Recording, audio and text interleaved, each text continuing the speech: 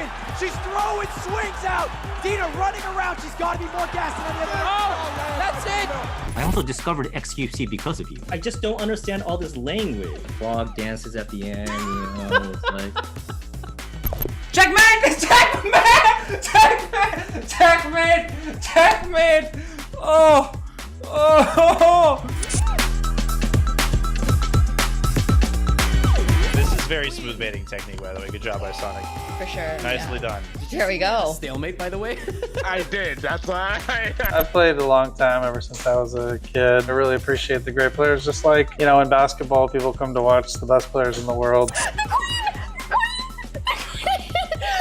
No! Oh, no, no, no, no!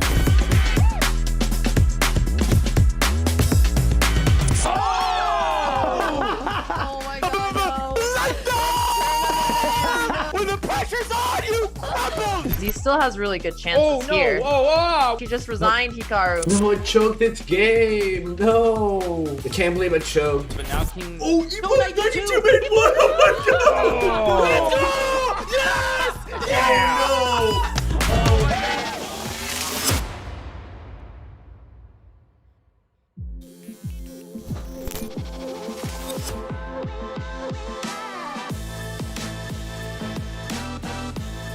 Welcome back, you guys. Today is the SuperPogChamps finale.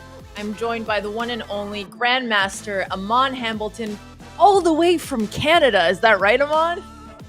Yeah, I'm phoning in from long distance here. I'm excited to be here, Alex. We had the call at the very beginning, so it's fitting. We're back to call the end and ultimately decide who is not just going to be our Pog champion, but our Super Pog champion today. Yeah, and we'll take a quick look at the competitors, but I see chat. Hello, everyone. Amon, can you wave to chat? They say you ignore them, and I'm naive and look at them. So here we go again. Fine. Hi, chat. I do No. see you. I do see you. He just doesn't give you as much as attention. He's the tough father, and I'm the nice mother. Okay, I don't know where I'm going with things this morning. Let's take a look at the preview. Well, taking All a right. look at the quarterfinals, Alex, I can say the people that moved on are what I would say were the favorites going in. And in the semifinals, we now have some really, really big matchups. Masi and Samay absolutely dominating their groups, perfect scores. And then you have Sardoche and Andrea, who had to work a little harder to get there. But now these matchups for me, Alexandra, are really tough to call. Yeah, I mean, I know we still have our $500 on the line. You have it on Masi, I have it on Andrea. We'll see if they make it to the finale. We are going to see this in the latter half of the broadcast. We're going to actually be starting with the consolation bracket first. And if you take a look here, we're going to start with Voyboy versus Spargo. Chat, if you remember, Voyboy got an instant bye because he was the top performer in his group, so he didn't actually have to compete against somebody in the first round, and he's going up against Spargo, who had incredible preparation against Tyler One's Cow and was able to have quite the compelling upset there. And then we also have Sonic Fox, who took down Daryl Morey, going against Will Benson, who also had a bye. I know Sonic actually had to play from I believe it was Furry Convention, and he still managed to get the dub. Respect, honestly. Yeah, playing on the fly. And also, Spargo had his internet go out, had to join on mobile as well. So a couple competitors just finding a way, Alex, to make it happen. Voyboy against Spargo. This is where we're focusing first. This matchup is up next, and I'm just wondering whether Spargo can keep that level, because what I've noticed throughout this competition, slow start, some losses, was falling to the bottom of his group, but then ended the group with some great victories. And actually, if I'm remembering correctly, it was against Voyboy. So I think this is a little revenge tour. Yeah, so don't be fooled by the rating difference, because if you look, Voyboy's around 1,700 and Spargo's around 1,500, but the level, although wait, sorry, it's, yeah, no, he's 1,753. I'm getting older. I gotta squint to see the numbers nowadays. And they're No, off. but Okay. also, Alex, I think the ratings are live updating, right, with the results. So they Mhm. truly are different sometimes compared to maybe what we might remember from the start of the event. Right. So yeah, right now they have a 200 elo point difference, but it feels much closer than that in reality. Yeah, and the games are the first game is underway. Voyboy starting with the white pieces here and doing something that already is grabbing our attention because I'm guessing that we're going to see pawn going to c3 here. And I say that because Voyboy has elected to not safely recapture the pawn and instead do what we call a gambit in chess, basically offering a pawn. And Alex, I think you can appreciate how dangerous this can get for Spargo. Yeah, if Spargo ends up taking on c3, Voyboy recaptures with a knight, and he may be down a pawn, but he will have a big developmental advantage. Spargo Mhm. says, no thanks, not even going to take your pawn. But now Voyboy has a really big center and is still going to be able to develop. Bishop b4, he's going to have to move his bishop twice, and he's checking the white king, but I was going to say Voyboy could just play knight c3 and develop and block it. Bishop d2 is also fine. Yeah, this is a perfectly fine move. Voyboy wants to get castled very quickly. Spargo hasn't played what we would call maybe the absolute best continuation here, but it doesn't have to be best moves every single time. I think d6 is solid. It's a little bit passive. White is better, having the full claim to the center. But Spargo is probably going to play the knight out, castle, and at least get a playable middle game position. Yeah, I think it's so nice when Voyboy is not even new to the game. I would say he's a club player, but getting a big center early on feels so good. But you do have to be a little bit careful because, as we're seeing right now, what Spargo is trying to do is put pressure on the knight. So he's looking towards taking d4, but the computer gives it a double X question mark. Yeah, it's involved with a kind of long-term tactic here. So I'll just put some moves on the board. If the bishop captures on b4 here, everyone, the knight has to take back. And then you'll see this queen check, which actually forks the knight and the king. You might think that's the end of the line, but no, the knight can safely retreat. But now in comes pawn to d5. That hits the knight, which cannot move due to the pin. So kind of a 2 to 3 move tactic there, Alex, which does 100% win a piece. And it has been played by Voyboy. We have queen a4 on the board. So brushing up on some tactics, some puzzle rush there, Alexandra. That's really impressive to spot that. Yeah, I know that Voyboy, one of his strengths is being very tricky and tactical, so I'm not that surprised that he found it. I'm curious if Spargo has any kind of counterplay. Obviously, he's not going to be able to get back his full piece, but Mhm. maybe he could at least try to break up White's kingside position and get some threats there in the future, because we do know Voyboy doesn't like castling. I don't know if you were able to give him that hint yet. I think there's been a few people in this competition that could all benefit from that very same hint. Some of them are no longer in the competition, have been eliminated, but castling. It's amazing And how that escapes some people. some of them are just hanging out in chat as well. You guys know who you are. Yeah, that advice is far reaching. It extends to everyone. Spargo is recognizing the situation, knows that there's been a blunder. I'm thinking knight back. Maybe you could bring the other knight over, try to at least claim one of those center pawns in exchange. But this is looking like the absolute best possible start to the match for Voyboy. Yeah, and he's starting to get ahead on the time. He's up by 2 minutes here. Things are really starting to look his way. I wish we had a Voyboy stream so that we could see, but he pushes it instantly anyway, so we don't even have to take a peek in there. Yeah, exactly. Knight e7 has been played, and of course, taking makes perfect sense here. And now, after knight takes, you can continue to even add pressure here if you want with the bishop or potentially this knight, but also a very, very safe move could be just knight to d2. It supports the other knight. Yeah, I think really Voyboy wants to keep it safe here. But as I say that, knight d4, he is pressing the initiative, Alex. Another impressive move. Mhm. Yeah, no, Voyboy's position looks really incredible here, but I do want to remind chat that if you guys remember the first day of PogChamps, Voyboy was down a full piece against Linda Diaz, and he managed to save and draw that game. So even though we look at this and we think Voyboy's completely dominating, it's not over yet. Yeah, but doing such a good job trading pieces here. It actually, if the bishop goes to b5, it'll turn into the exact same position or imbalance from that game you're talking about. It was an extra knight. And yeah, look how many pieces are being traded. This is exactly what you want to do. If you ever get a small advantage, up some pawns, up a piece, even better. Trade everything in sight. If you go 1 for 1 all the way to the end, you're just going to be left with your extra material and it'll be an easy win. And remembering some of your advice, if you are down material, you want to create some imbalances on the board, but when you have such few pieces, it's really hard to do that. I guess you can a little bit with the pawn structure, but that's about it.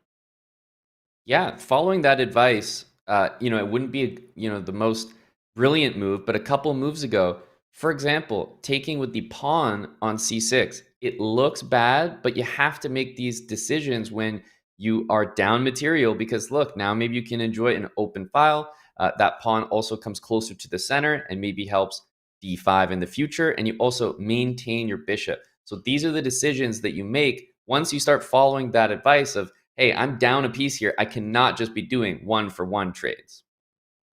Yeah, I think that's really good advice. And taking a look at the live game now, it appears that Spargo is sacrificing yet another pawn.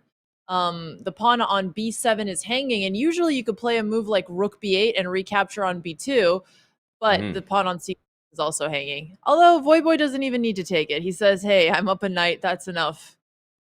Yep, I think that's a safe decision. As long as you bring the pieces to safe squares here, knight c3, rook d1, maybe even take that time, Alex, and play h3 so that absolutely nothing can possibly go wrong. I feel like Voyboy is looking great in this first game. I can tell that you've commentated on a lot of sub battles when your recommendation here is h3. You've seen too many things in your time. Yeah, that's a clearly there are some memories, there's some history there. I can see the visions of back rank mate passing across the screen right now. Please, h3 makes everyone who's a Voyboy supporter happy. Yeah, what is the rating gap you'd say? Like, if you're this rating and under, always push h3 here. Honestly, I've been embarrassed at some of the ratings that could still use that advice. So to answer your question, I'll maybe say under 1,500, but the reality is probably under 2,000. Damn. Okay. Well, chat, that covers 90% of you guys, except when you hive mind, then you're stronger. Spargo just played rook fd8. He is trying to hang on to that d6 pawn. And you know what? For now, white doesn't have any other threats, so I think he's doing a good job trying to keep it together. Yep, there's a clear target here because of the pawn in the middle. It's very difficult for black to advance the d pawn. So this is usually the point where you can start to make use of your extra material. As white, doubling the rooks on the d file is an easy target. Black is probably forced to do the same. And then you can take your extra piece, the knight, and just think to yourself, how can I maneuver that piece to attack the pawn? Because the one thing white can do that black can never match in this game is attack something more times than it can ever be defended. Yeah, and another option for Voyboy is he could try and just trade off the queen, something like queen d4. But if he does, Spargo can always just reject it, move his queen over. So he can't actually force trades without continuing to put pressure. h5, okay. I think he heard you saying h6 and he got a little creative with it. Well, here's why this move is absolutely incorrect here. This move is going to prompt Voyboy's sensors to remind himself to play h3. So this is a terrible move from black because now Voyboy's thinking, okay, you're going to play a move like that. Now I'm reminded to play a move like that too. So you want to be careful. Don't help your opponent out there. It's a great idea for black, but you're kind of handing the great idea over to white as well. Yes, chat will never forget that lesson. And Voyboy does try to go for the queen trade here. Spargo should certainly not take. He needs to keep his queen on the board. Queen g6. Okay, now his h5 move is looking at least it holds, a tiny bit of venom. He has the h4, h3 idea. And when you are down a piece, hey, your plan might not be correct, but it's the best you've got.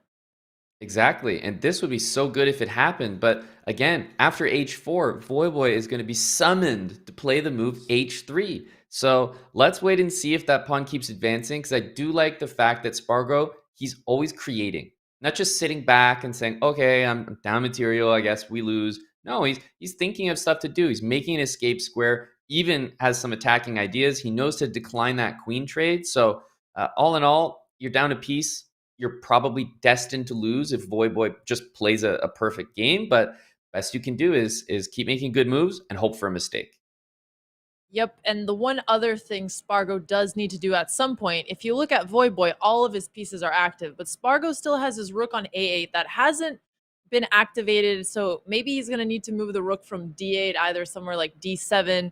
He moves it to e8, which is not a bad idea because now he could bring his rook to d8 and both rooks are active. I love that. Yeah, right as you mentioned it, probably his brain was thinking the exact same thing, that I have this rook that I need to activate, sliding it over to e8. Now, the reality is this move probably has to be considered a little bit of a mistake because of the move queen g3. It hits the queen, offering another trade, and if you want to decline it as you've just done, oops, now that pawn is attacked again, and you don't have time to get that rook over unless you trade queens. Yeah, and here it would be worse to give up the pawn than to just trade queen. So he's going to have to go for that. And Voyboy is slowly getting it done one trade at a time. Yeah, this is a really good move by Voyboy.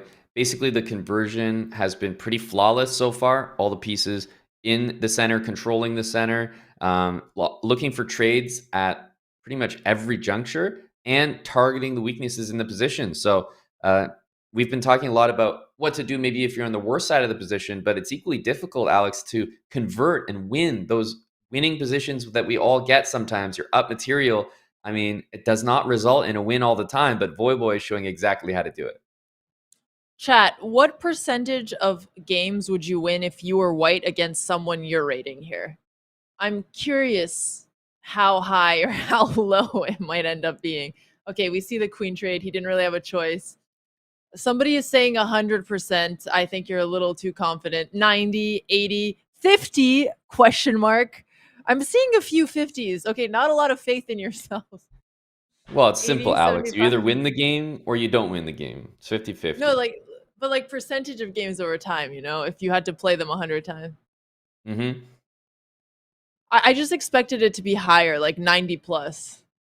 So the interesting thing about this, like being up a piece, being down a piece, is most players, and this is a paradox in chess, and it's not really a fair one, but when you're down a piece, you disproportionately feel like you're going to lose the game. And when you're up a piece, you disproportionately feel like it's still tricky or like you still have some work to do. And people resign games when they're down pieces far too often, not realizing that that would be amazing. If you were up a piece and your opponent just resigned, you'd be like, oh, sweet. I wasn't too sure about how I was going to win that, but thanks a lot. So people definitely resign and give up their positions, whereas they aren't, having the greatest technique themselves. So kind of a weird paradox the way we feel about positions. Yeah, no, that's a good point. I also tend to play a lot worse when I'm in a better position because I get overconfident and I just assume it's going to be easy. So I'm not trying as hard. Versus when I'm down a piece, I'm like, I'm going to come back. I'm going to swindle. My motivation is at 100%. Yeah, I like that. Yeah, basically you have nothing to lose at that point. Like it could only go up from here. And I guess the other good thing that Voyboy has done throughout our chatter here is just stay up on the clock. The worst thing you can do when you have an extra piece is to also let that time tick down. You're stressing how to convert. So we haven't seen any of that. Voyboy really will only lose this game with a huge, huge blunder. Like would have to just drop the knight on a terrible square or something. For now, looks solid. And Alex, I'm waiting for the rooks to double on that weakness. And I'm waiting for this knight to just reposition to attack. For example, rook d1, knight here, threatening knight f4, as well as knight d4 and knight f5, and you cannot defend this pawn enough times. Yeah, Spargo's plan here makes sense. He's trying to double defend the pawn on d6, But if white repositions his knight, he is in trouble. And the rooks are really awkward because to continue protecting the pawn on d6, they only have an additional 2 squares to go to. But if he had put his rook on d8, then the 2 rooks would have been doubled, and ideas like e5 could have pinned the pawn on d6. So I like that Spargo is trying to bring his king in. It's important for the endgame and also to bring another defender to the d6 pawn. But his rooks are going to be in a really awkward position if they start getting attacked. And knight e2, wow, Voyboy doesn't miss. Yeah, this is a really, really good move. This is a massive threat right here, but there's an equally tough move to face, knight d4. And both of these moves are going to win a rook for a knight in some way, and the result will be Voyboy up not just a knight, but now it's going to be a full rook. Yep. And Spargo under 2 minutes on the clock. It's starting to look like it's not even savable anymore. Before, at least there was some hope. But now if he's down a rook as well. Although you're not supposed to say that as a commentator. Everybody has a chance, chat. Anybody can do it. Stay tuned. Whoa, comeback incoming. Yeah, exactly. For everyone that answered, less than 100%, this is the moment right here where we get to witness the 8%, the 9% happening. Yeah. I mean, there's still a chance. I don't know if you guys have seen Dumb and Dumber, but there's still a chance.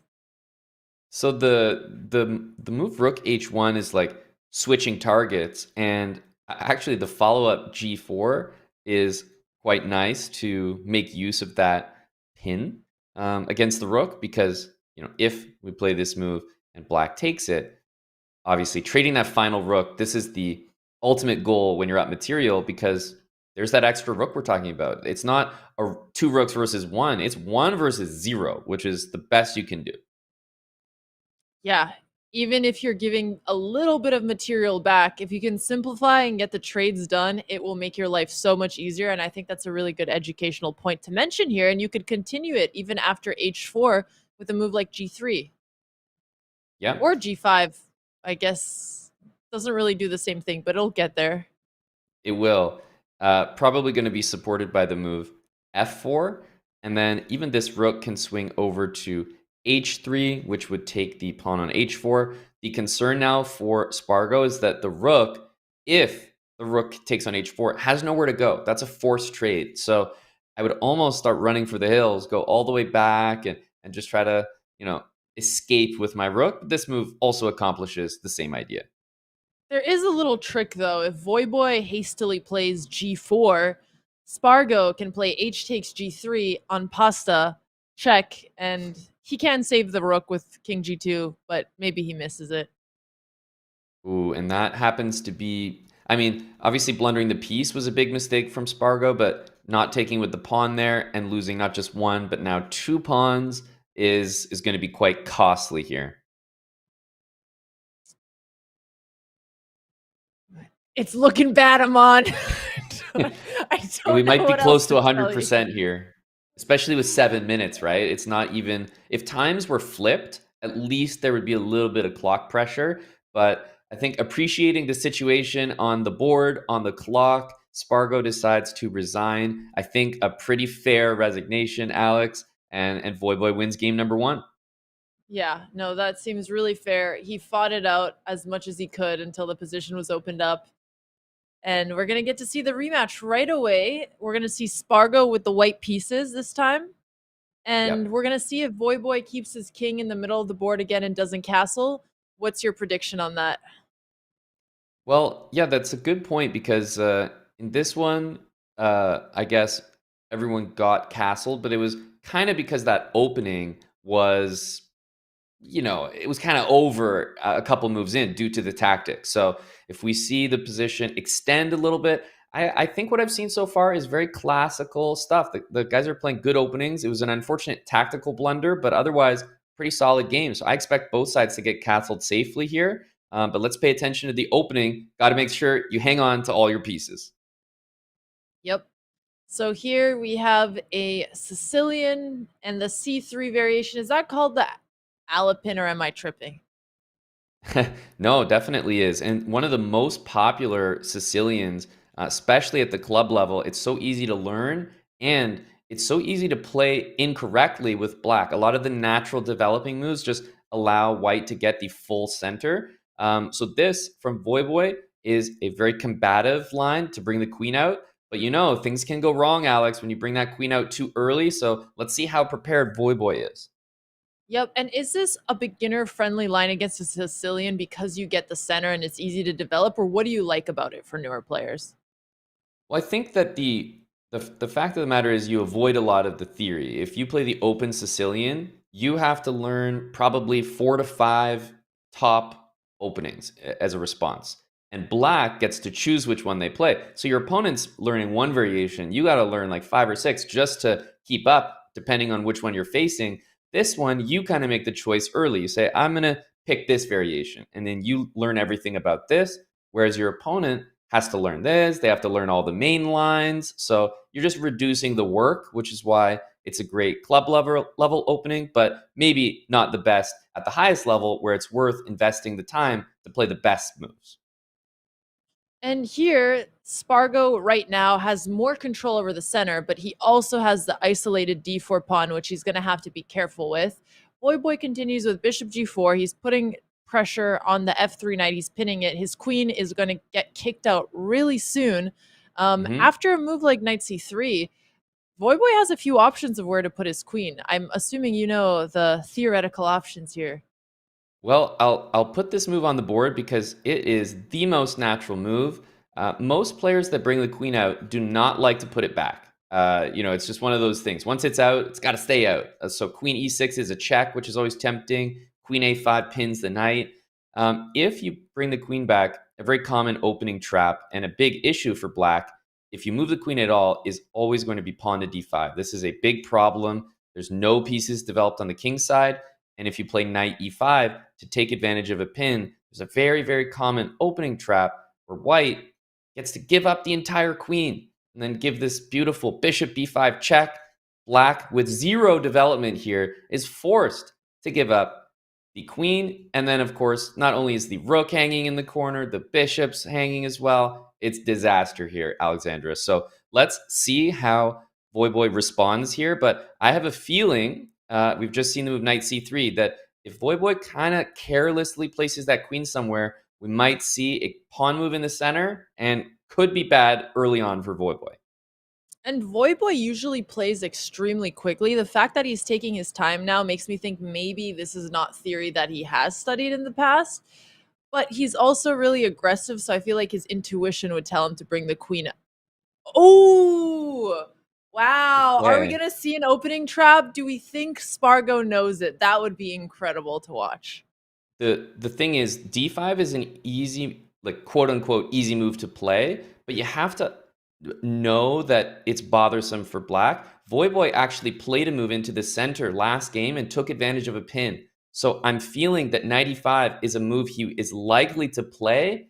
It's d5 that's the tough one because there are so many good moves to make. You can play bishop e3 to guard your pawn, bishop e2 to unpin. You have to kind of know that this is a good thing to do, to play d5 before black has a chance to control that square themselves. So it's a pretty big moment here in the position. Bishop takes f3 previously was a better move probably than moving the queen. But we're here now, Alexandra, and queen d8 offers a huge chance for Spargo. I saw Spargo temporarily hover his mouse over d4. Why don't we take a look in on his stream and see if he's going to give us any hints here? Oh my gosh, he's hovering again. Oh, this is really a tease. He just keeps his mouse over the... Oh, he pushed it! Okay, this is another huge moment because Voyboy can move that knight back to the starting square, right? All the way back to b8. That would now be the best move, but it is tough as a chess player to take your piece you so confidently developed and move it back to the start. The shame, the embarrassment, it's a lot, you know? Some of us would rather lose the entire game than shamefully retreat our knight back to the start. Yeah, but even if Voyboy plays knight e5, it is hard to see that you could just sacrifice your queen fully. That's correct. There are a few other decent moves there. For example, bishop check anyway, without the beautiful queen sacrifice, is still good. So even if Spargo doesn't find, the absolute brilliancy there, there's going to be some good moves available. And Cat Nasty says, if he knew the trap, he'd have played that more confidently. But I have faith. No, it's true. I don't think he played d5 knowing it was a trap. It seems like it was the move he wanted to naturally play here. But he still might find not the main continuation, which could happen, but at least some good options. Yeah, there's lots to play here. I'm not worried about any of these players seeing. Of course, I'm presenting the whole line, but it can go wrong. It can go right at any point during this whole sequence. D5 is a good move anyway. And Voyboy does play knight to b8. I'm not sure if he has seen this trap before, if he calculated, if he just wanted to play it safe, but he is not going to fall for that trap, although the position still seems really hard to defend here. Yeah, it certainly does. The fact is queen a4 hits the bishop and the king, so it is a fork, although the bishop can react with bishop d7. One disaster. Oh, h3 has just been played. I was going to say one real problem is after queen a4, if Voyboy blocks the check with the queen, the bishop comes out and wins the game again. So there are so many ways for this to go wrong. But like I said, even if you don't play these amazing, beautiful combinations, fact of the matter is, Alex, Spargo has a phenomenal opening, and Voyboy has currently 0 pieces developed. Yep, and I was even wondering if instead of queen takes f3, just going queen a4, bishop b5, giving up the knight was the best way to do it here. But like you said, this is already strategically much better for white. Voyboy, though, is really comfortable with his king in the middle, not castled, so I think he might be able to survive this okay. Yeah, I wonder if the word is comfortable, or if that's just the status quo for Voyboy. That's just what he does. The king is just in the middle. So I agree, it could work out in his favor, even when the position is maybe bad, and some players that know and usually get castled earlier might be panicking here. Voyboy's like, this is fine. It's comfortable for me. I'm not concerned. What I am concerned about is development. And if you do not play e6 to get the bishop out this way, you only have one other option, and it's putting the bishop there. So we're at the point, Alex, where knight d7, knight f6, g6, and bishop g7, for me, are the necessary next moves in some order or another. But let's see if Voyboy is going to try to develop the bishop this way instead. And when you say some order or another, you're saying that he could play e6 or knight f6. Either is fine as long as he's going for that general plan. Yeah, I think not e6, but g6. So this plan of the 2 knights developing here, g6, and then bishop behind, I think most of those moves could happen in any order. e6 is the other option than all of that, and I think it's definitely worse, but it's more natural. Chess players, we usually develop our bishop this way instead of fianchettoing, so I understand why he did this. It is definitely not good. Right, because if white recaptures on e6, he has to take with the f-pawn. b7 is hanging, the checks are coming in, but also the king is not going to be able to castle as easily because the queen is blocking the f-file, so he can't castle through check. Yep, there's already a couple variations that we can just put on the board briefly here. Pawn takes threatens a checkmate, so it's quite significant. Does need to be recaptured immediately. And after queen takes pawn, the rook is now attacked. There's really only one response, knight to d7. And after bishop to b5, we're now threatening to capture the knight and then capture the rook because the queen would have to move away. And there's not really many safe places for this rook. If you play rook to c8, then I can continue by moving this bishop, bringing the rook in. If you develop another piece, which would probably be smart, I mean, it just starts to get so dangerous. There's pins everywhere here, Alex. And Spargo is the type of player that I think he has that good position. He is able to develop with tempo. Yep, and I see chat asking, is this really how a 1700 plays the Alapin? Well, his move seemed really natural. He moved his knight back onto the correct square when he played knight b8. It was an opening trap. It happens to everyone. And again, it is so much easier to watch than to be the person actually playing. So yes, this is how 1700s, 1800s, 1900s, even higher rated sometimes play the opening and fall into the trap. Oh, and traps will get anyone. You can be a well-studied player, but just not have seen a trap before. We all fall for a trap once.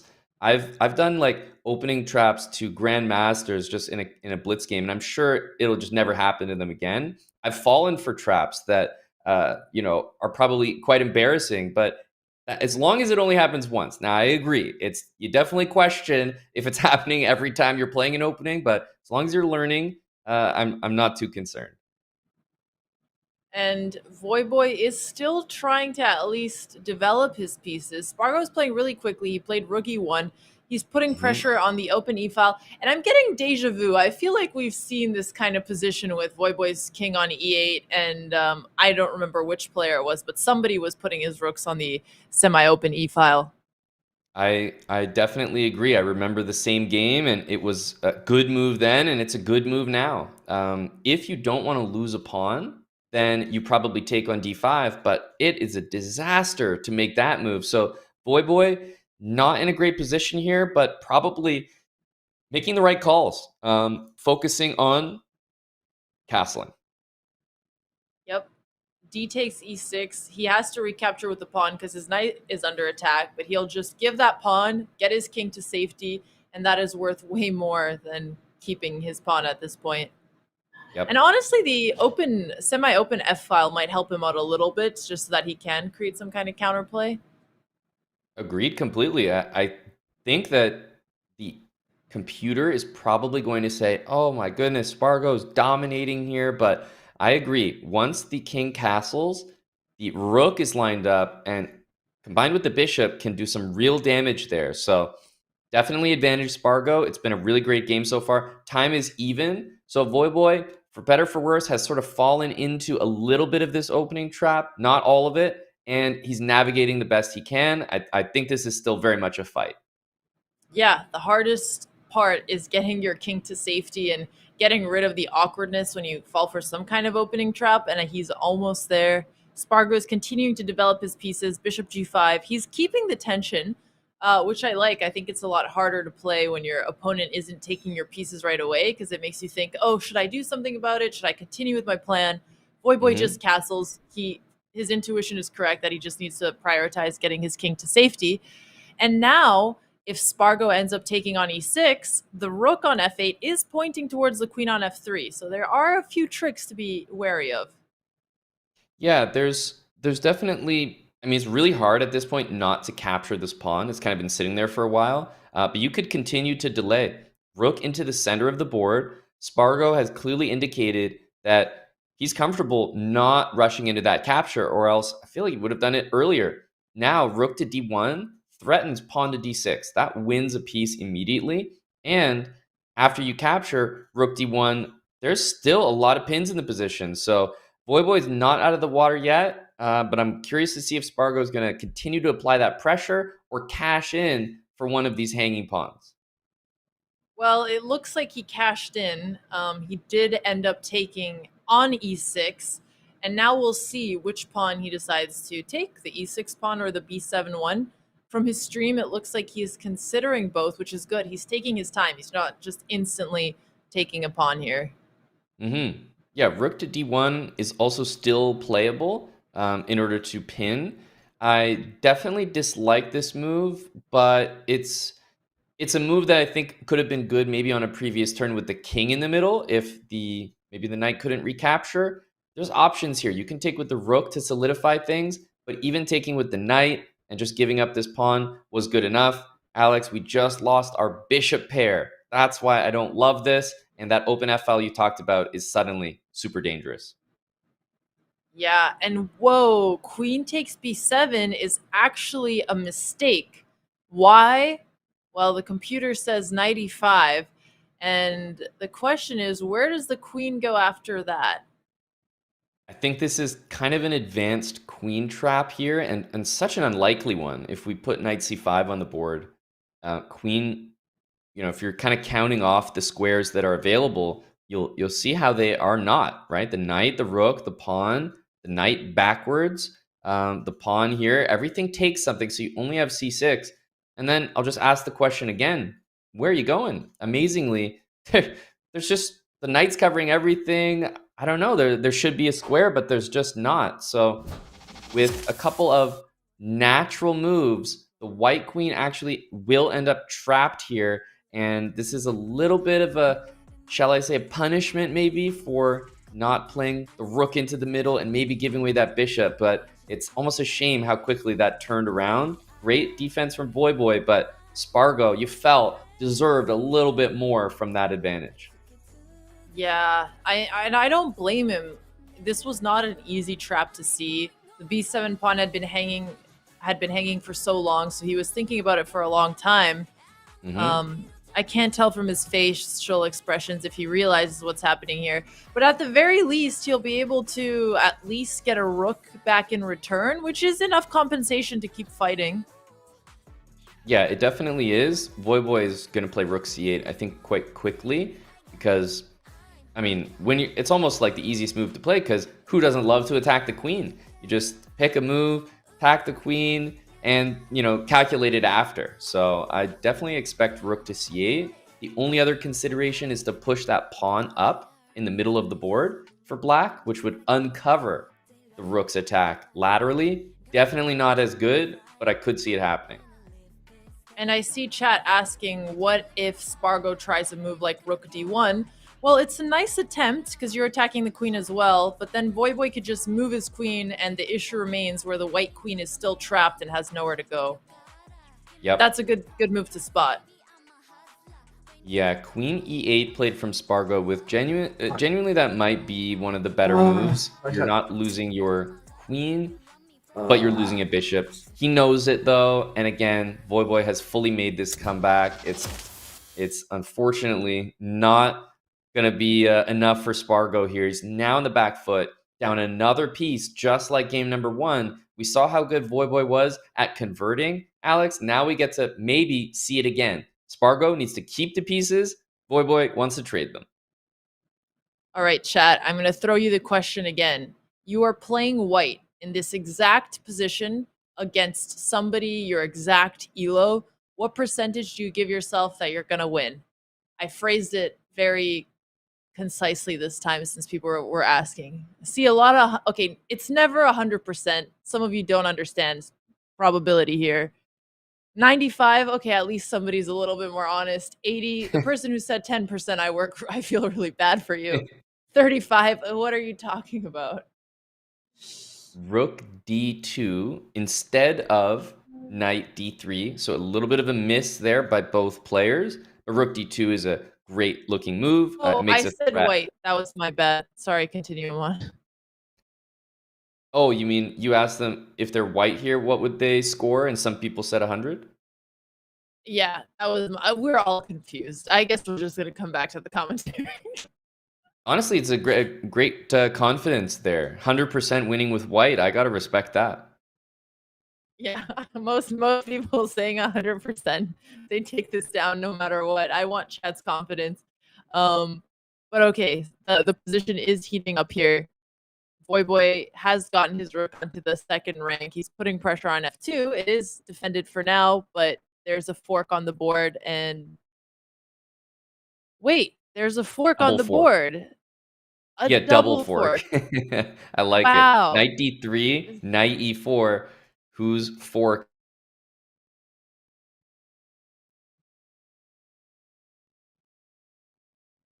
Okay, taking with check makes sense, but in some ways, Alex, this is a glorified trade.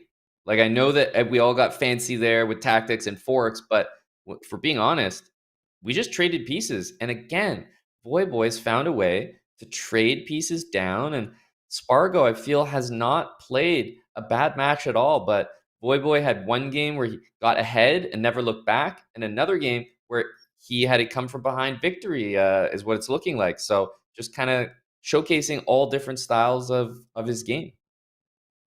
Yeah, and Spargo is getting close to a minute on the clock. If he could somehow get the a7 pawn, so at least black doesn't have any pass pawns, that would be his best chances to hold. But of course, the difficulty is that even if he holds and gets draw, that's not enough to come back in this match. So he's in a must-win situation, down a full piece. Not enviable. And now with the rook passively defending, definitely the best move, by the way, but certainly very passive here. There's not much to do in this position. Yeah, Voyboy can advance some pawns in the middle, maybe bring that king in, and I'm guessing we are maybe a couple moves away from a rook trade, which might seal things in Voyboy's favor. Yeah, rook a2 is the natural move, but actually trying to keep the rook on the board, rook c1, rook d1 would have been better. Give the pawn, just try to keep it a little bit more complicated. Rooks are off the board. Voyboy is playing quickly. He knows that he has to activate his king in the endgame. Yeah, I want to say for Spargo's rating in this SuperPogChamps event, I'm tremendously impressed. Really, for me, one of the standout performers at 1500, pretty much the lowest rated in his group. So I think that this is a performance you can be very, very happy with. Voyboy, on the other hand, converts positions where he has an edge really, really well. The technique, being up material, how he looks for trades and keeps it simple. It's really tough to manage a comeback when Voyboy gets ahead. So just a tough matchup here, but at 1500, Alex, I think Spargo really, really had a good tournament. Yeah, no, he's played incredibly well. And here he can actually shuffle his king between b3 and c4 or king d3 and then go back to c4. But the problem is the pawn on a4 isn't defended anymore. I would have liked it if he was just trying to hold on to those two squares and putting a little bit more pressure on Voyboy to show that he knows how to convert this. But I understand what he's trying to do. He's trying to go for the e6 pawn, which is actually a cool little idea as well.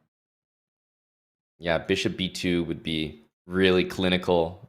Something about Voyboy makes me think a move like that is possible. But otherwise, taking these two pawns is a very, very sufficient idea. Oh, he should have played king e5 first just to stop that bishop b2 move because he does need to take the e6 pawn. It would have given him the best chances, but Voyboy still needs to find bishop b2. Yeah, making a pass pawn here, but that long-range bishop can always cover. It's not like a knight where you're worried about, can it get back in time? No, bishop b2, it's already back in time. Yeah, and we get that resignation from Spargo. Very well fought out. Congratulations to Voyboy for converting both of those two games and coming back from a really hard opening position as well.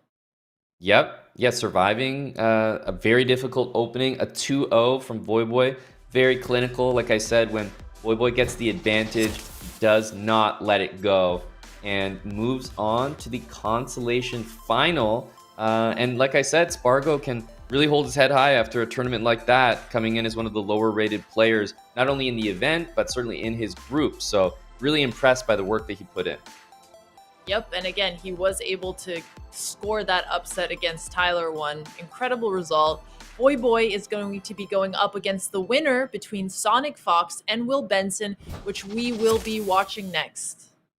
Yeah, that's another one that I'm excited for. It feels like, it's been a little while since we've seen Will play. I'm almost like, okay, no, we got to refresh, get his chess back in here because Sonic has been playing, right? They took out Daryl in a tie-break, really, really close match. So I think this one is sure to deliver.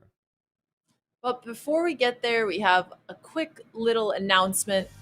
You guys remember, this tournament is being supported by Lide. We are proud to be partnered with Lide Haiti, a nonprofit focused on supporting Haitian girls from underserved communities in health, learning, and art, supporting over 1,000 girls and young women between 10 to 24 each year. SuperPog Champs couldn't be happier to support Lide's mission of positive, transformative change. Be sure to use the command Lide in chat to learn more or get involved. And if you remember, Amon or I will be donating $500 as well at the end of the final match, depending on who wins. But we'll be back soon.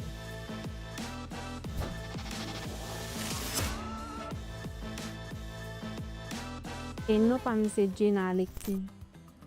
Mwen gen 16 ans. Ane pase, madame nan te travay avek ou. M'bat telman pono paske se poumen fwa ke mte rejet sa paske se madame nan ki te montre ni. Se a pose de madame nan, mwen te ni pon sa li jete che.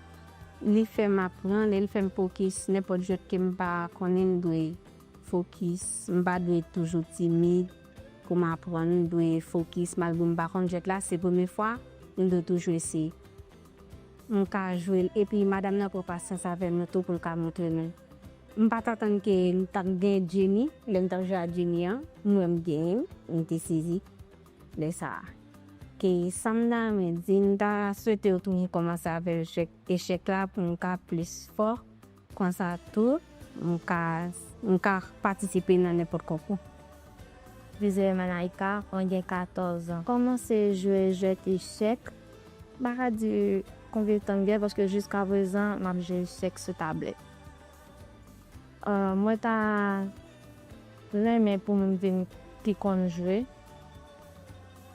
Et en plus, pour me jouer avec l'autre monde qui est plus fort passer. Et m'a dit, plus toujours continuer avec l'échec là, et puis t'as plus aider Timonio, pour plus faire concours avec l'autre participant, pour on te plus élevé dans l'échec.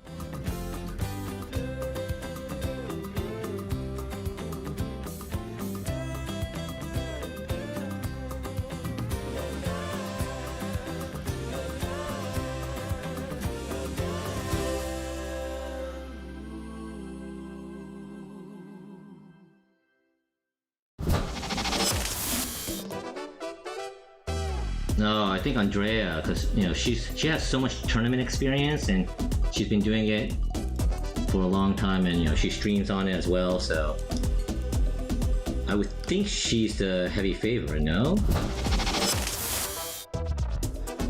Well, it all, to be honest with you, it depends on the game. I mean, if it's just like random games like a blitz game or bullet frame, my response is pretty high.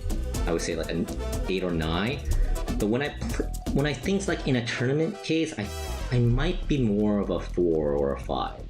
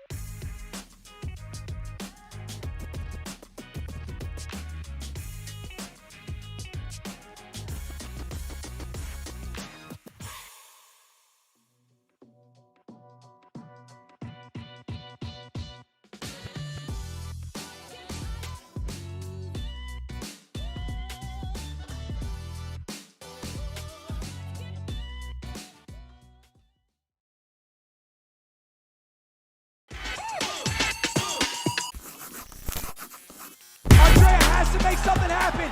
She's throwing swings out. Dina running around. She's got to be more gassed than on the other. Oh, that's it. I also discovered XQC because of you. I just don't understand all this language. Frog dances at the end, you know, it's like... Checkmate! Checkmate! Checkmate! Checkmate! Checkmate! Oh! Oh! This is very smooth baiting technique, by the way. Good job by Sonic. For sure. Nicely done. There we go. Stalemate, by the way. I did. That's why. I've played a long time, ever since I was a kid. I really appreciate the great players. Just like, you know, in basketball, people come to watch the best players in the world. No! Oh, no, no, no, no!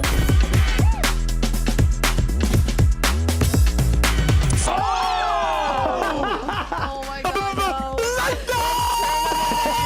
When the pressure's on, you crumble! He still has really good chances here. Oh, He just resigned, Hikaru. No, it choked its game. No. I can't believe it choked. But now King... Oh, you put 92 made one! Oh my god! Let's go!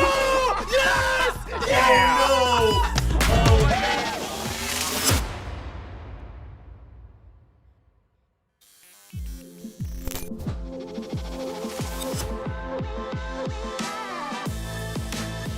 We are back, about to watch the quarterfinals match in the consolation bracket between Sonic Fox and Will Benson. Aman, what are your predictions going into this match? Well, as I said before the break, Sonic had that long tiebreaker match with Daryl Morey. It actually could have been either player moving on. So Sonic had to defend a tough position. You know, there were a lot of blunders in that one. It was a really crazy tiebreak.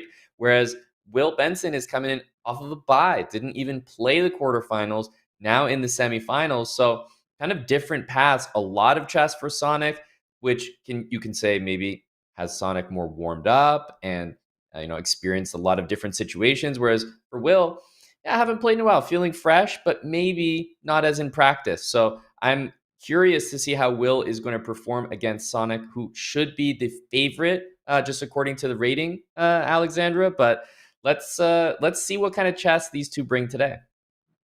And let's also remind you guys what they're playing for. We have a $50,000 total prize pool in the consolation bracket. First place is playing for $5,000. Second place is playing for $3,500. Third, $3,000. Fifth, $2,250. This is really exciting. So the further they make it, the higher the pay gaps. This is looking really good for a chess tournament, Aman. Yeah, I've been outspoken many times that it's quite possible. I'm pretty sure my top prize in a chess tournament ever is not more than 5,000 to 6,000. So someone could probably eclipse maybe not my total career earnings put together, but certainly my top prize, perhaps in this one event. Wait, what was the event that you made 5,000? Because that sounds like a crazy number, even in chess. I'm like, wow, how'd you do that? I know. Yeah, I say 5 to 6 because I think it was 6,000, and this is Canadian Monopoly money for co-winning the Canadian Open. So yeah, that's the most that I can recall taking home. So very, very generous prizes, and I wish I was 1,200 and able to compete in this one, Alexandra. And for those of you who don't know, Canadian Open is Canada's strongest tournament. Anybody can enter. There's a lot of GMs. So this is a really big deal. It's also content. We're also doing it for a good cause. Lide is who the fundraiser is for, which actually we are at $11,000 fundraised. And I know that Rainn Wilson, the co-founder, is matching every single dollar donated. So that is really exciting to see. And Amazing. I see that we have Will Benson sitting in his hotel room, ready to play against Sonic. Oh, they're both in their hotel room. Well, we're going to show you guys that point of view really soon. Nice. Yeah, we have everyone here and looks like ready to play. So yeah, I'm excited to get into this. Will has shown like kind of similar to Spargo, I want to say, a level that's a little bit above the rating that's posted. Probably hasn't had a ton of opportunities to play chess in a sort of competitive setting, which is what we've got here. And Sonic, on the other hand, has actually played a lot. I feel like in this tournament, going to those tie breaks, those extra quarterfinal matchups. So let's see, because Will against Daryl definitely had some really successful attacks. So I wonder if we can get those open tactical positions that I'm expecting Will to do pretty well in. And I saw that Will was warming up right before this. He was doing his puzzle rush. Is that something you'd recommend to people for warming up? Oh, I like that. That's, I think, probably one of the better ways to do it, because there's something that feels weird to me about playing a game before your game. I don't know. It feels too official. It's like I generally want my first match to be the official match, but I don't want that to be the first time I touch the chess pieces. So I think that Puzzle Rush is actually pretty good as a intermediate ground there. Yeah, and we usually don't talk about that, but if you think about sports, you stretch, you do a little bit of a warm-up, whereas where most people play in a classical tournament, or at least me, I'm just cramming theory until the latest possible moment. But doing a little bit of a stretch or a warm-up seems like a good idea. Chat, do you guys ever warm up for your matches? I know the answer. I don't know why I'm asking. There must be one guy That's a who great does at question. least. Yeah. No, I can definitely picture everyone in chat before logging on and losing 150 points. They are definitely stretching, warming up. That sounds accurate. Yeah, no, exactly. Aman, have you been working out at all anymore? I remember, there was a fun time when we were all in the chess bra house and we were doing those warm-ups. My arms, I feel like, didn't get as jacked as I would have wanted them to, but I'm curious if you've been keeping up with it. Well, Jeff's not around as much anymore. He was leading those in-house workout sessions, so naturally we've all fallen off the wagon. But doing the chess boxing was obviously a nice excuse, for Andrea as well. Just a nice excuse to do that full body workout. So I think I just need that or some sort of reason to do it, and then I've no problem with the motivation and discipline. Yeah, you do have that belt and that those boxing gloves and the belt behind you. But the games have started. Here we go. D4, D5. We see a symmetrical position so far from Will and Sonic. Yeah, we are definitely in. I didn't realize that Will was playing the London system like this. I'm curious to see how the rest of the pieces are going to develop. One London, I guess, sort of like a London piece of advice is normally you actually keep that bishop on the f4 square. It's a little bit strange, but you kind of keep it here unless there's a lot of pressure on d4. And if there's no pressure on d4, and there's none here, leave that bishop on this square, because what's going to happen is Sonic is going to play a knight to one of these squares. It's going to happen, and the next move intended is going to be pawn to e5. It is mission critical that Will plays knight to e5 here, but without knowing that you need to prevent this move, you might castle, because yeah, that looks like a great move, but it would be a pretty significant opening mistake. So let's see if Will plays knight e5, and I'm very happy to see that move. You can follow it up with f4, and this is now after knight e5, Alex, this is a fantastic London system. This is the dream as a London player. Not myself, but I've watched enough of my sister's game to get the general gist. And here, I'm curious how Sonic's going to reply. Obviously, you can't take with the knight because then you're going to get forked after d takes e5. You can take with the bishop, but then you're giving away the bishop pair and you don't have a good square for your f6 knight. So there isn't a great way to capture, and now your position is a little bit cramped. So maybe he could try something like c5, which is what he goes for. But what white should do here is keep the tension. Would you go f4 right away, Aman? It's a good question. I think it's a great move, but there's so many nuances to the London. I'll point out a couple things, and I'll just take this move back to do so. We have some quick moves here. So I'll just jump back. The knight on d2, people often think this London knight is to support the e5 square. Big misconception. This knight is to prevent black's knight from doing the exact same thing that white is intending. So probably 90+% of the time, you're supposed to leave it on d2 to monitor that square. And when I see the knight coming here, it's kind of a mistake, because black could then jump with this knight into e4, then f6 happens, you might lose this bishop or this bishop. None of that is any good. So big misconception there, bringing this knight to support. And for that reason, yes, I would like to use the pawn instead. Castle, this is a tremendous position. And keep in mind, b6, as soon as that's played, knight c6 is a pretty important move. So let's see the current position here. h6, and just watch out. b6 loses on the spot if it's ever played. And I'm telling you, it looks really tempting. That's really cool. Yeah, knight c6, it attacks the queen, and the queen isn't trapped. It can move to e8, but when the queen moves to e8, it doesn't defend the bishop on d6 anymore, so white can end up a piece. I do wonder if black doesn't play knight e4 here, if white could actually consider moving their knight back to d2 as one of the best moves. Yeah, it honestly would not be a bad move, but at this point, rook e1 and queen e2 probably do the same thing while also developing. So you could probably get away with it at this point, but you're actually not wrong. I bet knight d2 is not even a mistake. And Sonic is taking their time here. I wonder if he sees that c6 is such a dangerous square, but okay, well, hey, I asked and I got my answer. There you go. Yeah, we'll see. Will has to sort of take a moment, recognize the possibility, because it's not an obvious tactic, but it is a very common one.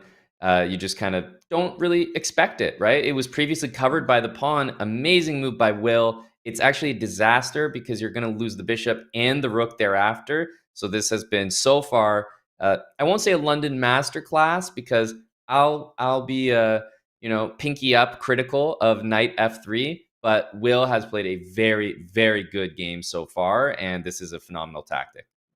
he played it so quickly as well. He has almost the amount of time he started with, and Sonic has no expression on their face yet.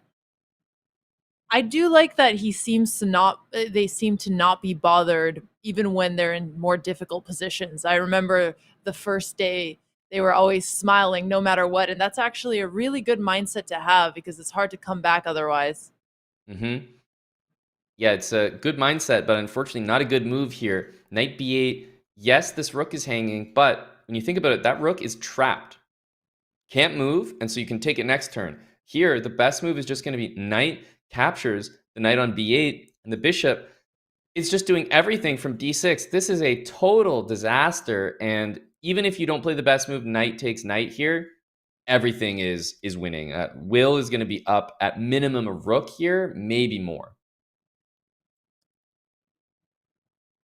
Yeah, it's looking a little tough for the black pieces again, and we have a Wow. resignation. Wow.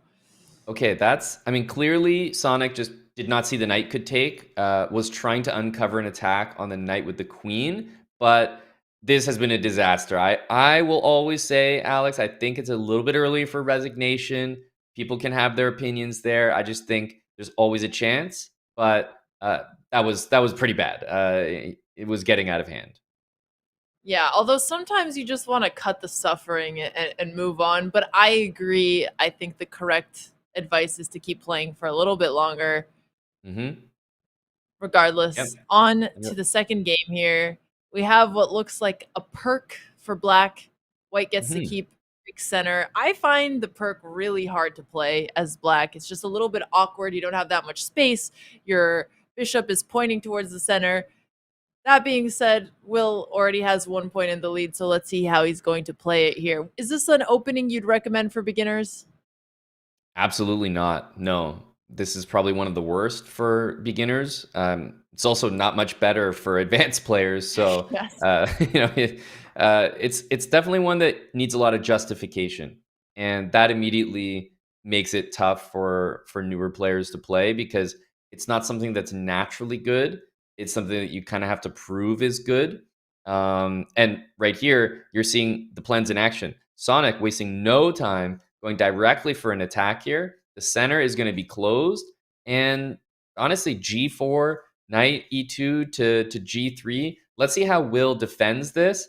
I am going to be impressed, though, if Will can kind of emerge the next couple moves unscathed, because I think it's so easy to play for white. The attack is obvious. I have seen both Will and Sonic in this event play this type of opening, not against each other, with mixed success. So let's pay attention to the next couple moves because, Alex, huge attack is being launched here by Sonic Fox, who needs a win to tie this up and go to tiebreaks. Yeah, and we've seen Sonic play the G4 H5 idea many times this SuperPogChamps. I'm certain that we will see him do it again. What do you think Will's best defense is to D5? Well, I definitely think knight to d4 is a must-play move. There is a sort of unwritten rule about, or maybe it might be written as well, about the King's Indian or the Pierce. So basically any of these openings, even the Grunfeld, just where black has a fianchettoed setup, which means, yeah, the bishop in front of the king like this, not developed on this natural diagonal, but instead over here. And the general idea is that white's dark square bishop, which corresponds to that, is so valuable. And trading it for a knight is never worth it. Trading it for a knight and a pawn, I'll just put this move on the board. First of all, you're not even winning that pawn because of some quite nice tactics here in the middle of the board. Knight takes e4, attacking the queen, and then rook e8. But even if you were winning the pawn here, this is still not good. You usually want to protect that dark squared bishop as white at all costs. So knight to d4, absolutely the best move for black. And knight e7 by Will, I think is good, but a little bit subpar. Yeah, and that's a plan that is really hard to see because it's so deeply strategical. If you're seeing this position for the first time, you think you're just going to be down a pawn. It's hard to calculate it through. But it is a good reminder to keep in mind for anyone who is a masochist and likes to play the Pierce. I used to say perk, but now I heard Amon say it. Pierce. We corrected it. Fantastic times. That's perfect. Now you're bestowing a lot of power on me because now I'll just pronounce something else completely incorrect and send you off on the wrong path. So be on the lookout for that in the future. Yeah, you're gonna fool me, and that's okay. It happens. I see that Sonic is trying to trade off his bishop here. Do you think that's a good trade to go for? Um, yes, this is a fine trade. One thing is, I was just talking about bishop for knight. You never really want to make that trade. Bishop for bishop is okay, and it does contribute to the attack, weakens the black king a little bit. Here, I'm looking at the squares that are controlled, and a move that kind of controls them back is knight e2. So I was looking at knight e2 to cover those squares, and then I wanted to play g4 as an idea. Keeping the tension for now seems okay, because if black takes on h6, I'm perfectly happy to take with my queen. So I would have preferred knight e2 there, but at least knight h3 is developing. Yeah. Ooh, so he's just taking the knight here. I like that move because if it doesn't really matter what you take with as white, you're not going to be able to castle anymore. Okay, I really like this move. I think this is a potentially very, very good move. Let's see the reaction. It just looks like you're winning a pawn here, but this is exactly what black usually wants in this opening. So I like this from Will. This is back to our strategic understanding of don't give that bishop up for a knight. And here it's a knight and a pawn. So you might think, oh, this is just free material. But to be honest, pawn to f5 and maybe c6 and queen b6 or a5, I like black's attacking chances a lot more. And we wait and see, what happens here. But I really think that black is about to take control of this game. And I was about to say, usually you don't want to trade your dark squared bishop for a knight on c3 unless there's some kind of tactic that makes it worthwhile. And here, I guess both Will and the engine thought it was worthwhile to give up the bishop because the white king is in such an awkward position. He can't castle kingside. And if he castles queenside, I mean, that pawn structure is certainly not winning any beauty contests. That's correct. Knight d5, a really nice tactic from Will. The one thing that Sonic has going for them is once you move the queen back, let's say to d2, guards the pawn, hits the knight for real this time, you've already got the attack started. So as damaged as those pawns are, white can play bishop c4, castles, takes on g6, and bring the other rook over to h1. So I actually think that this is a pretty dangerous attack. As much as I like Will's position and I give credit to a great tactic, I just think the value of that dark squared bishop is really high, like probably more than the value of just winning one pawn. So we'll see how this plays out, but you can see, Alex, the top engine move is queen f6, losing the knight on purpose to win the rook in the corner. That is probably not about to be played. Yeah, if he doesn't see this, then the position is going to swing back to being better for white. The only reason the engine is valuing it as such is because of the tactic. And Will is playing really well, but that is an insane move to spot. So knight f6 feels very natural. And now the attack is starting to look really scary. The queen is even looking towards h6. Yeah, and h takes on g6, queen h6 immediately might just come very close to ending the game on the spot. I do think that Will is going to take some time, take with the f pawn, which is the correct decision, and then castling, I think, is really important to get that king out of the middle of the board, out of the pin, and then you're going to see bishop c4 with a check, queen up, rook over, full attack on Will Benson's king. So let's see the important thing first, the recapture. H takes, Alex, could lose the game. I mean, I'm trying to look. I think h takes does lose the game. Is there any way black can come back after queen h6? Yeah, I mean, knight h5, g4, you probably are going to lose that knight. So yeah, for all intents and purposes, I think that is just game losing. Very important decision, and he spots it. F takes g6. He takes with the correct pawn. Do you think that white should castle right away or start with queen h6 to start the tension? Definitely castle, because queen h6 doesn't threaten anything. So definitely castle, and also bishop c4, very tempting. Might even be the move that we see here, but I think d5 is truly annoying. and it's based on the fact that the king is still in the middle. So I 100% want a castle, and that's going to set up all of the other beautiful plans that I might have. Including bringing the A1 rook to join the attack on the king side. Yes, definitely. Definitely want to just use all the pieces. So here's that bishop move. It is the move I expected. As I mentioned, d5 is a very strong reaction and kind of reminds us why we're supposed to get castled. Just there's no rush for this. However, if Will decides to move the king, it'll just transpose. So big moment here if Will finds d5 or not. Yeah. Oh, and he did not. He played king h8. Kind of a normal reaction to have here. Sonic Definitely. does need to castle here, which I think is going to start feeling pretty organic because he's ready to double his rooks on the H file. Yeah. Yeah. How do you think Castles Will is should try necessary. and counter the attack here? Well, at the moment, as much as I hate to say it, I think we need to be on defense here, which is, I think, not an unfamiliar position for Will. But also, Rook H1, Queen D4, Queen H6. There's so many threats. I think we need to take care of ourselves first, and then look, to the future, maybe some attacking ideas. But for now, no. I think if you try to counterattack, you're probably going to get mated. And queen d7, it looks like it's helping with the defense. His queen is defending on h7, also looking towards a4 in the future. It's not doing any attacks right away because the a2 pawn is defended by the bishop. Interesting. Makes sense to me. I'm not sure what the computer was spotting or why it hated Black's move here, but doubling the rooks on the semi-open H file where Black's king is super natural. Yeah, I think for Will, it's just why are we not keeping our knight defended, I guess. So queen e7, probably over to g7, I'm guessing was what the engine preferred. Rook e5 is a perfectly fine move.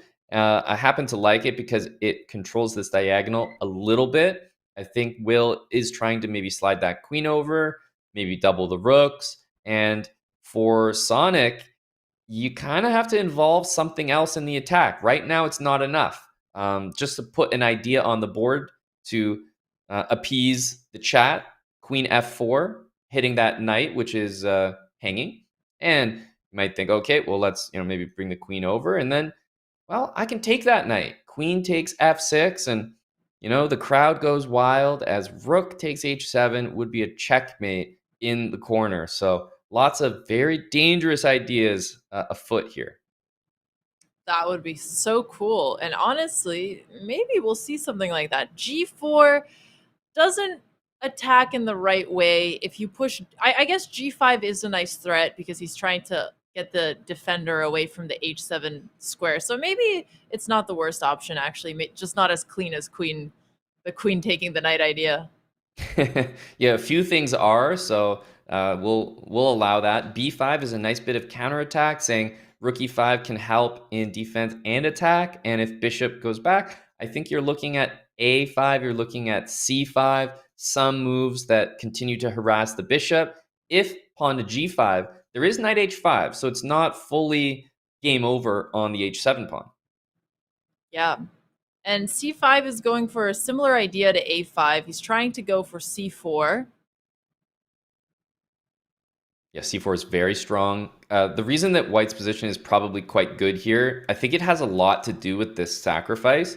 So if you start to not see that move, I don't think it's so easy. Yeah, and bishop d5, very intuitive here. You see your bishop is going to get trapped. It's the best square to put your bishop. He is attacking the rook on a8. Black can't take the bishop because then h7 is going to be not defended. So he's just going to have to move his rook somewhere, but he probably wanted to activate his rook regardless. Yeah, the nice thing is at the end of the day, allowing rook takes h7 does not lose the game. It's probably still fine for black to play, but you could decide to move the rook somewhere central and then take later. The nice thing for Will is that I think the worst is behind him. And now with knight takes bishop at some point, I think the position should be okay. Rook b8. He's trying to get a counterattack. I'm guessing he's going for a move like b4, but b4 feels way too slow here relative to white's attack, and the rook on b8 can't help defend the kingside pawns. He can't go to b7, which would be the only way to do it, so that's why the computer doesn't like that move. Yeah, that's exactly right. The computer is always going to prefer, multi-purpose moves. Rook e8 doubles, but also maybe helps with rook e7 in the future. And if you take on d5, then maybe the e file is open. So just thinking about potential outcomes in the future. f4, g5. These are the types of moves I'm starting to think about in this position to try to really punch the attack through. Yeah, they both seem really scary here. And the clock is ticking. They both have around 5 minutes, but they seem really comfortable with time pressure. They've been moving quite fast. But the truth is, once you start having to defend, you start really thinking using, like 1 to 2 minutes. So it's actually less time than you might think. Yep. 4 minutes and 40 seconds, pretty much a piece here. As rook b8, it also doesn't really make enough of a threat. I'm curious in this position after rook b8, maybe if Will is kind of going through some variations. My understanding is that Will is also, just like in our previous match, is also streaming. So curious to hear if his thoughts match the difficulty of this position. And I think his stream is lagging a little bit. He has delay on, so we'd probably have to just be looking at past Will. So I guess we're just going to have to imagine it from now. Got it. How did he end up on delay and no one else? He's taking fair play to the next level, Alexandra. He said, no one's coming for me. Exactly. He doesn't want anyone to know what his plan is. I like it. Yeah. It's like sometimes you're streaming certain games where it really matters, maybe where you are on the map or something. He's like, no one's seeing the board from my POV. Can't have that. Oh, although it looks like this is actually right where we want to be. Maybe this is the Chess.com official feed rather than the stream. Yeah, the nice thing is we happen to be looking at a position where he's basically not moved for that amount of time, so the delay is on. Weird moves, and we get to hear his thoughts. So this is a pretty good time to look in. Because in the long run, that's what it's going to take. It's going to take some like weird sacrifices, and this is looking like it's one of those. Yeah, it's looking like it's one of those for sure. Nemo, if you're watching this, I hope you just jump for joy when I make this crazy sacrifice. Cause think about it, right? Bam, bam. Wait, sorry. Bam, bam, bam, bam. So I'm fine right now. Actually, I don't have to make an insane sacrifice, not yet, at least. But once he comes charging down here, it's over. It's over. And I can see that. This is all very accurate. I'm going to take us back to the live board because we're, due to the delay, we're a little bit ahead. But that was nice to hear how Will was dealing with the attack. And just to update everyone, Will played the best move, queen to g7, certainly the most natural move. And after takes, we're waiting to see if Sonic is going to continue in the correct way. So far, so good. But I'm telling you, this is a really difficult calculation. I think what is about to happen is g5, and if the knight goes to h5, f5, and f6. So let's pay attention here. But Sonic has been playing a really phenomenal attacking game so far. And Will kept talking about this insane sacrifice he wants to do and impress his coach Nemo. I wonder if he's thinking about sacking the rook for the bishop? It must be, right? Seems like it, because I don't know what other insane sacrifice there is on the board. Although it's probably better for him to just keep his rook and move backwards if he's missing the g5, f5, f6 idea. Oh, did he play it or did you play it? I did not do that. That is on the board. And after the knight recaptures, losing this pawn as well, I think that's why we had trouble seeing it, because rook takes d5 didn't seem that crazy, but losing the h7 pawn at the end confirms that was definitely a crazy sacrifice. And the a pawn is loose. Will had played some great defense the entire time. It's almost like he started to underestimate himself, because g5, knight h5 was always keeping things boxed in. Okay, but I think he thinks that this position is actually very good for him, because he was smiling, he was rubbing his hands together, and I know there's a little bit of delay on the camera, but actually, if he thinks he just made a brilliant sacrifice, that might help his confidence carry through this endgame. Yeah, completely agree. The pawn quality is not there at all for Sonic Fox. Obviously, the material is, but you can solidify this knight with g5. You can even play king g5 and try to take here. Black is going to have a lot of chances in this endgame. Let's see how it plays out, but I like the confidence to even go for the sacrifice. A lot of new players, they just see the values of the pieces. A sacrifice doesn't even occur, because they're like, oh, it's a bad trade. I would never give away 5 points for 3. So the fact that Will is even considering stuff like that, I think is really impressive. Yeah, and I see Sambuca in the chat. I'm not sure if it's the Sambuca who played in the previous PogChamps, but if it is, it's good to see you. He's commenting, and he has a pretty good POV because he used to be in these shoes himself. If Will does end up taking the G pawn, he will at least have some compensation because he has a passed pawn. I like that Sonic is trying to just trade off. They know that when they're out material, that's what they should be going for, and Will also knows that he shouldn't be taking it. That's right. And in this case, rook takes the pawn here on b5 is going to start to take all the pawns that matter, and the most valuable thing to have, not just a pass pawn, but an outside pass pawn, which is basically a way of saying a pawn on the side of the board, so that if you're going to go deal with it, you have to take your pieces, which are in the center, and kind of put them away from the action. It's really annoying. Yep. All of Black's pawns are about to fall, other than the G pawns. So he might as well just YOLO, king takes G4, move his king out of the way, and start pushing that G pawn and hope for the best. Yeah, it really will just be a hope, unfortunately. The knight on f4 was a lot better because it would defend everything. Jumping to e2 was sort of like a desperate check. But let's see how it plays out. I do think, though, that Sonic is converting this game in a really, really nice way, and it's not easy at all. Yeah. Well, he's going to have to play his king to a3. I guess he could also play king a1, but it looks a little bit scarier. And then Will's best move might actually be putting his knight back on f4 and trying to hang on to that d pawn for a little longer. That's right. I think Black should probably play knight here, move the king, and try to get this pawn going. If king a3, maybe the benefit is that the pawn can't move. So the dangerous a pawn, which is a pass pawn, is suddenly stuck. So king a3, knight f4, I agree. It's probably the only chance you have.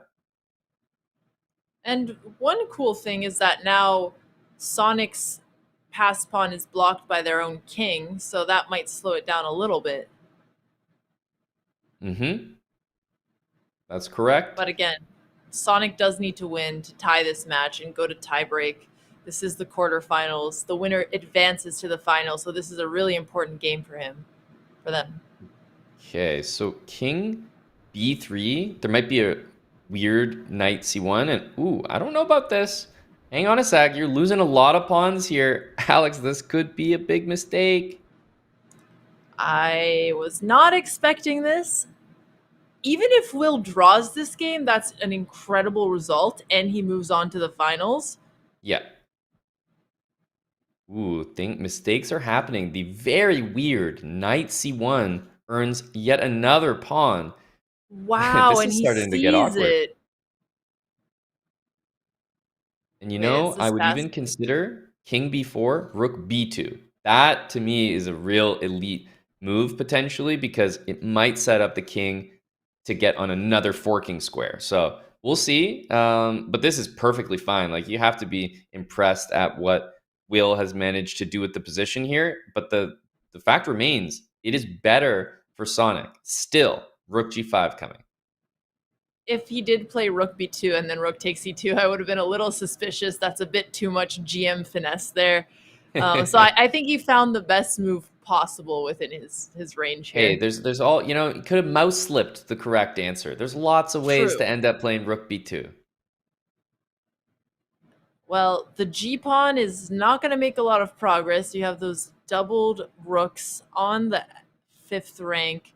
Black probably still wants to move his king over just to make space and come a little bit closer to the passed c-pawn. It's hard because there's no moves that feel incredible from Black's point of view, but he has to do something. Yeah, it's not an enviable position. The pawn is going to drop if Sonic decides to play that way.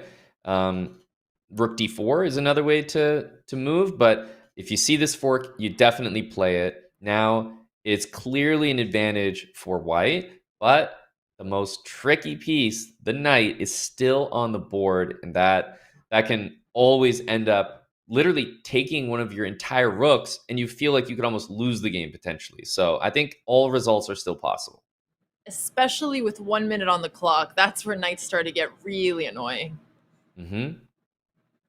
This is an interesting move. Rook a5 got me thinking there's an option to take and play king f4 and then try to escort the pawn, or do what is a bit more standard, which is keep material on the board, and of course, do not trade when you're down material. If you were giving advice to Will Benson, you guys were in a break right now, what would you tell him? In this position, if we're in a break and sort of we resume from this position, I'd probably be saying, like, don't ever trade your rook. And at this point, our goal is to try to find a way that our knight forks the king and the rook. Not even forks both of the rooks, because there'll usually be a check available. So try to locate the square that the king is on and bring your knight to a square that will give it check. For example, this is the worst. This is the worst square or distance you could be from the king. So I'd immediately want to correct that. Knight g3, knight e4, and then at least I have a couple squares that are available as potential checks. Obviously, if the white king moves, which is part of chess, you're going to have to reposition your knight. But I would just say, look, back's against the wall. Try to position your knight a lot. Only move your rook to like avoid trading it, and see if you can get a fork. That's the best we can do. That's really good advice. Sonic, they're getting a little low, under 30 seconds on the clock. We'll see if they're able to convert it now. Yeah, it looks like Sonic is kind of abandoning going for a queen and instead trying to get this checkmate to work, but some difficult defense being played by Will. Rook f2.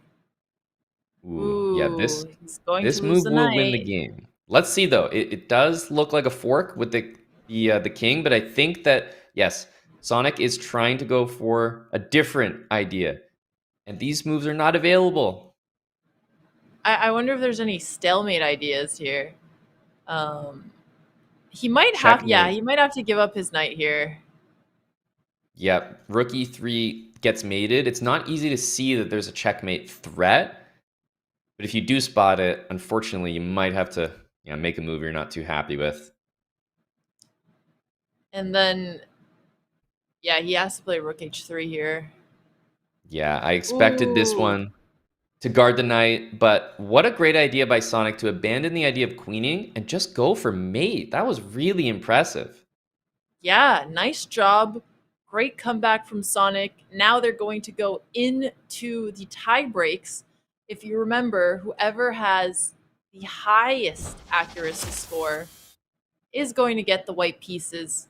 If there's a draw, which we haven't seen so far, at least while we've been commentating together, the players swap colors and they continue going until there's a decisive result. It's going to be 5 minutes with a 3-second bonus. It's a huge game. Whoever wins makes it to the semifinals. We're going to check that game out really soon. Yeah, and there's no way that Will does not get the white pieces, by the way, because the London system game was hardly any moves, and he was just taking free pieces. So that will definitely be the highest accuracy game, which means probably Unfortunately for Sonic Fox, it means that it's going to be another London. So if I'm playing this match, I'm probably immediately clicking the analyze button on that previous one, get straight into the Chess.com analysis, because guess what? Yeah. It's another London coming your way. Well, he's not going to fall for the same trick twice. You know, as you said, you can fall for an opening track the first time, but if you don't recover the second time, that's on you. All right, let's get ready for this game. I think it's happening just any second now, and you already mentioned the time control a little bit shorter. That's for everyone to keep in mind. But I have noticed that it seems like both of these players are fairly good on the clock. Like eventually everyone gets low on time, but we haven't seen discrepancies of like 5+ minutes. Like I feel like both players are doing a good job managing the clock overall. Yeah, I totally agree. And we do have their accuracies. It's actually closer maybe than we'd expect. Will was at 80%, so he's going to be white. And Sonic was at 75.9%. So around a 4% difference between the two of them. Let's see if Sonic can improve how he plays against the London. And I'm curious if Will is going to go for the same idea where he brings his knight to f3. Well, he should. That's for sure. Or sorry, you meant knight f3. Yeah, that honestly might still happen. Sorry. So Sonic changes things up and goes with a c5.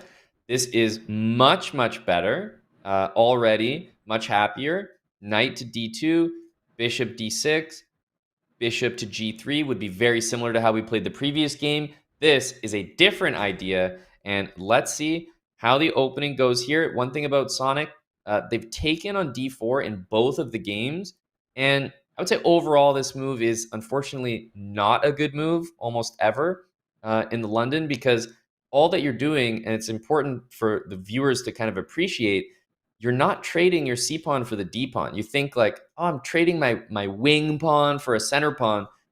Unfortunately, what you're doing is you're trading the c pawn for the e pawn. You're grabbing a center pawn, but really the quality of the c pawn was much higher. You could play c4, you could take in a better moment, and here, this is exactly what you want from a London system. Nothing too dangerous, but I will say Will, should be pretty happy with this once again.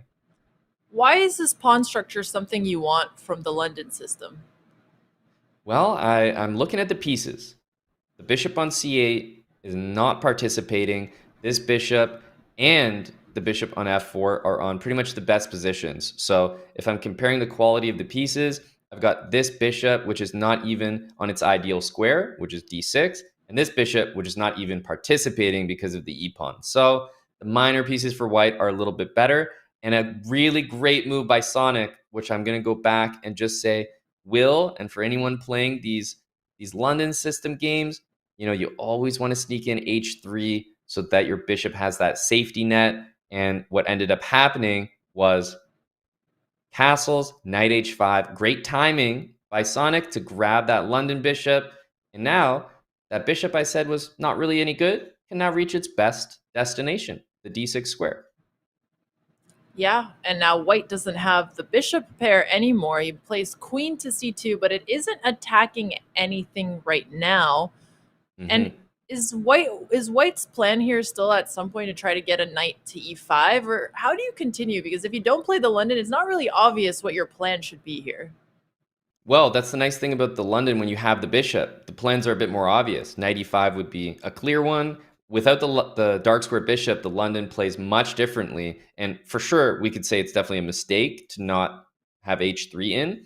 But if you find yourself in this position, I think, unfortunately, you have to kind of change your plan a little bit. If you play rook e1, black plays bishop d6, you're not playing knight e5, right? It's just not possible. So I would want to flip my queen back around here, if I'm being honest, to e2.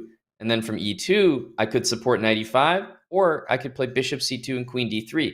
It's like ring around the rosy to get my queen there, so I'm threatening a checkmate. That's a hard plan to see. Just reshuffling your pieces like that. Wow. And knight h4, I'm hopeful that Will is doing this to kind of get back to some f4 idea, and then maybe knight f3, knight e5. But queen d8 is putting a tough question to the knight, and yeah, got to just move it right back. Yeah, speaking of having a hard time coming up with plans, white is the only one struggling with that. Black is also going to have a hard time. Like Amon pointed out, his bishop on d7, it's locked up behind his white pawn, so it's not ideal. It would be incredible if Will would trade his knight for the bishop, at least for black's pieces. He might think that he's getting the bishop pair, but really he's trading off a bad bishop. Knight e5 might actually help black a little bit because it'll give space. Maybe his bishop can come to c6 and at least it'll open up long term.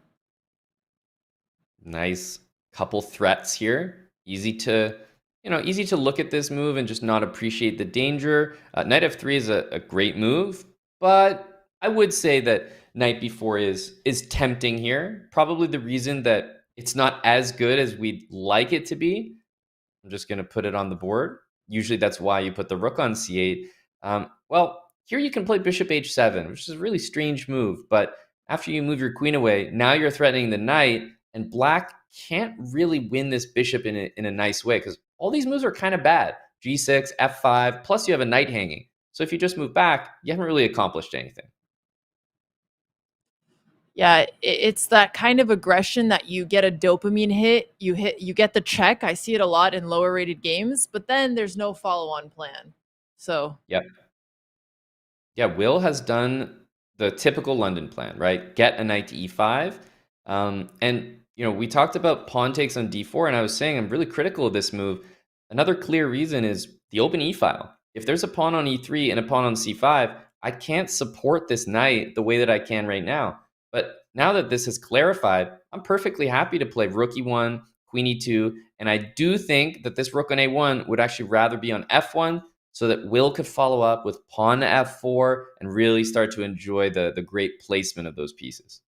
this is really piecing together the advice you had at the start when you said that this is the ideal position for the London. Because I think when you look at that, it might be hard. Like, why is it so much better to take on d4 with the e pawn instead of the c pawn? And now we see it's because of this e5 square and being able to support it with the rook. Yeah, and I mean, it's the e5 square. It's the flexibility of playing rook e3 and being able to utilize any of these kingside squares, queen d2 to f4, or maybe to sacrifice on h6 with another piece. The e3 pawn is in the way of everything. All of those ideas don't exist with the pawn on e3, and black is the one who handed over all those possibilities. I looked at the clock for a second. I was like, whoa, how did they spend so much time? We are in a tie break. They start with 5 minutes. They get 3 seconds. So actually, blitz is going to be really important here. And one thing I've heard from a lot of coaches is if you're down like a minute and a half, that's almost the equivalent of being down a pawn. So the time difference might end up having some kind of impact here. Sonic is under 2 minutes. Will is a little over 3 minutes, and his position seems easier to play. Yeah, loving queen h5. Even the slower bishop c2 and queen d3 to threaten checkmate could be very good. Why do I like that idea so much? Because black has already played h6. And if you play g6, I can probably sacrifice most of the time. So I think Will is recycling the pieces over to the king side in a really, really good way. This is probably the first move I don't love because the knight was on an amazing square. I just want to bring more pieces over, double the rooks on the e-file. I think Will is in control here on the clock, on the board, but I don't like moving out of the center. I think the knight was much better there. And from Sonic's point of view, it's hard to figure out a plan here. If you're going for something like b5, you're trying to play on the queen side. I guess you could go for something like b5, b4. Your bishop on d7, still a problem. You don't really have a way to trade it right now. The rook on f8 isn't necessarily active, but it doesn't have a good square if it goes to e8. I guess e8 is not a horrible idea as far as improving the position of your rooks, and it's nice that this is what he ends up playing. Yeah, it is. E5 is still very tough to achieve, and to play f6 to get e5 really weakens the light square, so I don't know about that. However, Will needs to play maybe a move like f4, maybe move like queen f3. I want to double the rooks on the e-file really, really badly, and to be honest, I love my knight on e5 so much, I would even consider putting it back, although that's probably not what Will is going to do. And f4 looks like a really good move at this point in the game, but if somehow they end up trading pieces, white's kingside is pretty weak with the g3, g2 pawn, but you're right, there's no way to take advantage of that weakness right away. Yeah, you play the long game here. You just remind yourself you're on the attack. So as long as you know to keep the queens on the board, keep that attack going, you can play those aggressive moves. But yeah, if you're ever going to trade queens, suddenly it looks like a regret. Queen f3 instead of f4 is played. I like it, and I hope that the idea is to double the rooks. For Sonic, it truly is tough. Like, it's not easy to play this position. You can dream of bishop b5 to trade bishops, and white just says no, goes back bishop c2. You can dream of b5 and b4. You know, white might delay things with a3. But if you ask me, it's a tough position to play. If I'm Sonic here, I probably play b5, b4 because it's the best chance I have at counterplay. And Sonic is around 30 seconds on the clock. He goes for e5, which I think makes sense. That's the whole idea he had behind rook fe8. He's also opening up his bishop on d7. Of course, it's going to create some problems. The d5 pawn is now no longer protected. Will can't take it right away because the knight on g4 is hanging. So it is a cute little tactic. But regardless, the pawn on d5 is going to be isolated and hanging no matter what after this move. And this is why you probably don't move your knight out of the center. And, okay, we have a full commit here. This is what we call speculation. And what on earth was king f8? Oh, I got a little confused at the order of moves that just occurred. A draw would be hilarious, though. I have to guess that queen g4 check was anticipated by Sonic, and so they played king f8 in response. But I do not understand king f8 unless it was I thought you were going to play this move, because that happens. Right. But now Sonic is actually surviving a little bit. He can't play bishop e7. Oh no, please, no, the game's going to end. Got to leave some space. Great move. And actually, even though check always feels tempting, you want to play like a move like queen g8, but then king e7 actually escapes because the king can now go to d7, tuck himself in, and there's no more checks. Yeah, and queen e7 to trade queens also gets mated, so it's a waiting game. And Will has basically the queen g8 move is going to be extremely strong if you can prevent king e7. So until you can do that, I don't think it's worth doing anything different. Rook e2 here guards this pawn and also guards b2. Ooh, missing this. This is not good. That is a serious mistake for Will, who's not going to be happy missing that move. Yeah, I was even thinking queen f6 could be a funny baiting move, like trying to get black to play rook e7 or something like that. Yeah, you're right. Or even queen e7. We're close. As long as you leave the queen on g5, I think white's winning chances are extremely high, because a piece to e7 is very likely to happen. What you should do is activate the one piece you haven't used yet, that rook. So rook f1, maybe rook f4, rook h4. Try to get the rook down there. White will win this game if black doesn't get the king out of there. I think queen d8 is the best way to do it, because you force the queen to move and you finally get that king out, and it's been played. Let's see. This is a critical moment. Is there a forced draw somewhere here? I believe the forced draw we're looking at probably has something to do with queen h6 and rook takes f7, which is, I'm just going to say, not going to happen. So overall, queen d8, I think, is a fantastic move, but there is a very, very tricky tactical sequence, which if Will found that, I mean, credit to him, because he's on stream delay. So, Yeah, fair enough. But hey, the clock is still going to play some kind of role here. 30 seconds for both.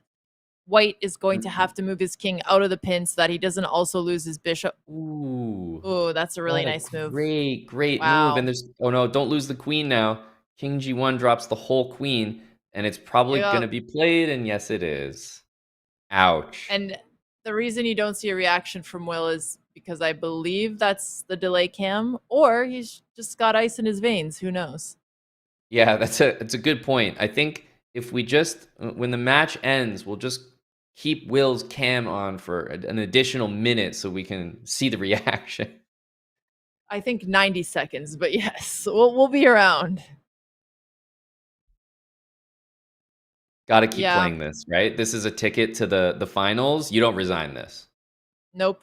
You could always get a stalemate, and a stalemate means you get to go Exactly. again. So keep going. Don't give up. Tuck your king in somewhere. Yeah, definitely keep fighting.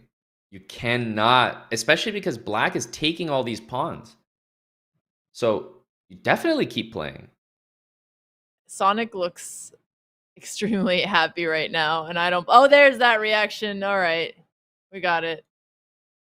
Hey, all right. Oh, Well, he I flagged. think you should have kept playing there, Will, especially that final ticket on the line. But that honestly is a resignable position if we're calling it like it is. What a result! Sonic smiles all around. In fact, from both competitors here, Alex, and that was a really entertaining game to watch. It got crazy with that sacrifice from Will. Yeah, and that means that Sonic is moving on to the consolation final, where he'll be going up against Voyboy, who he actually already played a match against in the Group A. They did end up losing that direct match. I'm sure they want their revenge. We're gonna see if they're gonna get to that. Yeah, I feel like the intrigue of that match was so high because Sonic was constantly in that tough London position. The first London went so poorly, so to bounce back and show that they've probably looked at the game, analyzed it even just briefly, and said, no, let me improve on that setup. Completely different in the second attempt, and rewarded for Will just kind of being impatient, going for the full attack with knight f6. Calm, collected moves would have been a lot better, but hindsight is 2020. That was a thrilling match, but ultimately Sonic moves on to the finals, and Voyboy Sonic Fox is our next matchup. So hang around. We're going to see that really soon. But before we do, I have a very exciting announcement for you guys. What's this? Cyber Monday sale? Oh, it's a Friday. All right, chat. Well, I see all of you guys enjoying watching chess, but how many of you are actually doing your puzzles, okay? And don't lie to me. I know. Now is a great opportunity to get 50% off premium. You can do unlimited Puzzle Rush. 50% for those of you who want to know the math. That's half of the price for unlimited game review and all of the other incredible features, puzzles, lessons, insights, and more.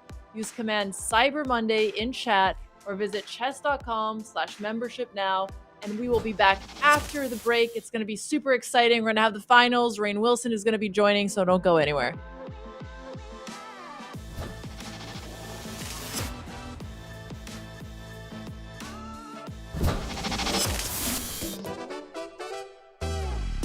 So yesterday, I may or may not have been doing some prep, and I search up Masi chess games because I can't find any of his games. And then, when you Google him, the first thing when you search Masi chess rating, I'm not kidding, this is the Google search that comes up. The actor Masi has a Chess.com account and participated in the 2024 Botez chess camp where he beat Andrea. His specific account username is not publicly provided, blah, blah, blah. And then the bullet points is Masi is a 50-year-old actor who plays chess on Chess.com. He participated in 2024 Botez. During the camp, he beat Andrea. That is just the fact that Google is just reciting for no reason.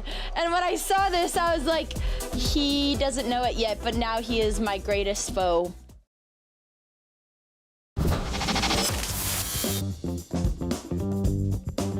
All right, here we go. Ready?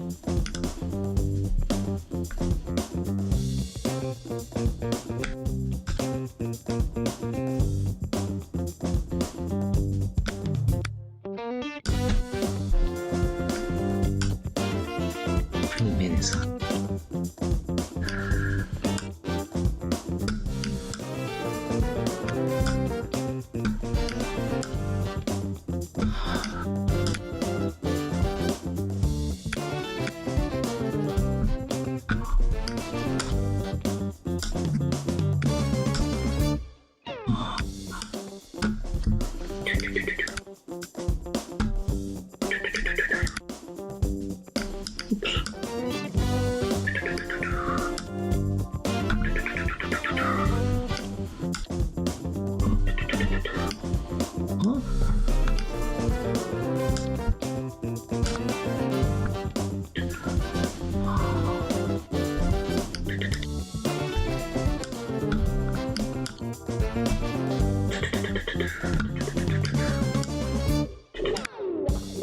Shoot.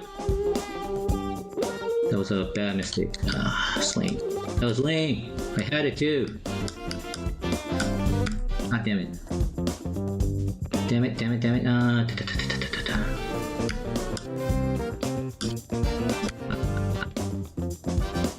That was lame.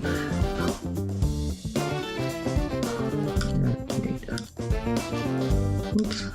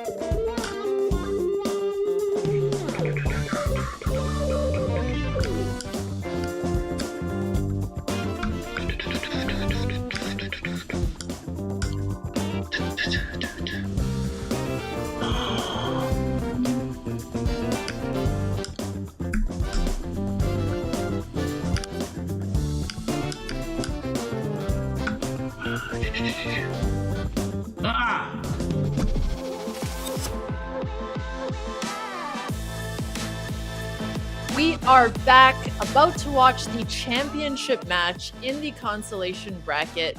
We are also joined by Rain Wilson. Rain, welcome. Are you excited to see this match or what?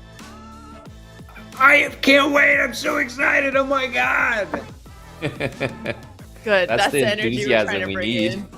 Come on. Let's liven this thing up. Come on, SuperPog Champs. SuperPog Champs. SuperPog Champs.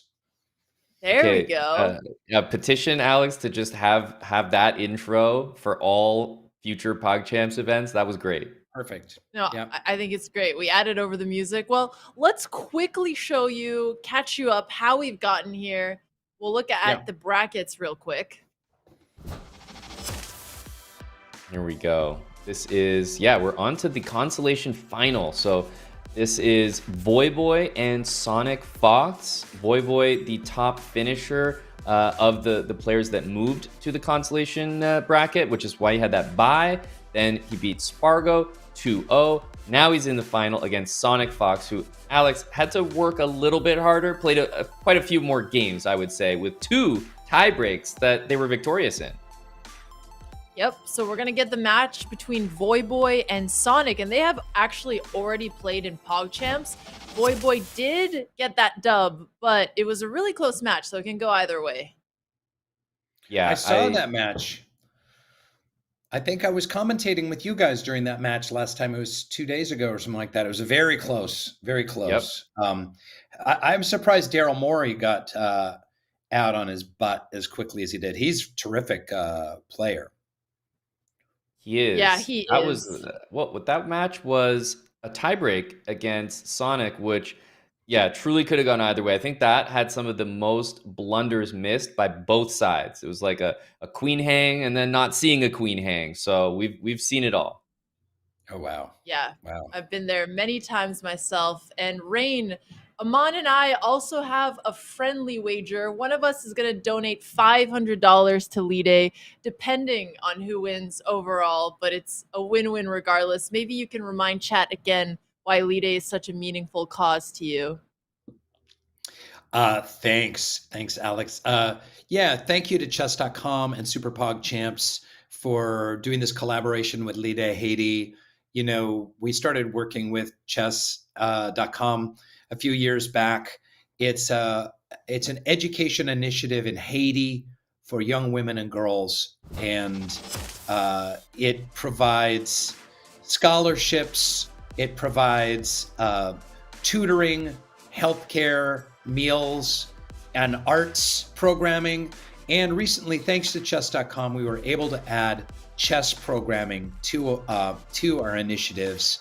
And it is, I can't tell you what a delight it is to see these young women and girls coming into their own, gaining confidence from playing chess. A lot of them barely own a pair of shoes, and they're playing chess in the dirt. But they love it. It gives them such confidence. And, you know, Lide is all about taking these almost 800 to 900 girls that we're working with in various parts of rural Haiti and giving them confidence, giving them a voice. And their education certainly helps them do that. And I'm sure everyone watching that their education was a very important part of their life. And it also gives them confidence in their own voice. So thank you for your donations. Thanks for considering donating to Lide Haiti, and the girls, thank you as well.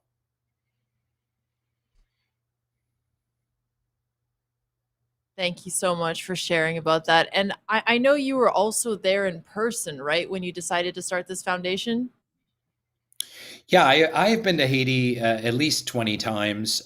We went to go volunteer after the earthquake in 2010 and fell in love with the country. It's a beautiful country, obviously, you know, ravished by poverty, but incredible culture, people, humor, food, music, you name it. And Haitians love education, and we just dug in. We saw that arts and literacy education for these young women and girls could be really transformational. And adding chess to the mix has been incredibly helpful. Well, I really love that. Thank you for doing that. I'm excited that one of us is going to donate no matter what. And I'm also excited that we have a French defense. Let's go. Aman, I know you also like playing the French. That's right. That's right. And if I'm not mistaken, should be Rain, maybe you know, is it an official language of Haiti as well? It is an official language. It's the official government language of Haiti, although Haitian Creole is the language spoken by all the Haitians. There you but go. there's a lot of French speakers in Haiti, and we need to teach these young women and girls the French defense. Wait, do you know how to say anything in Haitian Creole? I know how to say "Comment nous y," which is "How are you?" That sounds really cool. Yeah. That's all I know. Yeah, it's a beautiful language. I love Haitian Creole. It's gorgeous. I hate playing against the French, by the way, and I don't mean the people like Sardoche, although I did hate playing Sardoche. But also the actual French defense is no fun. I get myself in this pickle right here, and I never know what to do. What do you not like about playing in the French? What about this position is hard? As a French player, I don't know what's hard to play against. It's just annoying. Look how annoying that is.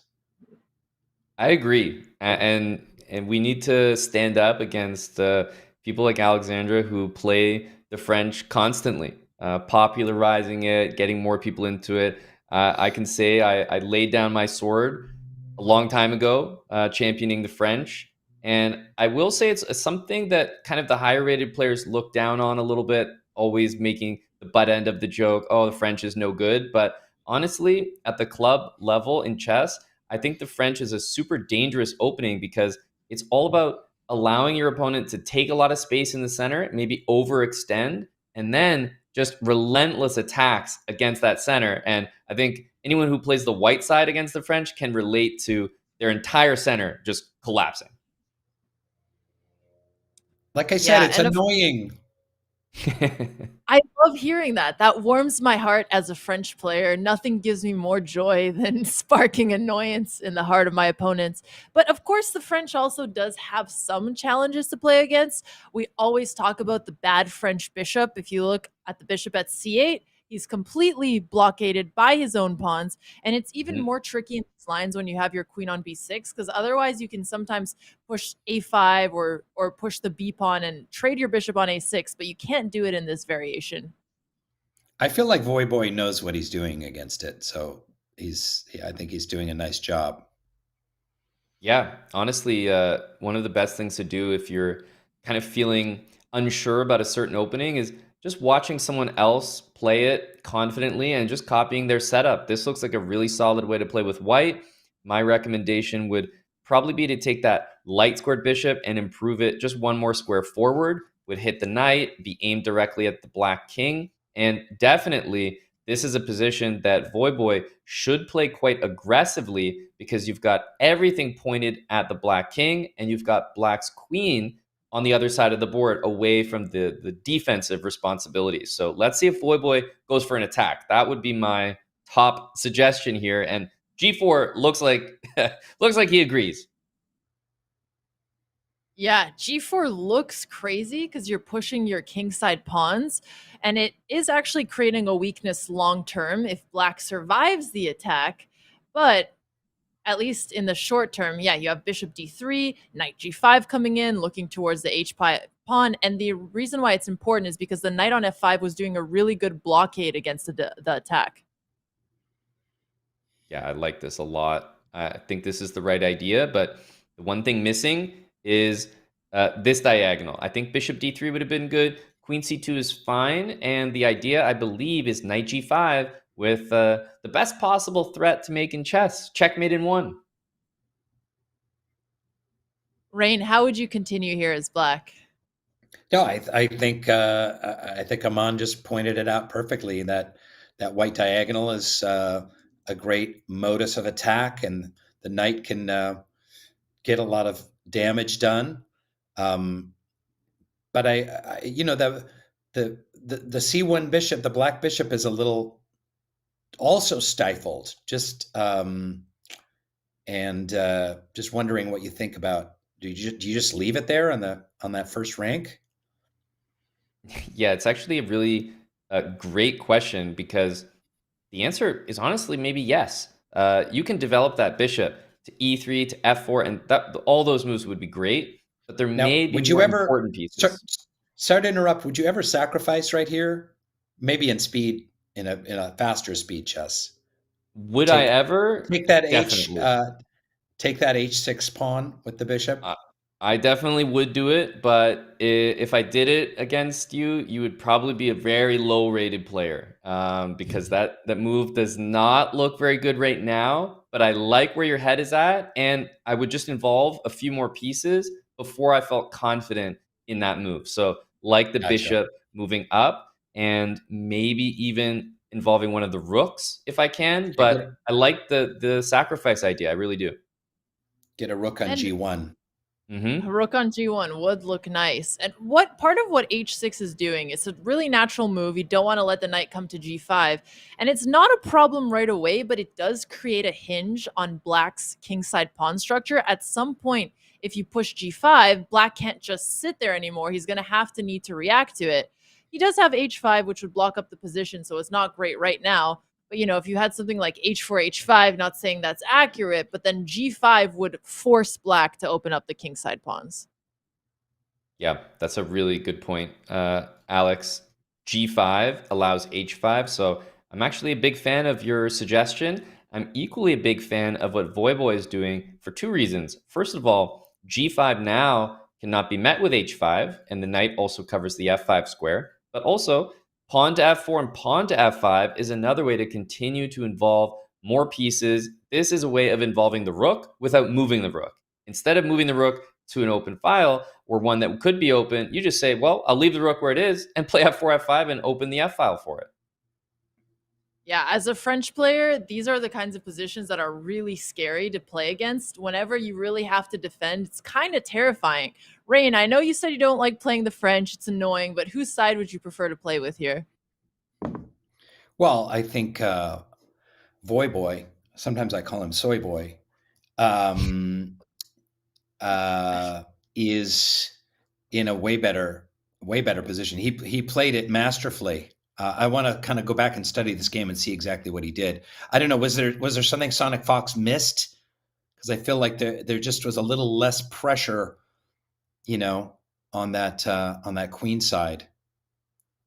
So Sonic has set up a beautiful idea with this last move that Voyboy has missed, which is knight takes on d4, utilizing the pin. But also to answer your question, Rain, bishop out to b4 and just voluntarily trading is what has created that strong pawn structure. So that was what Sonic did, which was no good, which is why we ended up here. But he did find this trap. So now he's actually going to be a pawn up. And even though the engine likes Sonic's position a lot more, I'm actually not sure about it because it is going to be really difficult still to deal with the attack against his king. Yep, I agree. If I put a variation on the board, like, you know, the queen moves out of the way, the knight captures on e2, and we look at this open file, I could see a lot of the ideas that Rain was highlighting, like sacrificing on h6. All of a sudden, you move the king to the corner, you bring the rook over one square to the g file. This could result in a really quick checkmate. So be on the lookout here and don't believe everything the engine is telling you right now. Yeah, I love being an engine Andy, just taking a quick look, but it is never that accurate. I remember when I would play chess as a kid, my dad would be looking over it with an engine. He'd be like, how did you miss this and this and that? I'm like, Dad, you don't even see that without an engine. What are we doing here? Yeah, and the engine has come a long way since, even the last 5 years, let alone the last 20. Now you're talking about the depth that the engine can see. It's producing these crazy ideas that humans could never. Right. Rain, do you ever use an engine to analyze your games? I don't. I'm not good enough to do that. I wouldn't. It's humiliating for me. Actually, I'll go back on that little Chess.com thing that they have where you can kind of go back and it gives you all the question marks and exclamation points and stuff like that and kind of replay it in my head in a real loose way. Wow, that's I saw that. I'm surprised that he took that. I guess he is threatening that the rook there. Yeah, this is again some engine stuff because pawn takes on h6 is the move that the computer is actually screaming for, meaning that that blue arrow that just showed up means if you don't take on h6, Sonic Fox is going to be right back in this game.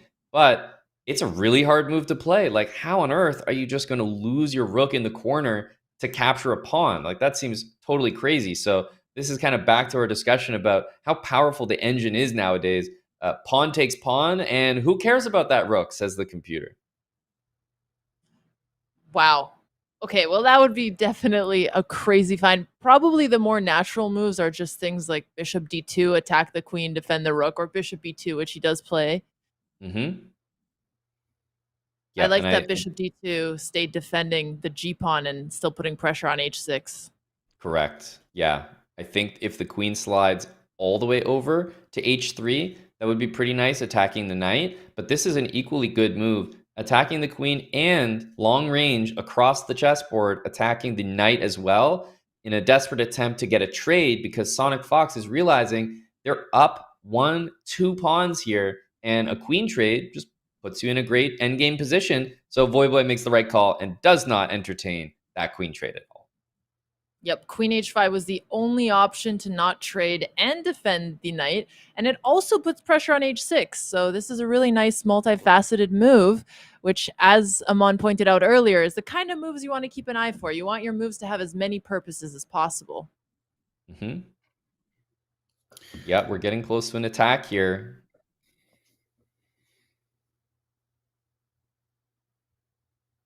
I would not want to defend this, me personally. I'm just going to put it out there.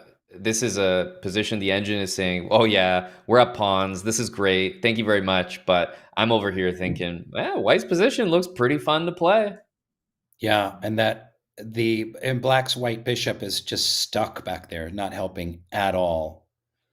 Exactly. And the rook, as a result of that light bishop, is in the corner, also not participating. So it's like, there's 8 points of material just not involved in the game at all. Yeah. Now, what about the knight to f5 at this point? Mm-hmm. Yeah, knight f5, I imagine, is going to force Voyboy to capture. And then if the pawn captures back, I guess you continue with pawn captures on h6. So I'm a little bit nervous about allowing the position to open there and doubling the pawns, but you would be able to trade the knights and probably the queens after. So I think it would probably reduce your advantage, but it might trade the queens off. So from a safety Ooh, what about perspective, knight to it's good. g6? Probably better. Probably a little bit right? better. Yeah. Right, A little Alex? bit better. Yeah, no, I This is like it. The a more great one. enthusiasm, the more accurate it is. Yeah. If you just said knight f5 with the same level of enthusiasm, I would have You would have been agreed. into it. Yeah. Yeah.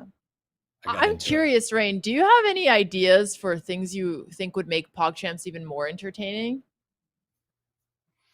Besides nudity? Yeah, we've already got that suggestion. Yeah, it's up there. Not from the women. I'm not being sexist. I'm, there's a lot of grandmasters with some really sweet bods. It did work for Magnus and Fabi. That's right. Oh, we got some action going on here. What's happening? Got a trade. Surely nothing more exciting than this conversation.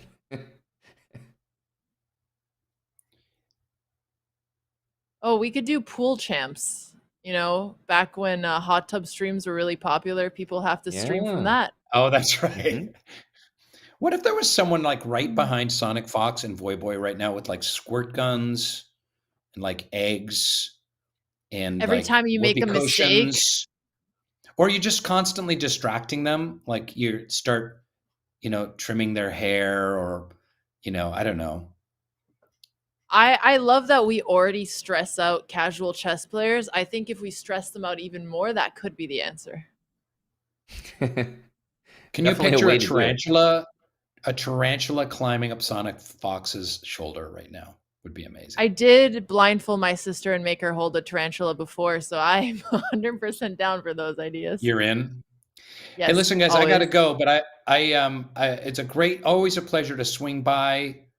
Alex, I adore you. Aman, thank you.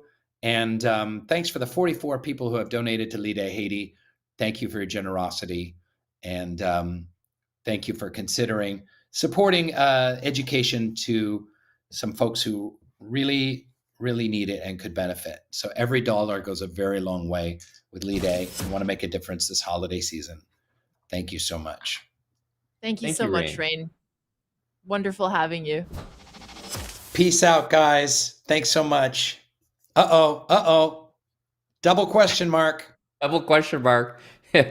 Rain is calling. It's his final call before leaving. Alex, making sure to keep it professional and all about the chess. And yes, that double question mark is 100% correct because the knight is hanging on e7.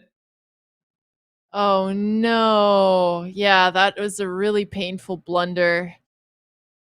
Damn. Well, I mean, darn, sorry. Yeah, I mean, at this point, the thing for Sonic that has not worked out is the lack of development. Rain said a lot of important things about Lide, but I actually want to just call back the fact that Rain was spot on with knight g6. The move, first of all, the only move in this Aman. position. You have to say, can you say it with more excitement, please? Knight g6? Yeah, more. Come on. Knight g6. Yes, there we go. That's the energy. Amazing. Such a good move. And you know what? That was his best call out. And what just occurred on the live position? Did we see a follow-up blunder and then a resignation? I mean, what was that? I mean, Rain Wilson leaves and just it's over. Everything falls apart. What? I didn't realize he was holding the broadcast together. Oh my gosh. Sonic is at least laughing at this blunder. It happens. It happens. Well, we are on to the next game just as quick as that. And Voyboy will happily take that free material. This is the finals, right? This is to crown the consolation bracket champion. And Voyboy is one draw away. Yep, all he needs is a draw, but he's stuck playing the Pertz defense, which, as we've seen, is really hard to play for any rating. Yeah, the one thing that is, I guess true about this position compared to others is the c pawn can move. We've seen the knight develop to c6, let's say in the last time, and be careful, everyone. That is a tarantula on Sonic Fox's shoulder. So just Wait, Amon, quick question. How do you feel about tarantulas? let's just say I would continue to decline my Super PogChamps invitation if those were the rules. Would you ever put a tarantula holding a tarantula on the line asking for a friend? You mean like as a punishment for losing a bet type of thing? Mm-hmm. Uh, Probably not, unless the other side, like what I could win, the upside would have to be significant. I'm not Okay. into the, I'm not into the snakes, not into the spiders, none of that for me, please. Okay, fair enough. And here we see a6. Pushing b5 is a really common idea in this kind of setup. Usually you see white not allowing it right away with a move like a4. We'll see Mhm. if Sonic goes for it. Yeah, Sonic is just fully committed to the bit, I feel.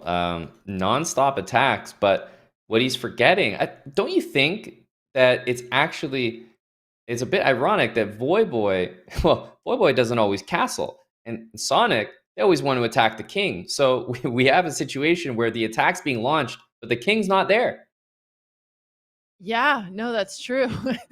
Finally, an advantage for not castling your king. And he gets b5 right away. Usually, that's why you want to stop it.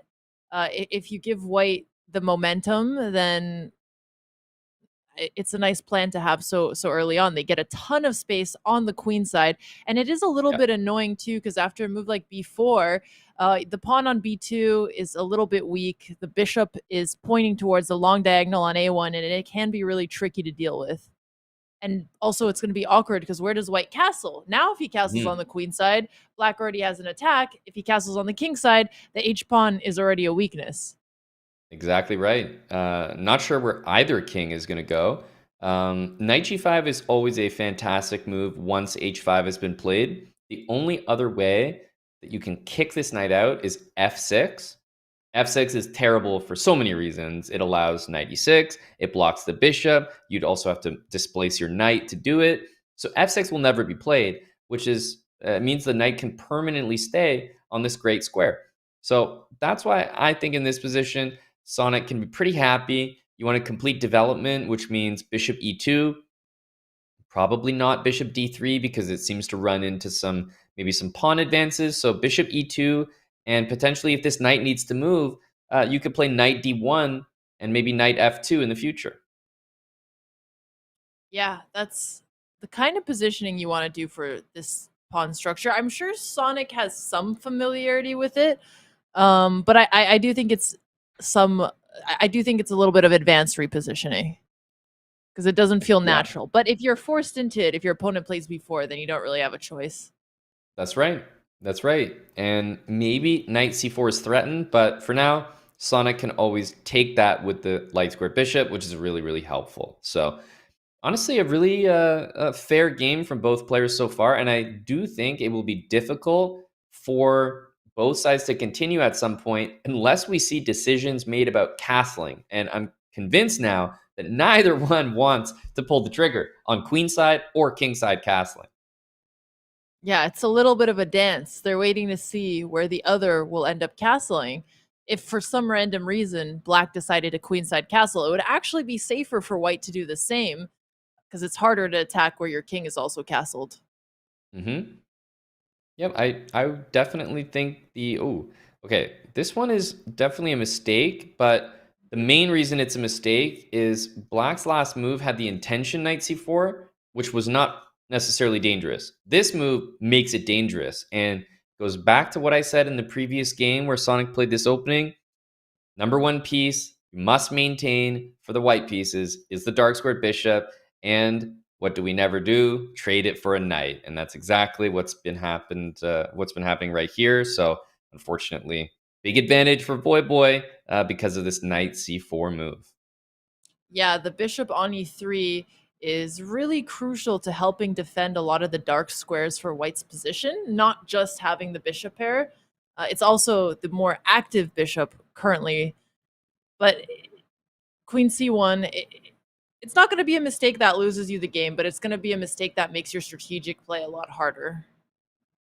Yeah, I'm a little bit curious if we're going to see something as crazy as knight takes d5 or knight g4, which add pressure to the bishop as well as threaten a potential bishop takes on b2. I don't really know, how good or bad those moves may be, but luckily, simple and good is knight takes bishop. You cannot go wrong with that.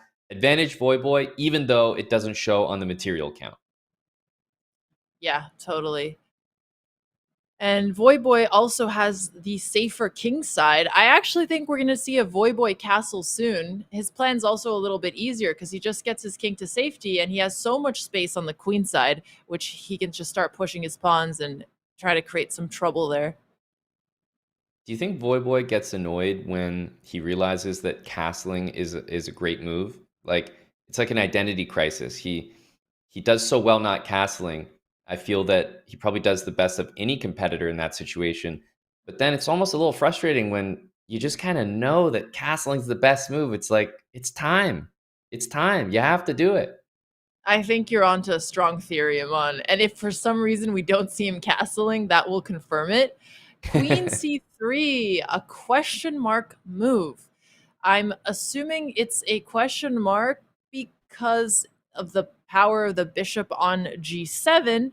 Maybe you could even push b4 and just get a tempo with your queenside pawns here. Yeah, I think B4 is probably the number one reason why this move is no good. And there's danger, as you mentioned, on the B2 pawn, thanks to the bishop. Also on the diagonal to the king, thanks to the queen. And also, it's just a loss of tempo. Instead of maybe pawn to C3 or queen to D2, maybe going straight into an endgame, this does not seem ideal. And my next recommendation, I believe, would be bishop D7, potentially to play bishop a4 and try to dislodge that queen even further. Yep, we've seen one queen trap already today. I don't think we'll see another one right away because the queen does have the escape square of d3, e3, c4. However, it is a nice developing move for black, and he is still delaying his castling, so we'll see if that happens. Yeah, this one I have to forgive because it is a great move, but let's see on this next one because now we're getting to Ooh. the crunch time moves. Well, this is exciting because there is a discovered attack from the queen on a5 towards the white king. And if the queen moves away, which it has to, b3 comes in with check, and then black is able to win the c2 pawn. That's right. And you might be able to win the c2 pawn anyway if the queen goes to e3, just outright. So in order to maintain it, queen c4, queen d3 are the only moves that come to mind. Yep, and there's still not going to be enough. Queen Okay. d3, he's trying to hang on. Yep. Voyboy usually doesn't miss tactics, so I think he's going to see it. Yeah, you kind of know that something is up here. But there's something about b3 that's just not very convincing to me. I would probably guess that knight d7 is the correct move here. Just pressuring this pawn, if it gets defended, it sets you up even better for the discovery of b3 check. Whereas if you play it now and I play c3 or I play queen d2, I just find myself not that impressed by the outcome. So it's almost like it feels like a bit of a bait that maybe this isn't the best move. Whereas activating that dark squared bishop, I'm getting the feeling that that's what the computer is screaming about at the evaluation level we're currently at. That's fair. That's the kind of slow, when you look for a good move, find a better one that the computer always tries to hammer in. Bishop Yep. b5, interesting. Seems like he's going for a, but you don't really want to take the bishop on f1 because you moved your bishop so many times that you would be wasting a tempo to just go and trade it off for the bishop. Yeah, But he I think does this is anyway. a achievement for Sonic. It's like, thank you very much. Also, the queen is in the way of this tricky discovered check, so it's no more. This knight is pretty bad on g3. It's like a knight that you would have in the cow opening, and it's doing absolutely nothing here. So I would want to take with the knight. I'd want to bring my knight back into the game and maybe even put it on the c4 square if I can. Yeah, that would be really nice repositioning. You want to think about which of your pieces are worst placed. If you look at the knight on g3, it isn't attacking anything. It has only 2 squares they could actually go to. He takes with the rook. Not as good, but again, it's a strategic mistake, not one that is going to cost him the game. The pawn on b2 is now under attack from the bishop on g7. If he defends it with the rook on b1, like Aman was showing, then the pawn on a2 is hanging. If he moves queen to c1, then the discovery checks are back, but they actually don't have a serious threat. So the correct way to defend might be retreating your queen here. Yeah, and also knight f1 preserves the idea of castling, which is nice. Then you get castled in one single move after you fix the knight. So I don't like rook f1 because now the only way is to kind of play the cumbersome king f2, king g1, and it's not even clear that you can do that safely. Queen c1 keeps everything defended. Maybe it's possible to play rook b1 and sack the pawn, but those are uncomfortable decisions that Sonic Fox has to make now. Yeah, I mean, this entire position for Sonic now is going to be him untangling his pieces, trying to get them on less awkward squares. I mean, basically every single piece of his, other than the queen, which has to retreat, is on an awkward square. That's right. That's correct. So advantage Voyboy, even material, and of course, Voyboy still has not castled. Yep. Neither has Sonic, but I think are we going to get 0 castles this game? Are we going to get 0, 1, or 2 castles this game? I think 0. Well, no, I think 1. I think Voyboy is going to castle eventually. Yeah, I hope for Sonic Fox's sake that they don't castle. I'll say that, at least right here. But it's looking like 1 is likely. However, I know that if the queens trade off, all of a sudden, maybe Voyboy is thinking, okay, I don't have to. But I agree. I think 1 is probably the best bet here. How do you not castle as black, right? Like it's got to be the correct move. Absolutely. And I see the comment from chat that bishop is so good. Absolutely. That bishop on g7 is one of the things that makes people still play King's Indian or Pertz-like systems. Sometimes it's really hard to play, but occasionally you get that long, powerful bishop and it feels really nice. Yeah, big think here for Sonic Fox. This is an uncomfortable position. I was saying like tough decisions have to be made. If you play rook b1 and queen c1, it's fine, but you have to be comfortable and aware that you're sacking a pawn there. If you play b3, you realize, whoa, tons of materials dropping. c3 is the same problem. Queen c1 doesn't feel great, and plus you have to calculate maybe knight e5 and knight c4. So queen f4, and this is the Voyboy spot where castling surely has to be a consideration, if not the move. He is being forced into castling. Queen f4 is threatening to take f7. And it looks like a nice aggressive move, but the problem is it's really easy to defend against. Castling is something that Voyboy wants to do regardless. And then he still has to deal with the b2 threat. It's funny that you say castling is something Voyboy wants to do regardless. I'm not sure I believe that. Yeah, that's fair enough. And he doesn't castle. He goes for b3. Anything to delay castling. Yeah, bishop takes c3 is at least something to consider here. Knight e5 covers mate while threatening knight to d3. So knight e5 to me is a very reasonable move. And it is a move that it doesn't involve the castle, so it might just be played. I actually like this idea as well. I think it was nice that Voyboy could just be up a pawn, but he loves these aggressive, tricky situations. Yep. If he took on c3 just to make it interesting, I wouldn't mind as a spectator.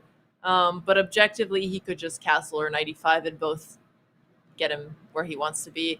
And also now there's the threat of bishop e5 at some point, which would pin the queen and the knight. So something Sonic's going to have to watch out for. Yeah, castling is definitely the move because of bishop e5, but I will say knight e5 comes with dual purpose as well. Both of those moves look good, and bishop c3, the best way I can describe that is unnecessary. Checking in on the time situation. They're both still doing okay. Boy up a little bit more on the clock, and he plays. Of course, he plays 95. I'm not surprised.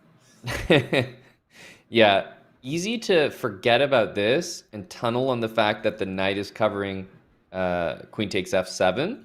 So kind of important because, for example, if that rook was back here, maybe you could castle out of danger, but even king f2 doesn't get out of knight d3. So you really have to reposition things like king e2 or queen d2. You're going to have to make a move that you don't really like here. Yep.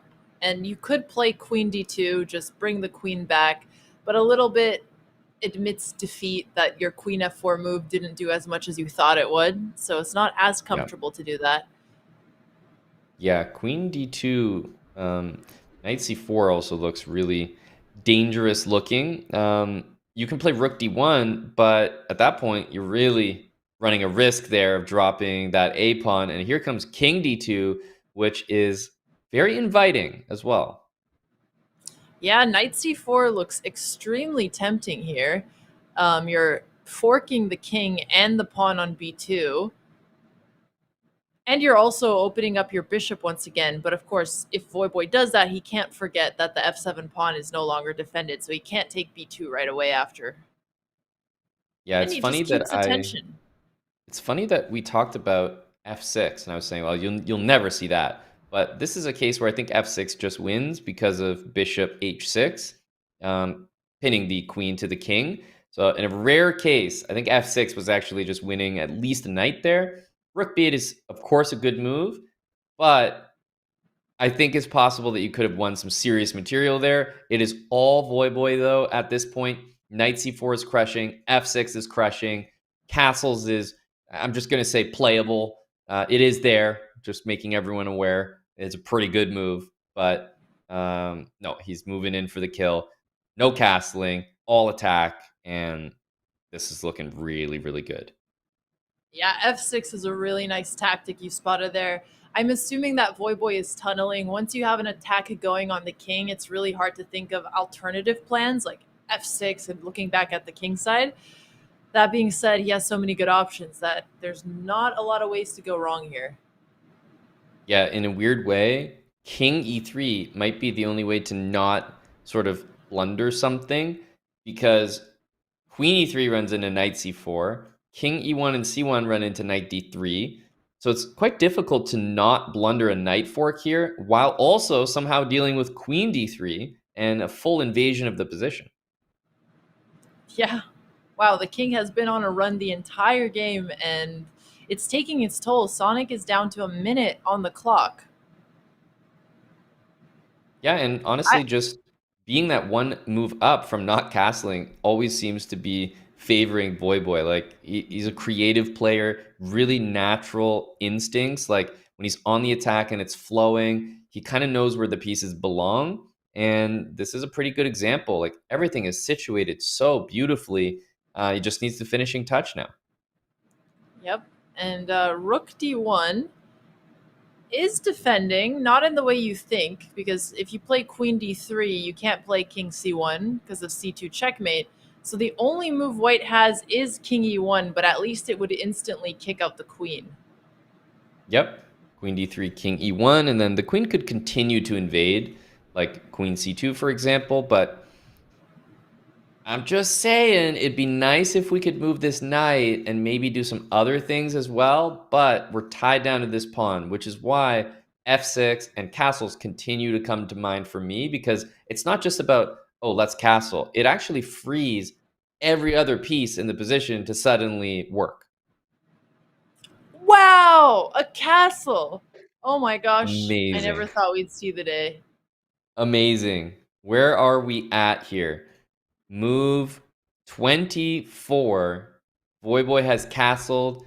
Now that that's happened, I think just wrap it up from here, right? That's the Yeah. And I heard that's some the castling music. playing. Yeah, there you go. Well, yeah, I haven't kick it actually up heard a it in a little bit? while. We only play it when Voyboy castles. Hey, he finally got that. The pawn on f7 is being defended. Sonic now 20 seconds on the clock. He could try a move like king e1 now, but then you have knight d3 forking the queen and the king. Same problem with king e1. So the only squares king could even go to is e3, which feels a little crazy. Okay, here comes the invasion here. Now queen c2, rook d2. There is knight d3. So queen d2 needs to be played, but it's tough with that time pressure. Voyboy up an exchange now. This is not that bad. Rook f1 is not the move. If you lose b2, it's all over, and it looks like it could be the case. I was going to say you could even take on c3 because now you're going to have that pass pawn on the b file where Sonic doesn't even recapture. Wow. That is such a good move by Voyboy. Bishop d4 to prevent king g1. And now queen b1, the king is going to be stuck in the middle. You can also just grab that pawn, which is phenomenal. I mean, Voyboy, when he has the advantage, I think is the best player in this tournament. Truly, the technique is remarkably good. Yeah, I'd be curious to see what Voyboy's Puzzle Rush score is because his tactics are also extremely impressive. Here, he has checkmate in one. He's smiling. He looks relieved. Look at him. He knows that he's done it. Voyboy, PogChamps winner, #1, coming back to take down the consolation bracket. Aw, that's so wholesome. Totally. And you don't make it this far without completely earning it and deserving it. And that's just, I think those emotions are just pouring out right now. Good vibes on both sides of the screen, though. I think, if we had I feel like a sportsmanship award, like Sonic Fox would be our #1 pick, right? Yeah, absolutely. Well, guys, we have one more quick announcement. We'll just first take a look. You guys saw it. Voyboy and Sonic, they battled their way all the way from the quarterfinals to the semifinals to place top 1 and 2. We will be having a break to interview Voyboy, see how he feels coming off of this win. But first, I think we have one quick announcement, and perhaps we don't have a graphic for it. So, Aman, I'm going to read it, and you just mime it out. Are you ready? Yep, got it. Okay. War is over. We have a special place for you. War is over. The chess-themed winner of last year's Oscar for Best Animated Short was released this week to the public. Based on John Lennon and Yoko Ono's iconic anti-war anthem, the short tells the story of two soldiers connected through chess. In one of the most chaotic moments in world history, we shave a preview for you here, and be sure to use command "War is over" in chat to see the full short.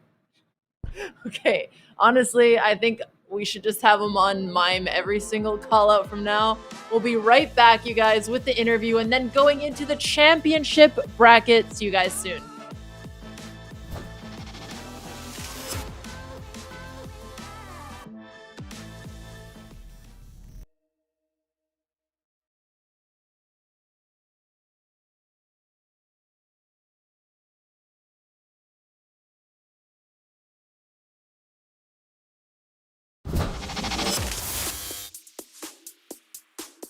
So Tyler 1 is definitely playing the most chess, looking at his Chess.com, but he is playing just 1-minute games, so I don't know if that counts as training.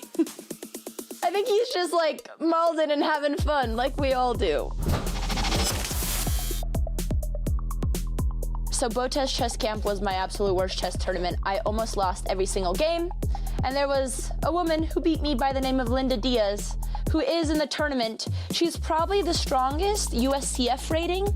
Now she is retired, but she's terrifying because I don't like playing people who have beat me on the board before. I'm hoping that I'll be faster though.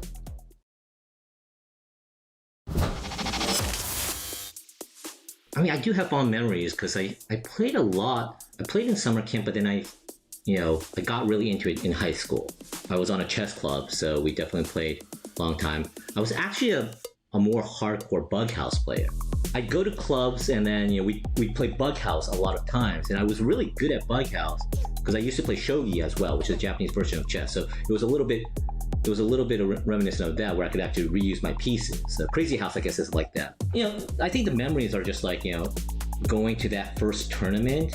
I did go to a tournament, and then it was like the Amateur Open or something. I forgot what it was, but it's like, and then just having to record and playing with people like you never met before, and it was a very interesting experience, I have to say. Merry Christmas, girls. Merry Christmas. Merry Christmas, Mom and Dad. Hey, Boo Boo, what's up? Nothing. Merry Christmas. What's wrong? Well, there was that one really big present I wanted for Christmas. Honey, there's a pretty big box right there you've been looking past all morning. Is it really? Go see. Well, if it isn't my favorite student. My own chess coach! Who's he? I wanted Gotham chess. This Christmas, everybody gets a chess coach. Pick yours today at Chess.com/coach.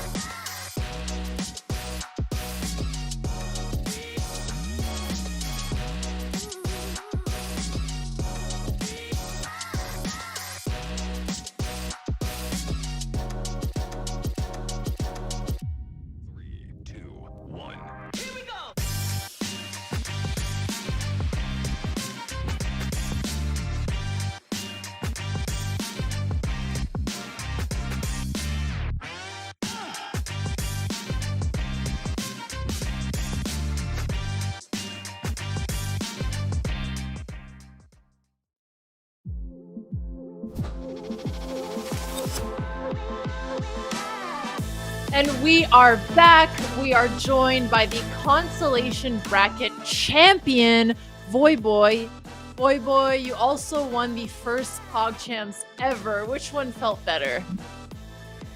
The first one was really fun, especially because I was basically getting back into chess for the first time since I was a kid. And it was when chess was starting to kind of become a thing on Twitch and started to grow a lot online, which was really cool to have a small part in that journey. But I would say this one feels better because I feel like I'm a lot better of a player now. To be honest, I actually didn't really play much chess since the first PogChamps. I would just play once every few months, a few games here and there. But then they invited me to this and I was like, okay, I'm down to play some chess again. And then I saw who I was playing against. I saw how stacked the roster was. I playing against Andrea, Masi, all the goats of the event. So I was like, wow, I actually have to get a lot better to compete.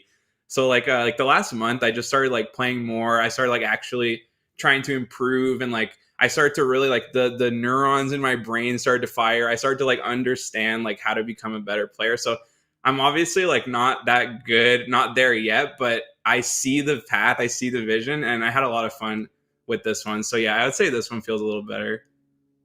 That's a fair answer. It's good to see that you're back in chess. There's probably something that needs to be addressed. We couldn't help but notice. You played amazing, but there was one thing Thank you. often missing, which was castling your king. How intentional is that? Are you trolling us, or have you just found the new technology? I was like the meta inventor in League, so I like to start new styles, new metas. But the at least my thought process behind delaying castling, sometimes it kind of makes it tricky for my opponent to like figure out exactly what how to attack, what they want to do. If I haven't castled yet, they might like start putting resources on like attacking my king side or something like that, and then I'm like nope, and then I like switch, I like do a reverse, so switcheroo to the queen side castle or something like that. But obviously there's a time and place. Like that last game when I did castle, like I had to like continue my attack. So it just kind of depends. Obviously I know I'm not like doing that perfectly, but I hope the idea at least is there. And do you have any predictions for who's going to win the championship? If I had to guess, it's gonna be Masi versus Andrea in the finals. Oh, they're both really good. I think I'm gonna give it to Andrea. I think she'll just clutch it out, even though Masi's been so clean. Like my games against both of them were relatively close. I think I had like against Masi, there was like one move that I missed that could have like cracked open my attack on his king or something like that. But he was just like really controlled, really solid, like didn't really make any mistakes. Andrea is just so good with like tactics and like, blitz, like going for your king and just like cracking you open. And that's, I lost to her through a nice combo of like that. So I think it'll be really close. I mean, obviously anyone can get to the finals. I don't know. We'll see, but that would be my guess. Yep. Yeah, that's a pretty good prediction. I also want to give you a bit of credit here. You're a little saying, I could do a bit better with my chess, but I actually thought that when you got the advantage in your chess games, you were flawless in your conversion. It was really, really nice to watch. You traded pieces. You found all the tactics. So how do you feel your chess level was? You said you weren't playing for a while, but are you happy at the end of this event, looking back? Yeah, I appreciate that also. This was a tough event for me. Honestly, like, especially in the group stage, I didn't feel like I played like my best chess. I started to like crack and I just started like blundering and I was like, wow, this is like what chess players, like you guys, like in tournaments and stuff have to deal with like all the time, like on such a regular basis. So I was like, this is exhausting. This is hard. But it also like helped me gain a lot of respect for like what all the, goated chess players around the world go through. But yeah, I improved a lot as a player. I actually was playing on like a secret Smurf, and I peaked like I actually peaked at 2,000 like a few days before the event started. So I'm not that consistently good, but like I went from like 1,600, I would say, when I was like not playing at all to just like playing for like the last month, like quite a bit every like other day or so, and then just I feel like I'm still like so bad in my head, but like I know what it takes to like improve. So I've started to kind of see the path to improving and becoming like an actually good player. So hopefully I'm like, making some good progress there. And yeah, I'm really proud that at least I was able to come out on the runner ups. Well, yeah. You very clearly have the foundation to be an incredibly strong player. Your tactics, your attacks, I want to just echo what Aman said. We were really impressed. Congratulations again, and thank you so much for participating. Thank you guys so much. Really appreciate it. Also, I just want to give a quick shout out to my friend, my coach. He was helping me out, especially like the last week before I played. It just like helped me like kind of like figure out where I'm like weak as a player, and I just really took. His name's I Am Zurability. I Am Zurab. He's a really good player, like pretty much GM level. And yeah, I think he does coaching and stuff. So if anyone ever sees him, hit him up. And then where also, can they reach out to him? On Twitter. I think it's Zurability. Yeah. Yep. And also, I just wanted to, just give like a heartfelt, I guess, honor to Daniel Naroditsky. He was like really one of my biggest inspirations as a kid, like growing up and playing chess. And I actually like played a simul against him when I was like 10 years old at like my like, Berkeley chess school where my parents would take me all the time. And yeah, I was just like, how can such a young guy be so good, so amazing? And yeah, I have a lot of love for him, and the great GOAT. I definitely miss him, but yeah, I'm gonna be donating some of the prize money to his memorial foundation as well. So yeah, shout outs to Legend. Thank That's you for amazing. sharing that. Yeah, that's really special, boy. Obviously, congrats on your victory from us, but on so many other things as well, especially donating some of the prize money. Just truly so generous of you. So thanks. Thanks, guys. Appreciate it. Have a great rest of the event. You as well. All right. Well, I See guess ya. rest of your day. Alex is great. It's like when the guy says, "Enjoy the movie," and you say, "You too." Exactly. Bye, boy. Bye. Okay, guys. Well, we are going into the quarterfinals. We're going to see Masioka, who has been performing with a perfect score, going against Sardoche, the highest rated player in the field, to see who Yep. makes it to the finals. Afterwards, we're going to see Andrea versus Samay. So don't go anywhere. We will be right back to get started with this game.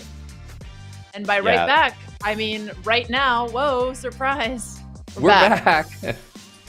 Shocker, everyone. As honestly, the next two matchups, in some ways, you could see both of them as a final matchup. Like the bracket were done differently.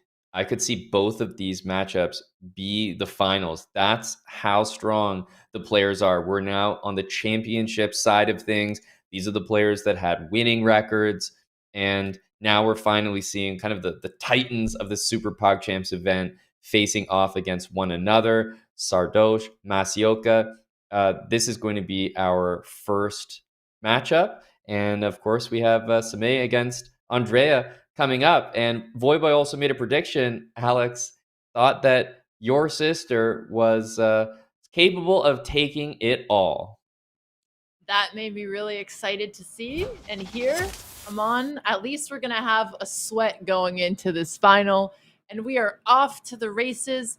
We have a Sicilian from Sardoche, Masioka playing from the same chair he was last time. Really loving that white-brown background.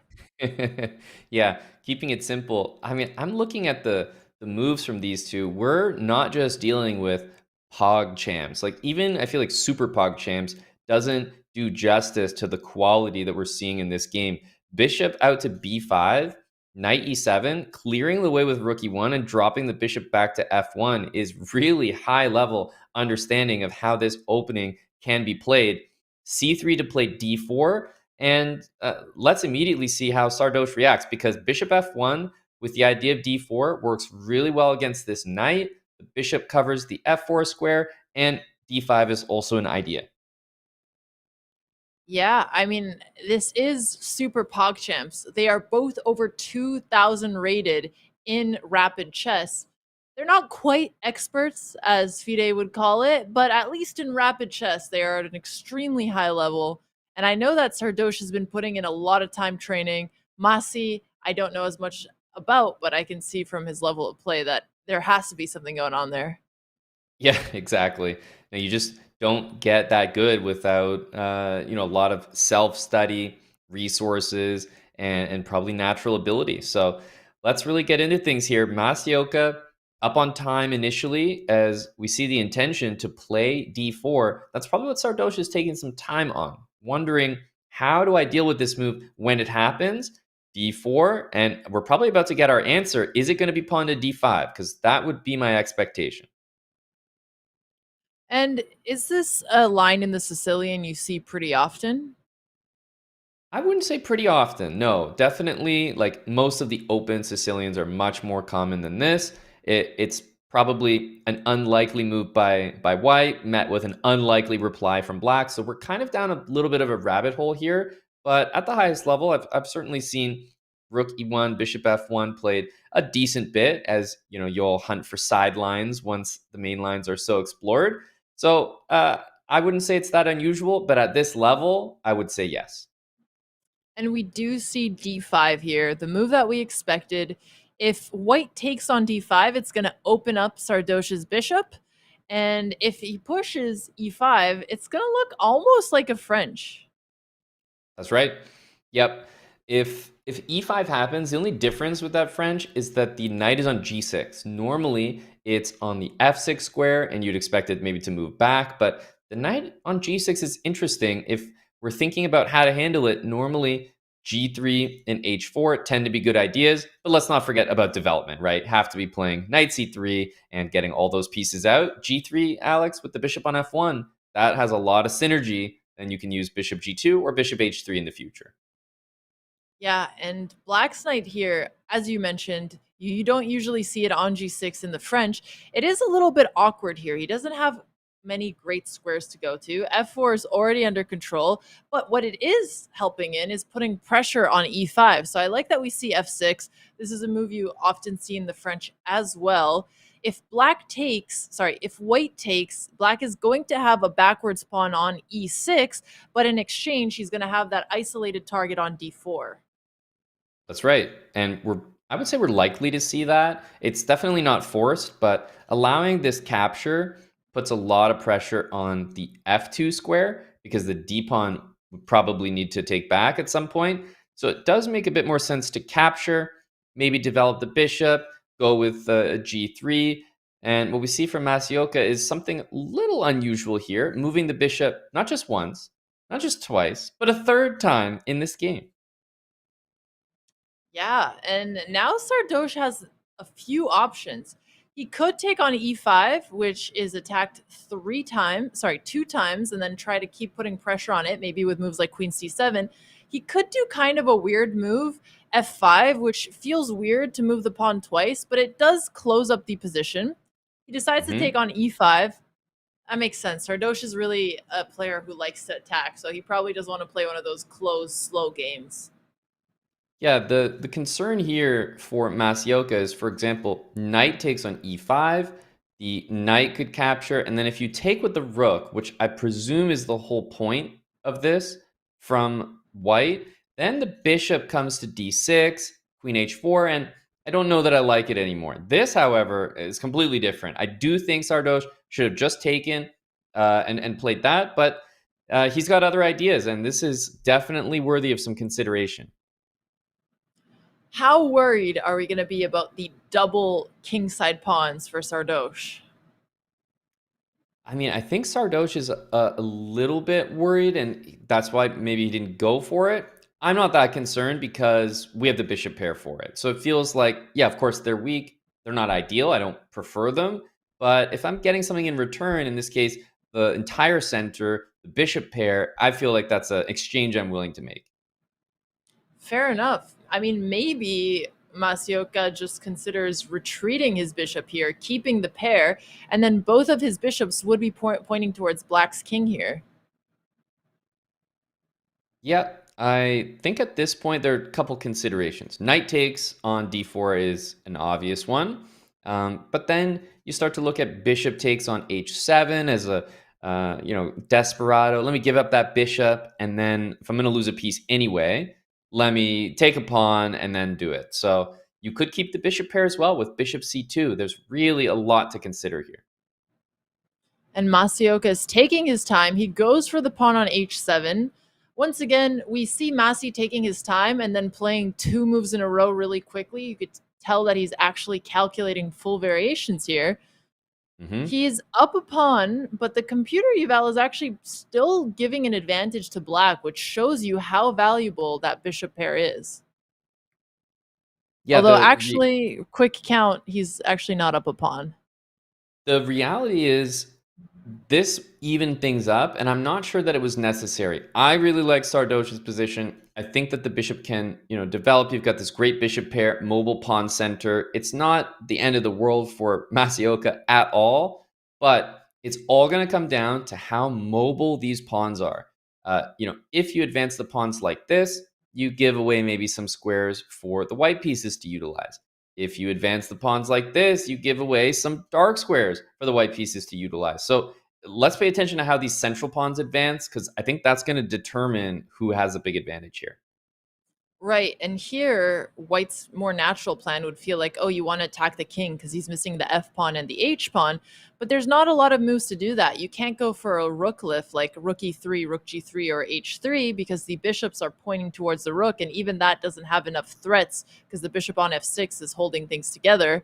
So in terms of other plans, maybe he could try to trade off his dark squared bishops for one of Sardoche's bishops, so at least he's not playing against the bishop pair.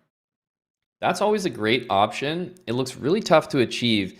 On the one hand, I would love to play bishop f4, bishop e5, and then that would be how I would control these two pawns. But the tough part is bishop f4 runs into bishop takes on c3, and you lose the bishop on that square. It's loose. You can't play it. So bishop d2, I think, Alex, was the only move available. Bishop e3 running into d4, you don't have much of an option, and you have to develop your pieces.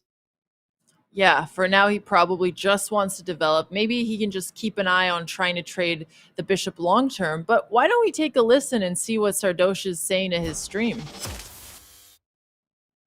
That's a really big consideration.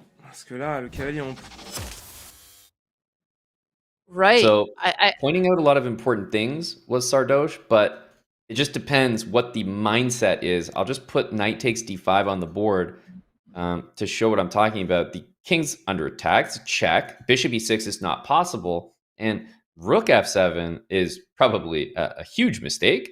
Don't want to be checkmating yourself in a couple moves. Meanwhile, king h7 or king h8, it doesn't really matter which one you do. And we might repeat the moves like this. So just saying it is an option, but it's certainly not a very ambitious move. It's a move that Masi should consider if he feels uncomfortable with his position here. I wonder if that's what he's evaluating. He also is down 1 minute on the clock, but it's not the kind of position that is so dire that you feel like you need to push for a draw. The other thing that I would consider as white is that g6 square looks really juicy for the queen.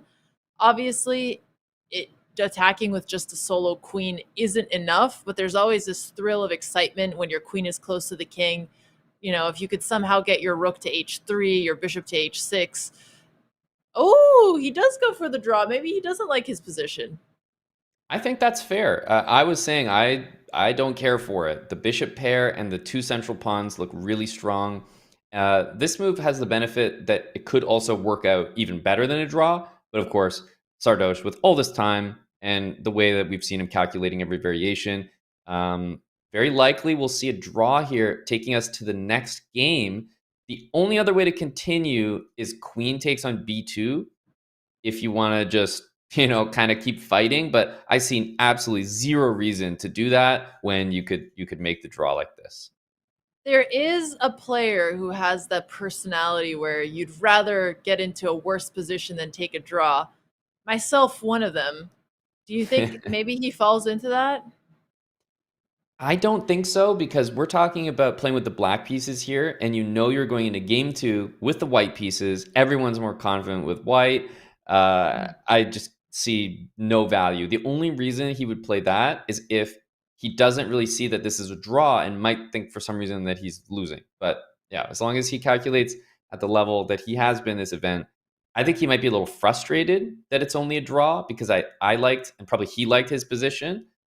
But once he comes to that conclusion, I think you got to just take, and we will see a repetition. Chat is suggesting that Sardoche is really irritated with the perpetual. They're translating for us in real time. One of the words was bleeped out, so that will give you some indication of how he feels about this. But at least he knows it's the best option. That's the great thing about listening in French, is that we don't have to bleep anything. Le truc, c'est roi h7 ou roi h8 aussi. C'est pas grave, je vais m'en saisir. J'ai mis ce clic. J'ai mis ce clic cavalier f3. J'avais une prépa de fou et je l'ai pas joué. J'ai confondu. Oh, he got confused. Well, okay, it's not that bad. Sure, he's down a pawn, but it is a double pawn. It's not a full piece. It's just very frustrating. So, yeah, at this point, there's no point in wondering, like, what did he misclick about this? Could have been knight c3. Like, who knows what the misclick is? It's obviously just something's been confused, and we can leave it at that. I generally agree with you that this is recoverable.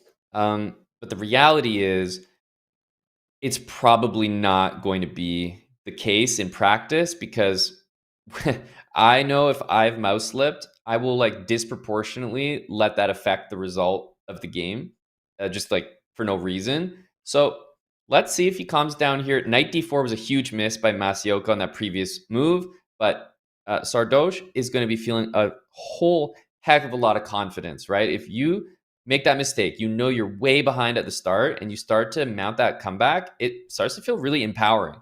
Like you really start to get behind it. So let's see if that can actually work in his favor going forward, because I know what it's like when you mess up early. You lose all confidence, and you're just like, to heck with it. Like I don't even want to play anymore. Yeah, and here he must be calculating, can he just grab that pawn back? Does knight take c4 work? But there are, okay, he didn't. There were a lot of traps there, maybe with knight d4, trying to get the queen to recapture, but I guess we'll move on since he didn't play it. He was probably afraid of it. He's pushing d3 instead. Usually when you're giving a pawn back, you're getting enough piece development back, but this move doesn't really do that. Yeah, I think the one thing his, let's just call it, bad position has done for him is for sure it's kind of got Masioka a little bit uncomfortable. Like Masioka has made more mistakes in this game than any game, like all games put together, is how I feel. A lot of big misses. In this case, not having the confidence to play pawn takes on d3 and being up material, playing knight here, and now after queen e1, if you take, the bishop is hanging on e5. So suddenly this knight move looks like it's gaining a tempo, but has just handed the pawn back to Sardoche.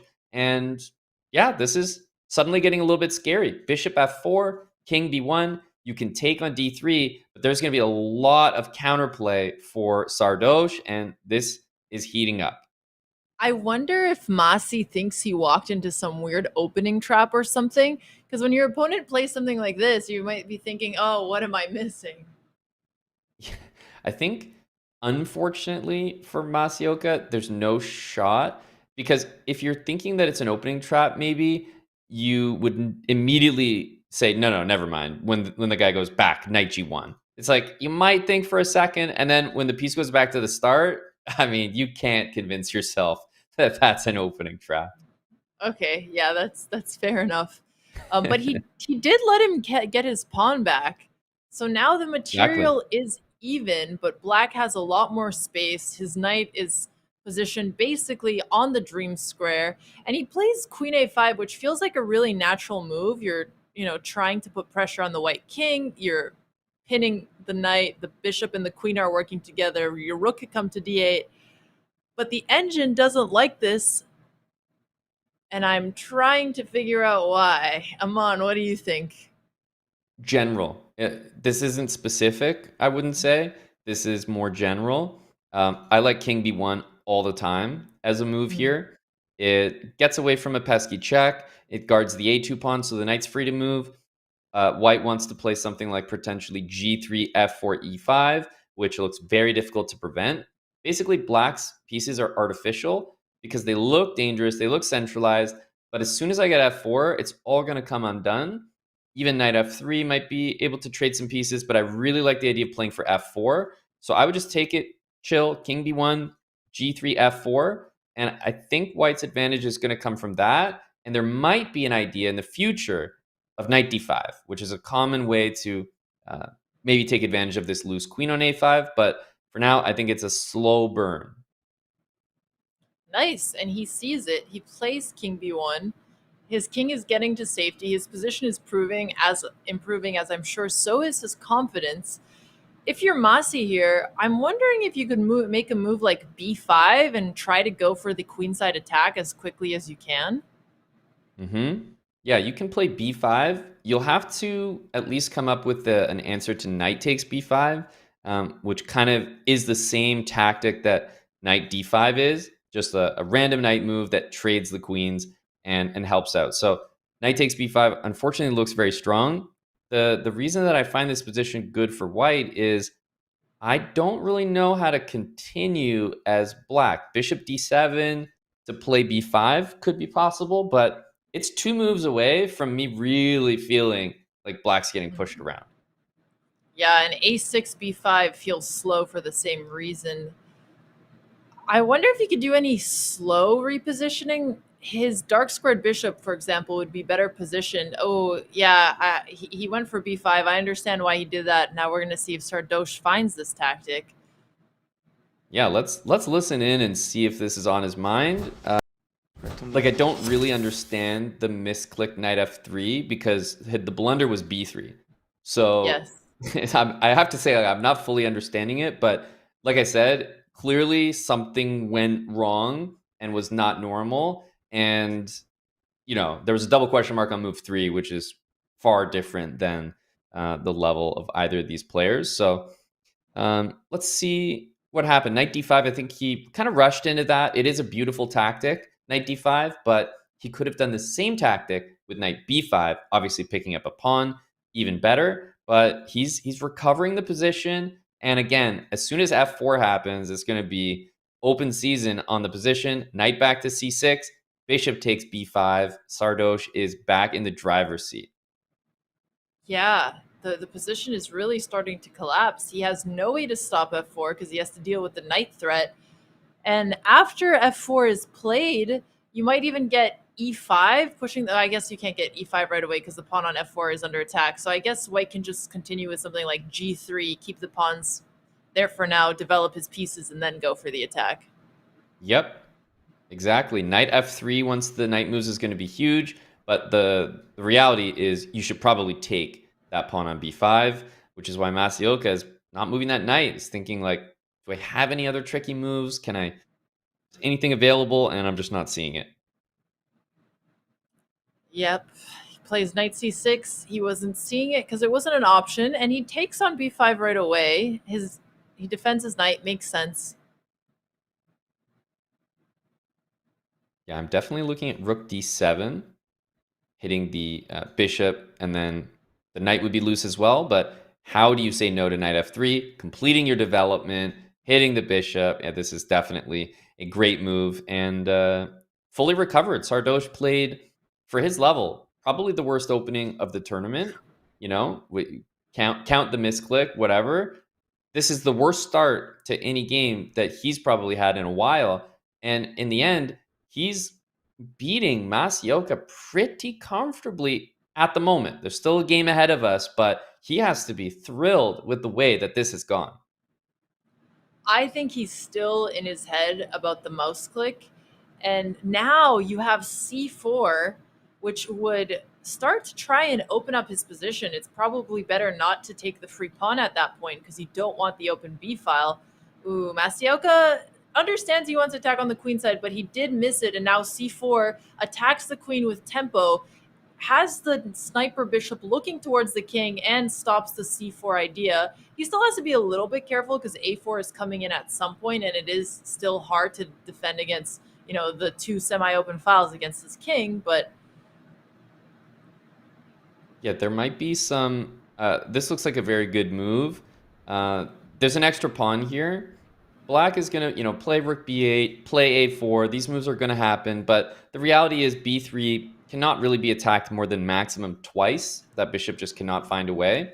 I know this is opposite bishops, but I actually feel that this is probably 100% winning. Like, if you think about opposite bishop endgames, it might even be easily winning, because what's going to happen is maybe white plays a4. I would actually have maybe recommended a4 there, and black would have c5 and a5 pawns stuck with no support. So all you do is just trade off all the rooks on the d file, and then say thank you very much, bishop a3, and yoink all those pawns, and it's a completely winning game, and the black bishop is 100% useless. So not playing a4 by white is definitely a miss, but the endgame remains good because eventually the c-pawn will fall. Well, one of the most likely to draw endgames are opposite color bishop endgames, and they could be a draw even up to 3 pawns. Why would this one not be a draw? Well, I would say when you're up pawns in an opposite bishop endgame, there has to be something else happening in the position. The pawns have to be disconnected or blockaded. But in this case, the pawns would be all on their own, connected to one another, and it's impossible to stop the pawns with the support of the king as they move up the board. They truly cannot be stopped. So the reason that rook h4 is getting a question mark is because what you should do here as white is literally just trade everything off and probably win the opposite bishop endgame. But you're right. There's this like feeling that opposite bishop endgames are drawn, which might be why he didn't go for that.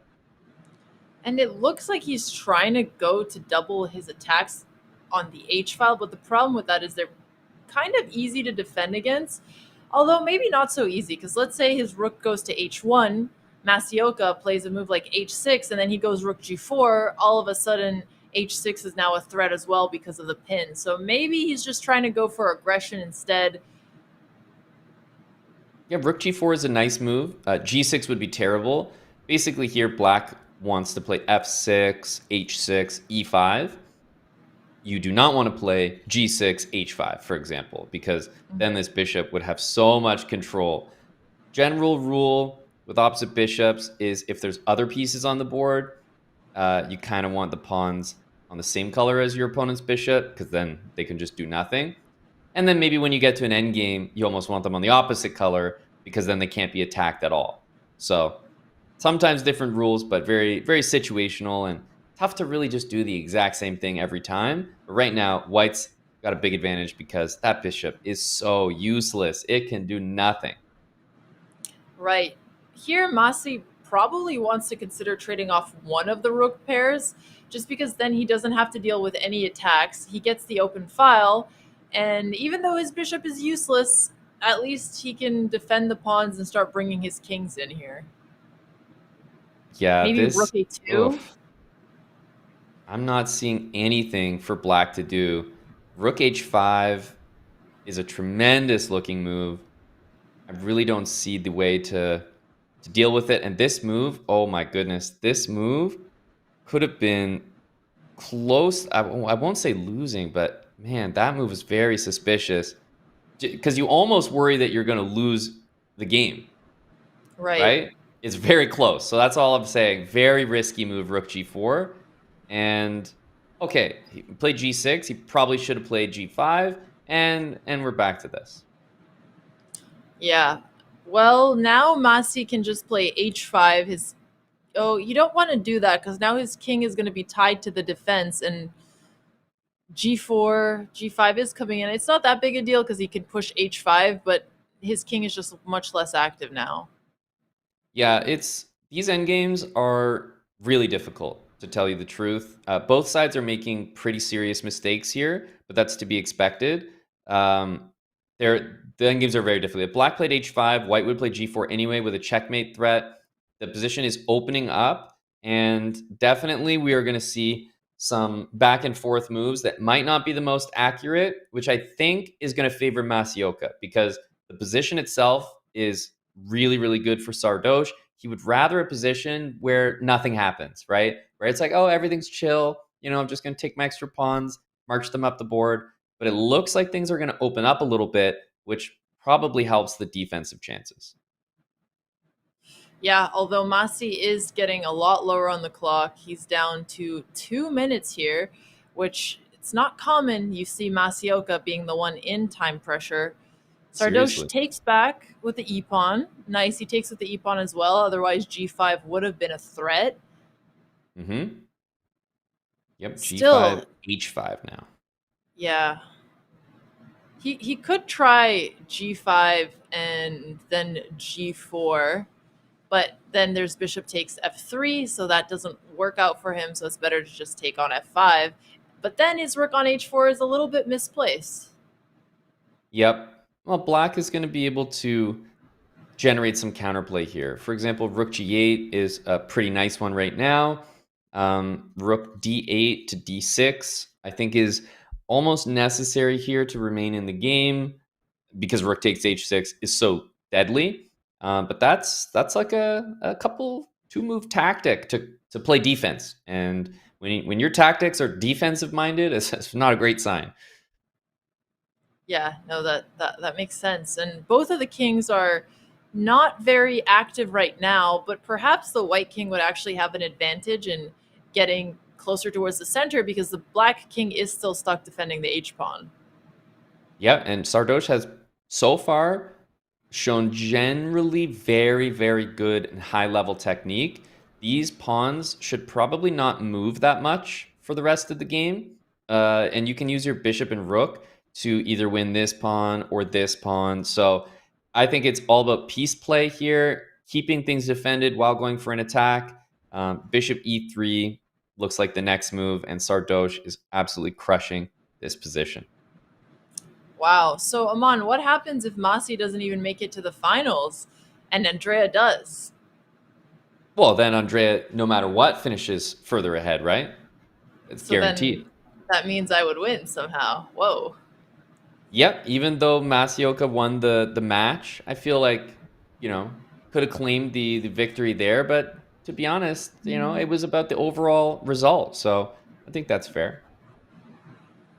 Well, don't worry, Aman. It's going towards a great cause, which reminder, Exactly. you guys, command Lide if you want to learn more about the charity. It is supporting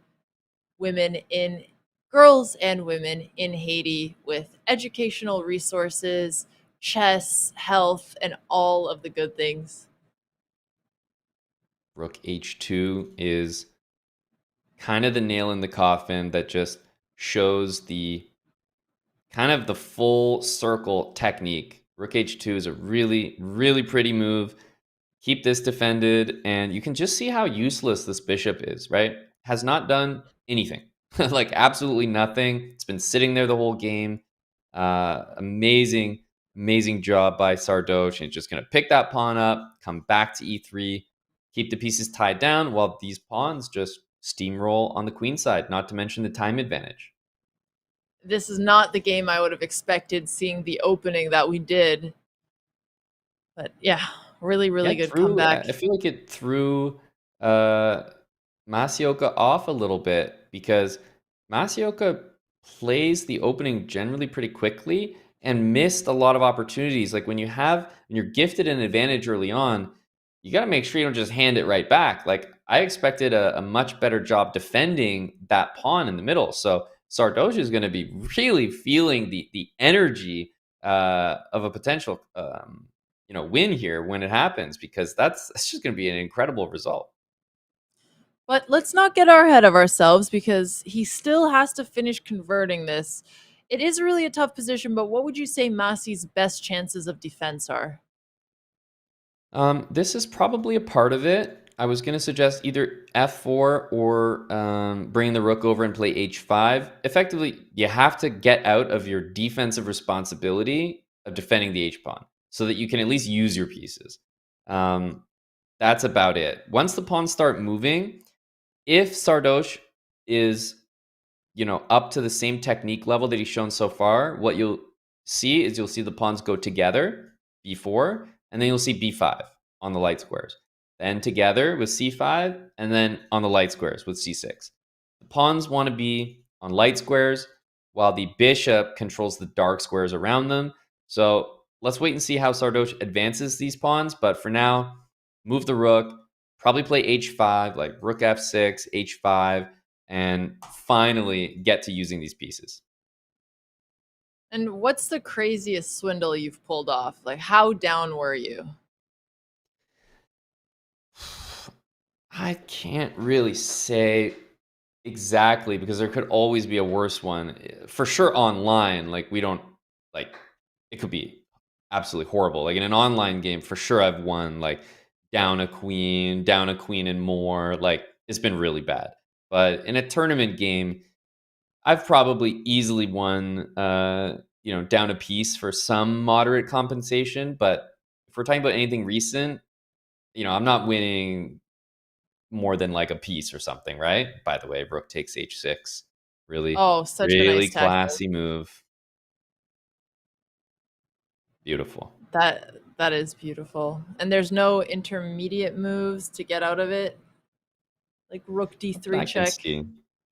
Yeah, I mean, it was a check, so you can't really react the way you want to.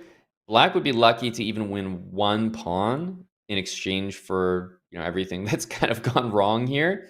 The technique has just been pretty much perfect. On the bright side, his king isn't tied into defending the h6 pawn anymore, so he could at least try to march over to the queen side and at least put some resistance to the pass pawns. Yeah, there's no material left to defend, which is the reality.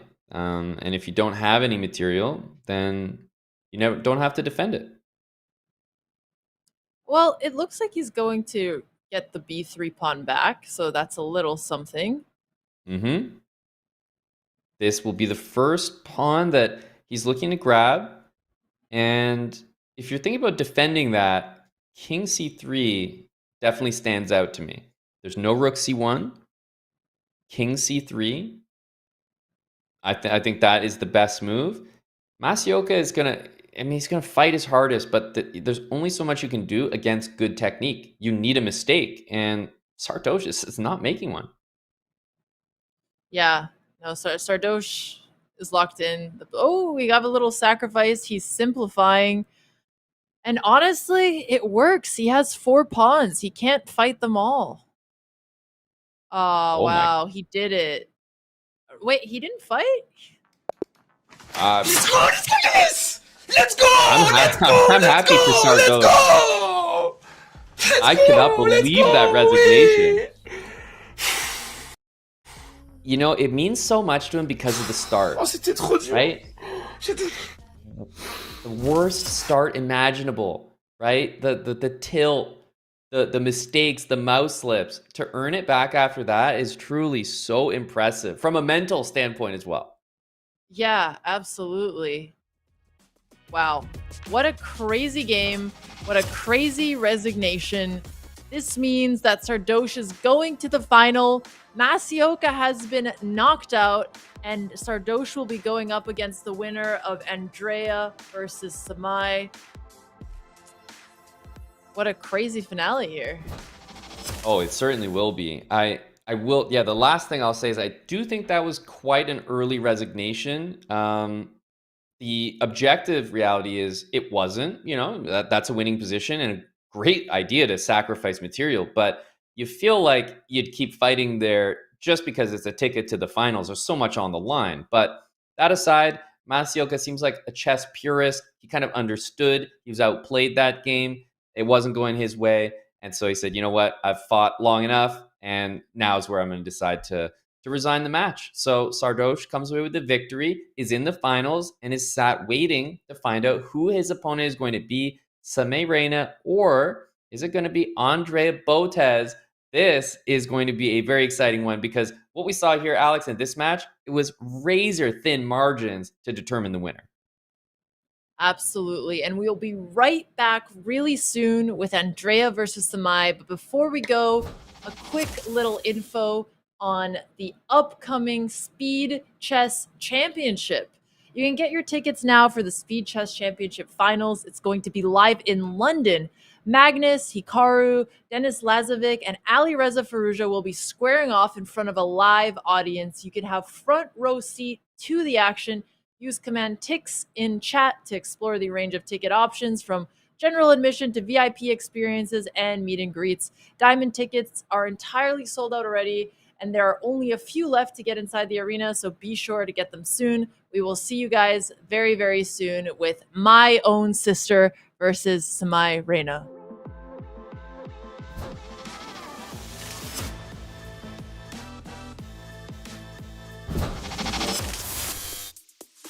When your opponent's piece goes out for its first move on the 2, and then you can obviously take that pawn and en passant across. There's a pawn, and the pawn next to it looks like 2 squares, and then you just like take it when he's like right next to you. Fork, it's when you literally, like, it often happens with a knight. It's when the knight attacks 2 pieces at the same time, or like a pawn literally attacks 2 pieces at the same time. A piece attacking 2 pieces at the same time, where you're forced to lose a piece. A fork is when one piece is attacking 2 or more pieces. Oh, I knew this, but I don't remember. Oh my gosh, do I remember this? Well, I know it, but how do I explain it? I mean, my best guess is with the bishop just having like a long diagonal look. A piece on a diagonal. Not even, no, wait. Okay, wait, pause. Oh my gosh. Skewer is when a bishop literally is lining up itself, or a queen is lining itself up against 2 pieces where you're probably going to lose. Probably something to do with, I don't know, with a bishop or something. One piece attacks 2 pieces along like the same file or rank or diagonal, and that piece in the middle can't move without either like losing an exchange, losing a piece, or like it just simply cannot move because the king would be in check. Windmill? I have never... Windmill? Explain. I've never heard this. No, I've never heard that before. Windmill? I've never heard of a windmill, but I'm gonna assume it's probably adjusting your knight. I have no idea. Is it when you like castle your king by hand? Oh, I forget what this means, but I once knew. Okay, wait. When you are forced, every single move you make is a bad move, no matter what. No, hold on. Yeah, I don't know. I don't remember. Can you tell? Wait. No, I have to try. Zwischenzug is when you have it, like it's like an in-between move where you can attack something first. Yeah. Is it when like a piece is like immobile, basically on the board, like it can't really move anywhere? Oh, I know that one. It's when it's your turn and whatever move you do is a bad move. So like you usually want your opponent to make them move first, but since it's your turn and like you're in the 6th one, like every move you do is bad. Maybe it's like the reverse, so you don't ignore the move that the person makes. That is when you make an intermediate move and force your opponent to make a move that they don't want to make. I never knew this, just for context, but is it when Okay, I'm gonna take a stab at it. You're forcing someone to move that leads to checkmate. Never heard of it. Zeetnot? I have literally never heard of this term. Zeetnot? Like when your opponent is forced to make a move that will checkmate themselves.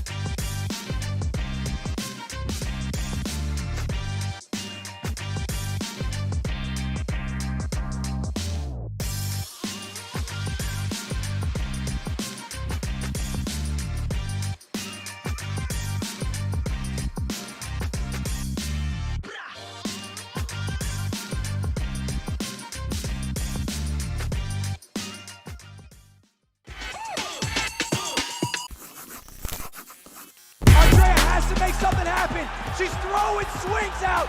Dina running around. She's got to be more gassed on the other. Oh, that's it.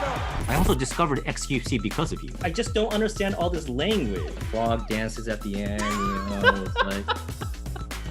Checkmate! Checkmate! Checkmate! Checkmate! Checkmate! Oh!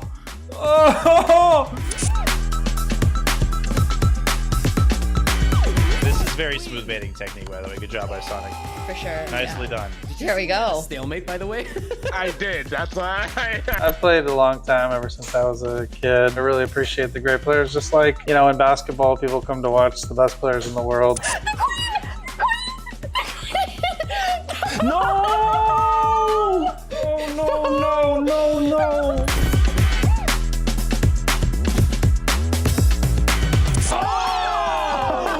Oh my God. Let's go! When the pressure's on, you crumble! He still has really good chances here. He just resigned, Hikaru. No, it choked its game. No. I can't believe it choked. But now King. Oh, you put 32 made one. Oh my God. Let's go! Yes! Yeah! Oh,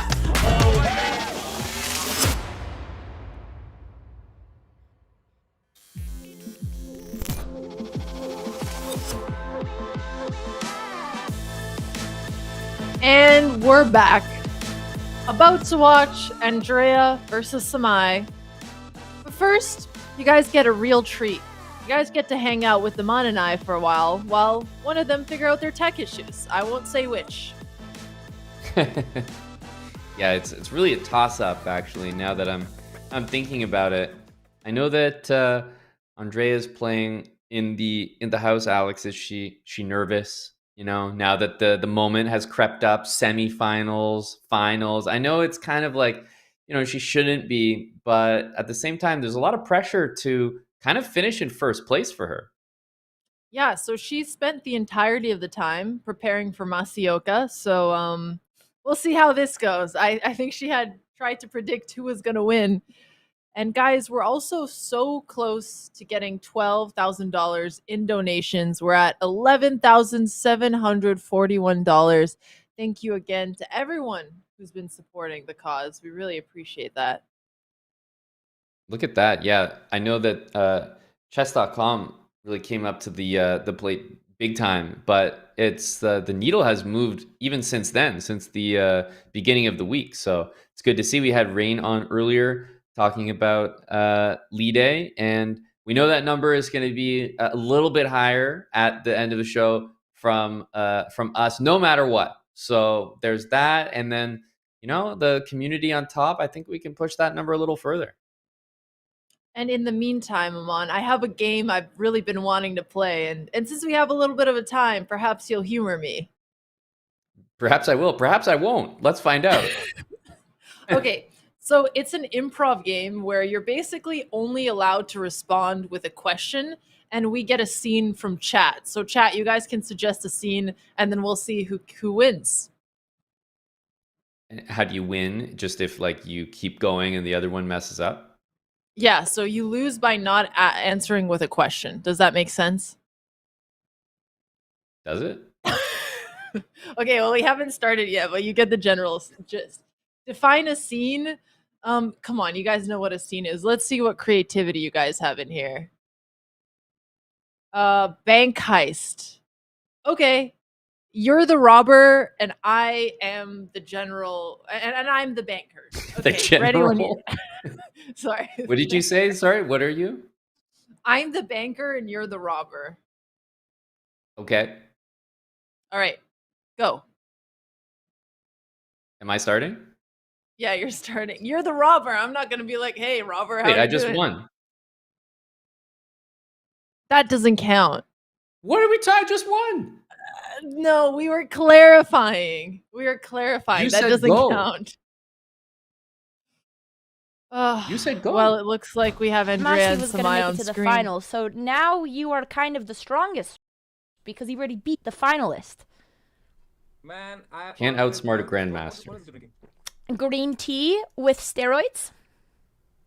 Is this allowed? Is doping allowed? Creatine doping is allowed.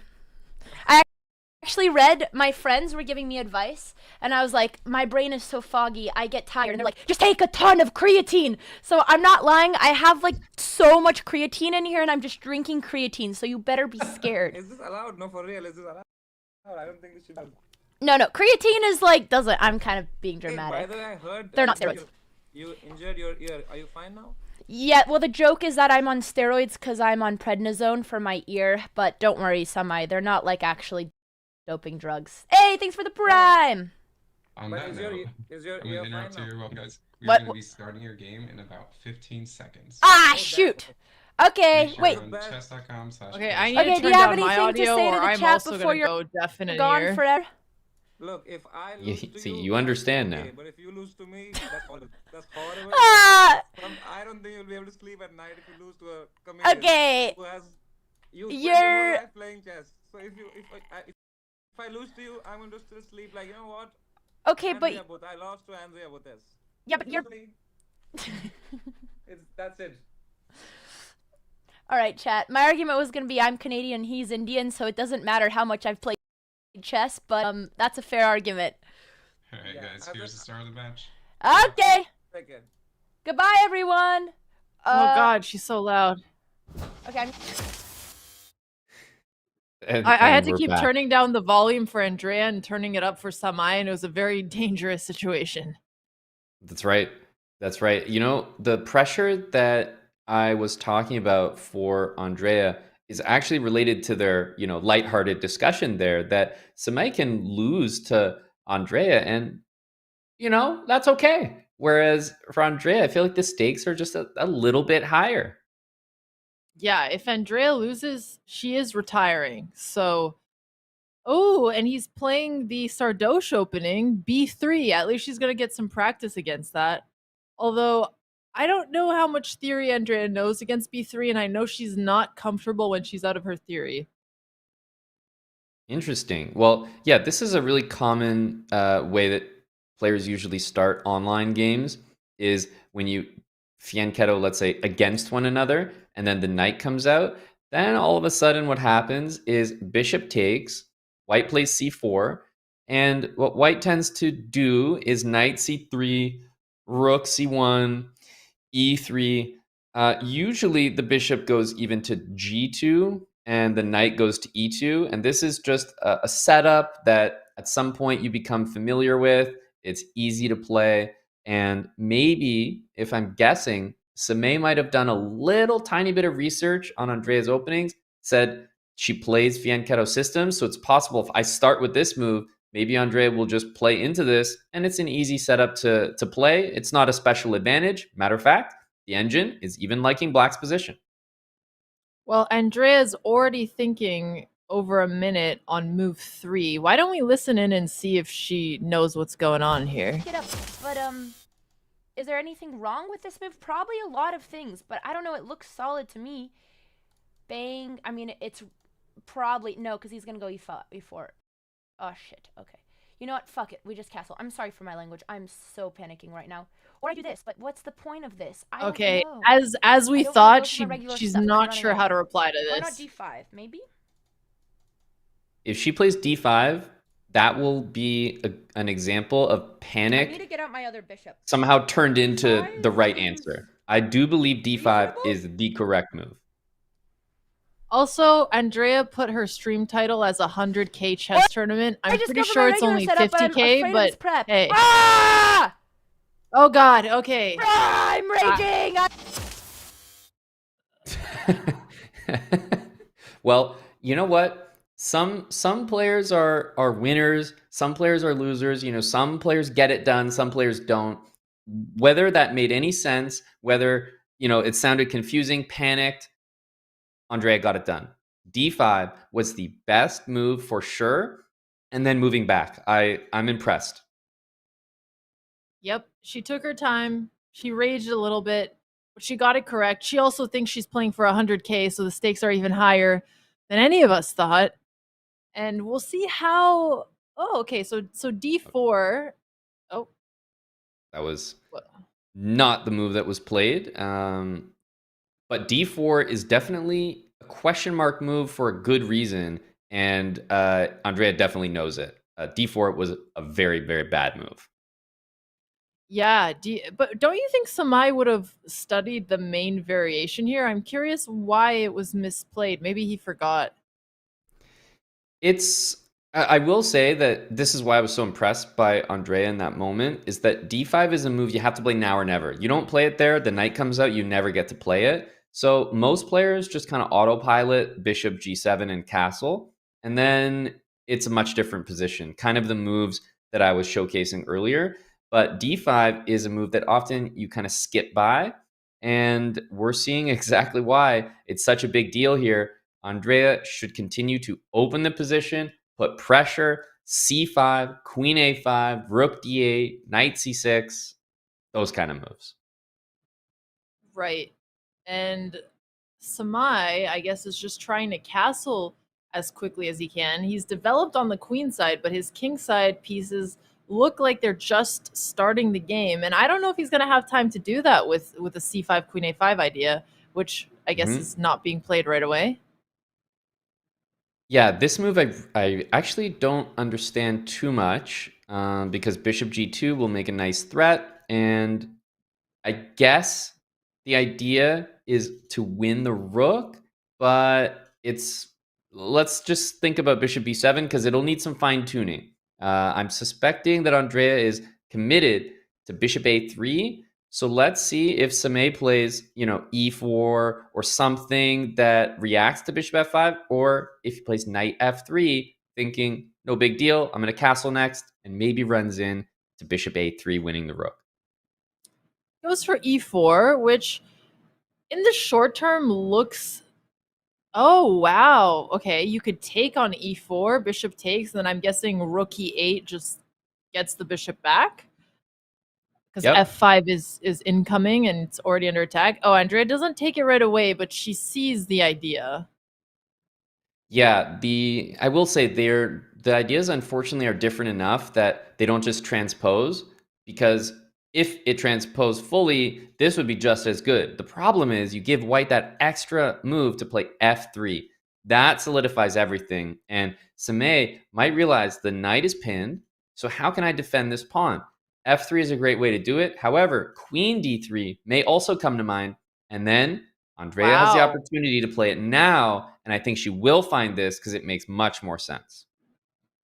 So he did just play queen d3. That wasn't you showing us what he might do. This one is a double question mark, much like the previous one was a double question mark, but this one was not me. Noted. Okay, so let's see if Andrea sees that she could take on e4 here. Although she's looking towards c5 instead, she's more focused on the d4 pin. Which is good. I mean, by the way, the bishop doesn't have to move. So you have time here to play c5, knight c6. But knight e2, knight c5, I believe is what she's angling at here. So now Samay can play knight g e2, which does a lot of things. One, it unpins the e-pawn. It defends d4. It defends the knight on c3. It develops the knight, and it helps white castle. A lot of positive moves involved. Sorry, a lot of positive impacts from that one move. Agreed. The thing is, Andrea didn't just play knight a6 for no reason. Knight c5 is a really crafty way to involve that knight and pretty much just win the e-pawn. So it's hard to imagine a situation where Andrea is not up significant material in the middle and maybe even more. Like knight c5, and I'll just put this move on the board. I think Andrea will play it. Queen to c4, and if I play the crazy move b5, if you take my bishop, I have knight d3, and otherwise the queen is trapped. So this could be a pretty big problem here. Let's see if, first of all, knight c5 gets played, but I believe that she's probably planning it, but maybe we can drop in and see if that's actually the case. I think it's fine. I could start like this, but why would I do that? So I'm going to do this, you do this. Oh, let's see if she sees it. I even have so many tricky moves I could do this, but that's okay. Bang, bang, take, check. Bang, bang, check. Take. No matter what you do, I'm going to take. Okay, No so matter she sees where- the yeah, first half, but I'm not gonna take this b5. no matter what. Yeah, the thing is, Andrea here, has I just a take this pawn that After she'll queen, I win take, you here. take, and I'm So she's focused on that and not looking for more, which is fair. I don't think. Trying to think if there's like any intermediate moves, but there's nothing because you're in check. You're not going to take my bishop. You're not going to sack your queen. There's no tricks for your queen. I mean, this is stunning. Take. Okay, I'm liking this. I'm feeling good about this. I don't know how I got an opening trap in an opening I never seen, but maybe that was like a good line. So was the mistake for Samay when he pushed e4? Because it looked like such a natural move, but all of his troubles started happening then. Yeah, e4 was definitely a mistake. Also, d4 was probably a mistake earlier. The position for white is supposed to be way more solid. This is really loose, and By it's the way, all guys, before white has Samay castled. beat Sardoche, and Sardoche has just beat Masi. So Samay is very strong. He's 17-20, and he might have retired from chess content, but I was really terrified for his prep. Okay, let's start calculating. I think to save time, we need to do that. I mean, yeah, I mean, this is just really good. So after I take, you take, I take, you'll probably... I mean, this is so bad. I don't know what else you do. I don't know what else you do as white. It's always a good feeling when you don't know what you would recommend for your opponent. Oh, wait a second. Yeah, no, it Bang. feels incredible until I mean, you're then like, you oh, lose they this had pawn. a move that I totally If missed. you go back, ooh, wow, this is insane. I do this, I take. You have to take the knight because if you take with the rook, I win the pawn. So I come here, you take here, you take with the rook. It gets tricky for sure. Queen takes this pawn. Wait, no, that's a free queen. What? Okay, no, you take with the rook. I just said I'm taking this pawn. So you're gonna take with the knight. If you take with the knight, queen takes. So, bang. Wait, 1, 2, 3. 1, 2, 3. Okay, yeah, I cannot take this pawn. Do this. Wait, but you're pinned. Just kidding. I can take this pawn. I think I just take. I mean, you got 2 hanging pawns, so I probably take here. Yeah, why not? Of course. Putting the pressure on the diagonal. Okay, you go back, I just take. Is there anything else to consider? This? I mean, same threat. What's the This word? bishop is just a monster. Alexandra, Now I sometimes understand they why have my move you order know, like for this line chaotic doesn't start neutral with and these G6, types bishop of words. G7, but it starts with Andrea's knight one of Chaotic those. good, chaotic neutral. Yeah, I remember Yeah. the diagram. I don't She's remember definitely which one of she's them at. because it sounds crazy. It sounds like it doesn't make sense, but at the same time, she arrives at the right answer so far in all the critical decisions. Knight takes e4, absolutely crushing. I think what has to happen here is knight takes, bishop takes, and then castles just to survive the position. Yep, and people are bringing up Samay's nickname, BM or Blundermaster, but he hasn't really been blundering. It was just a tricky opening where he was making natural moves. So you guys, maybe he's not quite living to his name yet. It is just a tough position and a higher rated opponent. Yeah, that seems harsh because really d4, e4, 2 natural central moves, and then queen d3 to guard both of them. I mean, it's hard to fault that. Andrea had 2 pieces kind of pseudo hanging due to 2 pins in the middle of the board. That's tricky stuff. Yeah, no, it totally is. And we did get a castle from Samay, so good on him. He saw the urgency. He's just down a pawn, and one of Andrea's pawns are doubled. Of course, he also has that isolated pawn on d4, but his position isn't that bad. I don't think it's as bad as the engine is saying. Agree. Yeah, this is definitely the best case scenario for Samay. Really, you almost have to be impressed. That could have gone so much worse. Andrea had much better options, but down a pawn and time even up on time for Samay, this is really, really good considering what it could have been. Yep, and now Andrea's thinking, does she want to trade the bishop on g2? Does she want to keep it on the board? How is she going to continue after? Her bishop doesn't have a lot of great squares to go back to. If she comes to d5, then she has an isolated pawn as well. If she comes to f5, that's kind of an awkward position, whereas white has that nice fianchettoed bishop. So she doesn't take right away, but she keeps the tension with the bishop on a4. She is now freeing up the d8 square for her rook to help put pressure on d4. If black recaptures the bishop, then she takes with the rook, and d4 is really in trouble. So I like that she's keeping the tension here. Yep. The one thing that we say about isolated pawns is you want to control the square in front, so d5, which is why the move queen b6 does not seem like a great move. It's a good move, but maybe not a great move. The simple queen d7 and rook d8 felt correct because you want to control this square before you attack this pawn. In this case, as an example, if I play rook to e1 and black trades, and then you start to bring pieces into the middle of the board, it's not as convincing because maybe I could trade the rooks and push d5, get rid of that pawn. And that is something you don't always want to allow, which is why we keep talking about controlling the square in front of the pawn. I know it feels like a weird concept, but before you go and attack it, make sure it's stuck where it is. Right now, it can still move. Yeah, no, that's actually really instructional. And again, the D pawn is Samay's biggest weakness here. If he trades it off and Andrea's only up a double pawn on the king side, that improves his drawing chances greatly. Here he goes for b4, which is an interesting move. a2 is defended by the queen, so he's pushing the black queen away, which was actually finally doing what Aman said. It was defending the d5 square so that he can't trade off his isolated pawn. Yeah, and if you play queen d5, I would consider it a pretty serious mistake.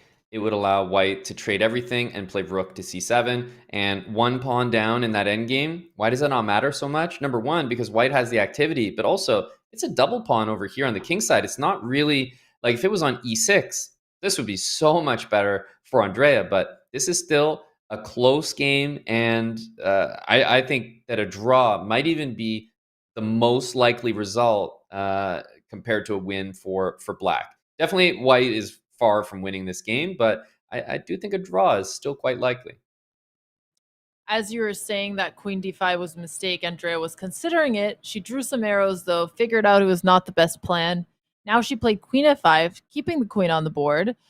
And it's not really about keeping the queen on the board, but it's just not fixing the weakness and opening the c file, like you said. Queen f5, I kind of like the position of the queen. It's holding d5. It's looking towards f2. I like it. Yeah, it's controlling some important squares. Rook d8 feels natural, and Samay is looking to expand where he has pawns he can push, right? You don't want to do too much with the pawns in front of your king, maybe h4 at the most, but I like where he's decided to play. Also, queen c5, it seems weird to trade queens when you're down a pawn, but the pawns are doubled, and it brings us closer to a rook endgame with great drawing chances. And I'm so impressed by Samay's chess progress. He learned how to play during the pandemic because he was bored. He was playing with a lot of Indian chess players. He's a comedian by trade, and he's already almost 1800. He beat Sardoche in one of the games. It's genuinely being incredible progress because he also doesn't have that much time to focus on chess. So, yeah, just want to give him some love for his insane progress. Absolutely. It's really, really impressive because he dominated his group, undefeated, maximum points, and he was definitely not the highest rated in that group either. Yeah, I mean, it's crazy. You see Masi defeated Andrea, loses to Sardoche, who lost to Samay. It just goes to show you how evenly matched this group is. Yep, and styles change everything. The one thing about this position is the time. It feels like nothing's happening, like just kind of shuffling. I really like the move queen c5. It's a tough move to play because it offers a trade, but I do think it's worth considering. Other moves, it's kind of difficult. Andrea's done a good job at preventing both d5 and b5, and for the moment, there's not that much else I can really think about other than maybe queen c5 to trade here. So I'm expecting either queen c5 or potentially rook e2 to try to gain control. Okay, instead we see rook ed1. The computer doesn't like it, not because it's a bad move, but because it misses a better move, unless there's something that we're not seeing here. I do wonder how Andrea should continue here. She is up a pawn, so it was a moment where she can consider trading, but she didn't want to do that because then it would give the open e-file to Samay. So instead, she brings her rook to d8, and she's stopping the d5 pawn from pushing and continuing to pressure the isolated pawn, which makes sense to me. Doesn't queen c5 work here as well, though? Queen c5 is playable, but I think taking and playing d5 is likely what Samay is going to do. Now, this move may not be fully effective here, but I bet that it might be for a reason that we're not expecting. For example, this is why I was saying it's so important to nail down that isolated pawn, because now Samay sees the opportunity. And if you imagine like something where everybody trades on d5, then we're getting closer and closer to that draw. Yeah. Is there any option for Andrea to not trade on d5? She could try rook d8, and then Yeah. white can't capture on c6 because the rook is hanging. Very dangerous, right? You play rook d8, I play d6 and queen c5 and start to get ambitious there. So I do Yeah. think this is all kind of correct, but Andrea understands that, you know what, because these pawns are attacked, there's no rook d7 because it will be defended. Yeah, so she's going to take another pawn, and this pawn is even more important than the one on the queen side because she's going to be able to create a pass pawn. And Yep, so I think here, a critical variation might be rook d6, because if you take the pawn, then maybe I take this one. If you take another, I go back to b6 and take on b7. But now, after this, unfortunately, I think poor check. Now Andrea is really in the driver's seat. I do expect to see a win here for black. yep, b5, and now Andrea can capture the pawn on a4. Samay takes, and then if she takes with the pawn or the rook, Samay wants to get his rook behind her pawns, either on b8 or a8. That's the best chance for him to try to stop it. Yep. And those positions usually are winning for the side up a pawn. In this case, she's up 2 pawns, so it's going to make it even more complicated. Yep. You have to show some understanding, putting the rook behind the pawn. For black, with a pass pawn here, the best place for the rook would be actually where the white rook is, behind. The next best would be beside, and then let's say the worst, but usually the most common, is in front. So, for example, if the white rook moves away, black might play rook e4 to play rook e6 and improve it at least to the side. So right now, white's done just about everything you can in order to try to achieve the draw. And unfortunately, taking is not ideal, but let's let the players play this one out. Maybe we can drop in with Andrea in this critical moment of conversion. Do want to note Andrea does have a minute on the clock, and time pressure is something that she does struggle with, and she doesn't have full confidence in her endgames either. You So attack, I push, you take, I take. You come here, I push. I just have to trade the rooks.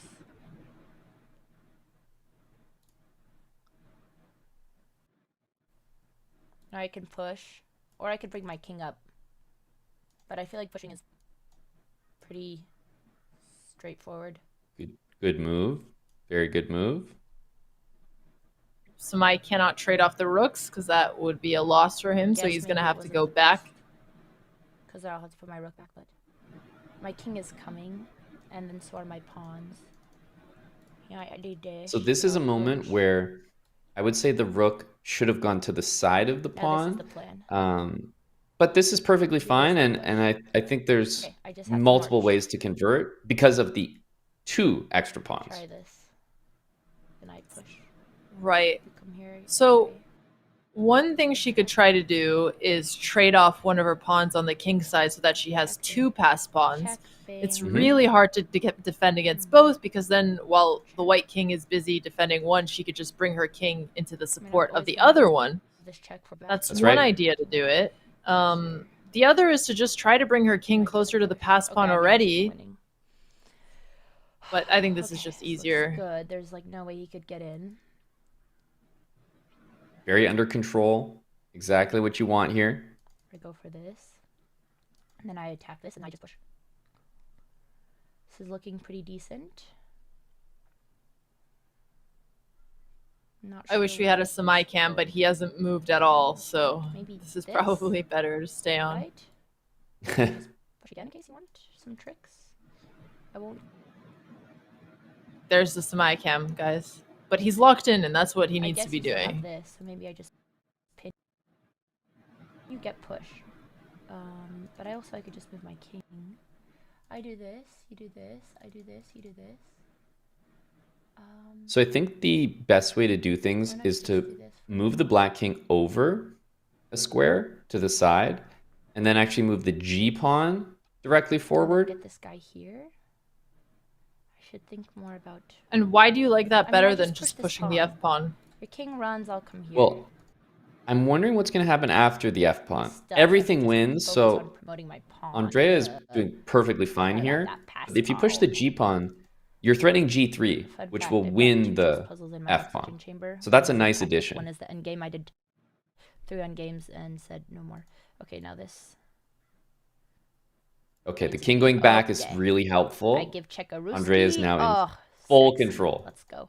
Yep, she's gonna have 3 pawns. I guess you're gonna pin my pawn, but Full control I here. Well push, done. You come here. I've got a rook. No stalemate traps here either. Bang. I guess there could be potentially. If Andrea somehow pushes the pawns, White's king has no square, and then Samay can sack his rook. It's possible. It feels unlikely, but you're right to start thinking about that because of the serious material deficit. Yeah, and Andrea being 30 seconds on the clock. Although, if that happens, just get ready with your volume. I push. You do this. You do this. Okay, I think I have to give him the pawn. Shit. Yeah, giving up a pawn here should really be no problem, because even with just one of the pawns remaining, it's probably winning.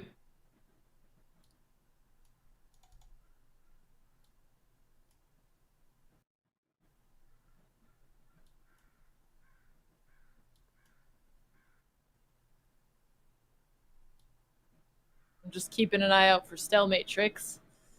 Yeah, None I think yet. this is totally locked up. F2, F1 is just unstoppable. Can't escape because I check and promote. So this is winning.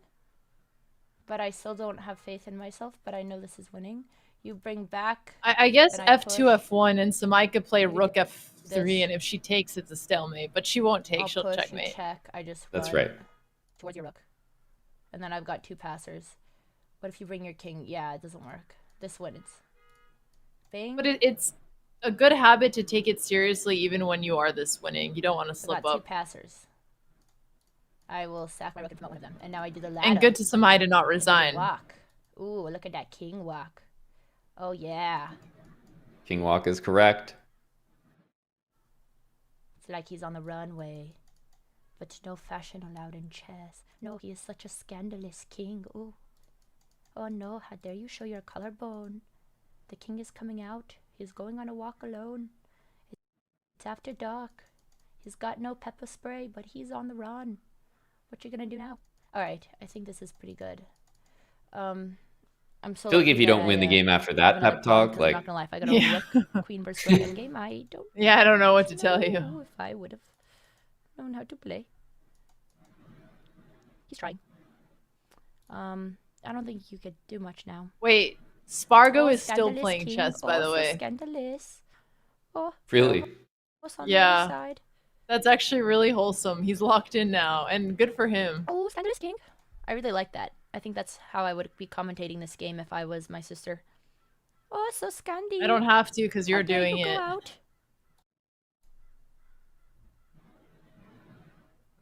I'm really concerned for whoever. Okay, he is realizing that this is not. Rook F3, right? anywhere. That's the move you're supposed to play He's gonna keep after going. queen. Okay. Yeah, Just you to, just might as you know, well try. Your idea, right? Why not What is he try doing? it? Really? Oh, yeah, dude? come on. Oh my god, Really? Samay's crossing his fingers. Do you That's so think funny. Guy was yesterday. That's hilarious. Really? Okay, you should resign now. Okay, well, all right. Don't How give many up, queens should I Samay. Should I get another queen? I don't even know. All right, I would just keep it simple. He can resign. Okay, he's still Don't playing. resign, Really? Samay. This But is I wonder almost disrespectful. This the volume. is We need to work on it. I will say. He thinks I'm going to stalemate. You are a very funny comedian, Samay. You make me laugh. Okay, good games. All right, chat. I need to run to the bathroom. I'll be right back. BRB. Okay, Andrea. Just takes like that, the she was first gone. one. Yep. I mean, Oh, okay. Yeah. Well, if they restarted, Samay should take whatever time advantage he has. Yeah, actually, I'm wondering if she doesn't come back and make a move within like a minute or so, does the game you know what I mean? The game sometimes like auto aborts.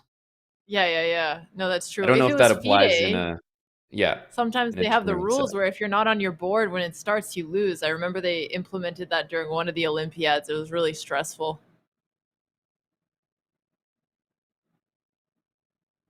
If Chess.com had that for their PogChamps events, so many people would lose just from tardiness. All right. I think we're back. There we go. We have a move, and Andrea. Ooh, a Dutch from Samay. Mm-hmm. I'm curious if Andrea prepared this, but we'll know really quickly whether she tanks for another 30 seconds or so. Interesting. This is, I would say, quite an uncommon move, but it's actually the pretty much one of the main moves that I play. And then you play it with G3, right? Well, it depends what happens, but yes, often with G3. Not usually with this move, but it really depends on black, because if black plays G6, then H5 is very tempting and a lot of fun. But if black plays E6, then because the bishop is so locked in, you know that it's going to B7, so you play G3 and bishop G2 and try to get there before black can put the bishop there, and it's a little bit awkward. Okay, interesting. I can tell from Andrea's expression that she isn't too sure about this plan that she's going for, but I think she's feeling confident from the first win and being the rating favorite here. Yeah. I also think that this is probably rooted in some truth. Like, whether she remembers everything here, I don't think she's playing d4, h4, bishop g5 for no reason at all. Clearly, she's looked at something similar to this or this exactly. Yeah. And I wonder if Samay has still been getting opening advice from Levy. I know last time he messaged Levy. Levy sent him a 30-minute video. He watched it, and Levy predicted all of his opponents. So Andrea might be going up against a very serious opening prepper here. That's right. I'm thinking about just the obvious development, knight f3, knight c3. It seems like Andrea's happy to keep it really solid here with the white pieces. Remember, only needing a draw to advance to the finals against Sardoche. And Chad is asking if she draws this, she wins, right? Yep, that's all she needs here. But I think Andrea's ego would hurt if she drew Samay, who has been playing for a lot less than she has. Yeah, it's all a mental battle as well.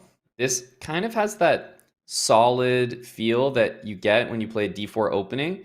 Now, I actually have not seen too often e6 and g6. I was busy saying one or the other. This is both. And you can see why the engine is highlighting h5. Andrea is going to have zero problem playing h5. That's the whole idea of this opening. Then I'll take. I think this was the only trick that I had in this idea. Oh, so she did So prepare. come Very back nice. to me now. Not really. Where's my blanket? This is a big problem here for black. Big problem. Okay. Yeah. What can black try to do here? Maybe bishop g7? He already played. Yeah, taking was what Andrea said. utilizing that pin. Black will probably play bishop to g7, and then Andrea should retreat that bishop to h4. Keeping the tension here. And now it's going to be really awkward for Samay to castle kingside, even though he might have to use Andrea's pawn as a blockader of his own. Yeah, you could play bishop f4 just to keep an eye on the h6 pawn, maybe dissuade castling, but bishop h4 also very, very good. Knights should develop, bishop, and white's king, of course, should castle on the opposite side now that we have all of this information. Yeah, and Samay, I'd say he's looking uncomfortable, but he still hasn't moved. He is locked in. I'm trying to think what could possibly be the best attempt to come back from this from his point of view. Does he have to castle queenside? Can he play like Voyboy, keep his king in the middle of the board, develop his pieces, and try to go castling queenside? Because if he did somehow get out of this, the g6 pawn is overextended. It's doubled. Maybe he could win that back later on. Yeah, I definitely think that the bishop probably belongs on this square. The knight maybe on d7 or c6, the queen out, and then castling. So Samay can at least play the next series of moves fairly quickly because, you know, I think they're pretty expected. But bishop c4, knight c3, queen e2, castles from Andrea will make perfect sense. Yep, and now with d6, bishop c4 is going to come with an additional threat on e6 because it looks like Samay wants to put his bishop on b7 and d7, but he's going to have to deal with that now. Good news, though. We hit 12K in donations towards Lide. Thank you guys so much for those of you who donated. I really wish we could call out your donations. We cannot see them individually, but you are doing a really nice thing, so thank you so much. Yeah, amazing.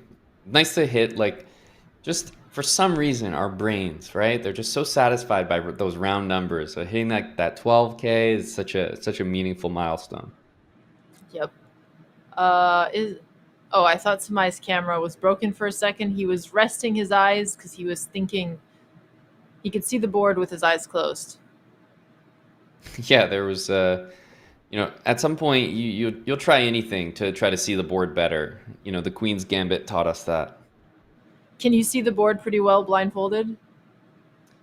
I think so. I can play blindfold pretty well, but some people, they're on another level. They can play multiple blindfold games and retain them. I struggle with that. I can hone in on, I feel like, one direct thing, but it's almost like multitasking with multiple boards. That's difficult. Yeah, no, I don't understand how some people can do a simul blindfolded. Mm-hmm. Andrea's taking her time here. Bishop c4, as we talked about, seems like a pretty easy move to continue with. I wonder if she's worried about d5 or something like that, but that would give her knight a really nice outpost on e5. And that would look towards f7 as well. So he can't really push that pawn. In fact, it might be good to tempt him to do so. Yeah, I'd be really happy to see this. She is actually concerned about it, or that's what she's calculating as I look over to her screen. Yeah, definitely deep in thought when the reality of this position is there's not much to think about because the position is so good. So knight c3, bishop c4, even if you don't like bishop c4, bishop d3 and trying to play e4 is another way to do things. I think that no matter what she does, it will be a good position for white. So she has that going for her. Even c4, perfectly fine. And it looks like we'll get developed like this. Yeah, the only thing she doesn't want to do is castle kingside because she wants that h file to continue staying open, putting pressure on h6. Yep. Knight c3, almost for sure. You don't normally play pawn to c4 without the intention of playing knight c3, so I guess we'll see that. And it is kind of a race to just get the pieces out and castled. It was a little bit of a miss for Andrea not to play bishop c4 because there's not really a good way to defend this pawn. It could be defended, but it would be awkward. So Samay can be happy that I think bishop b7, queen e7, and long castle is going to occur. And then suddenly e5 shows up, and there will be a little bit of counterplay. And someone's saying Samay needs strong coffee. Well, in his defense, it's 4 a.m. right now, Indian Standard Time. And I only recently learned that India has one time zone, which is crazy to me. But still, very late for him. Yeah, you think Did of. you know that, Amon? I guess I could say no. I didn't officially know it. So that's interesting. But when I think about the country and the way that it's oriented, it does make sense. Canada is kind of like very east-west, whereas India is a bit more north-south, which, yeah, you can fit sort of in one time zone a little easier that way. Yeah, no, fair enough. It's a vertical country, not horizontal. That is true. Okay, so Andrea plays Queen A4 here. It's not really doing anything directly, although in a way I guess it is, because it's keeping the tension in the position by pinning the knight on D7, and she's creating space for her king to castle queenside, as well as putting pressure on A7 so that if black ever wants to castle queenside, his pawn would not be protected anymore. Right.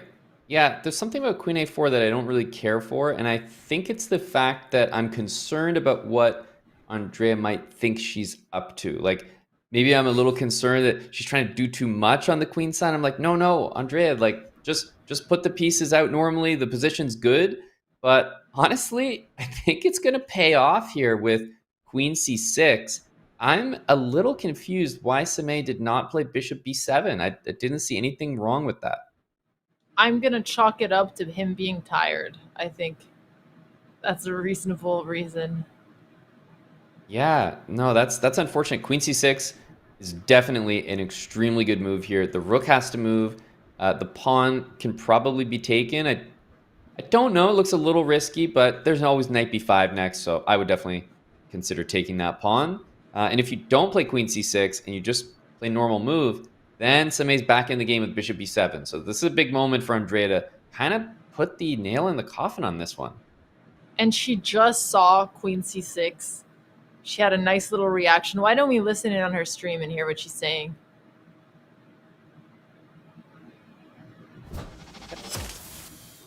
So, I mean, I'm going to be taking one of your pawns regardless. So maybe I prefer taking like this. That was the reasoning. Commentators, I didn't miss the free pawn. I wanted to take it with my knight because I'm a grandmaster. Okay. So if you did Amon, this, do you then buy I do this. that? Now you could defend this. So maybe not grandmaster, but I could still do this because you don't really defend. No. This still works. So then you'd have to go back with your queen. Yeah. I hope that she doesn't buy it either. I mean, he's burning a lot of time. Do you think sometimes you overthink and play worse? I think this move would have been cool. Often. Oh, yeah. Yeah, no, I I do wouldn't regret even that I say, didn't see like, this, but that's a thing that happens sometimes. I think that happens often. I do feel I would like love knowing to myself know, in a position like this, almost like there's studies some that risk that is my an queen doesn't optimal come. time allotment per move. Actually, yeah, I don't know. I mean, okay. So now I have this. What are you going to do? Castle? No. Queen back? Maybe?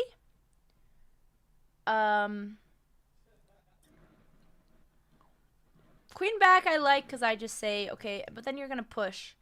Right. So it's not getting that much done. Do you have any advice for not overthinking too much in chess? I mean, you don't have anything, and you're not going to castle. No, so, like, what besides even is do your it. plan?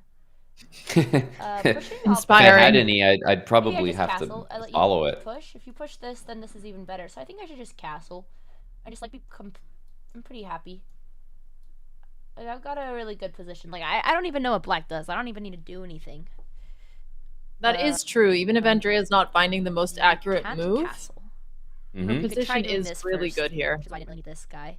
True. But then you create more weakness if you do ever want to castle.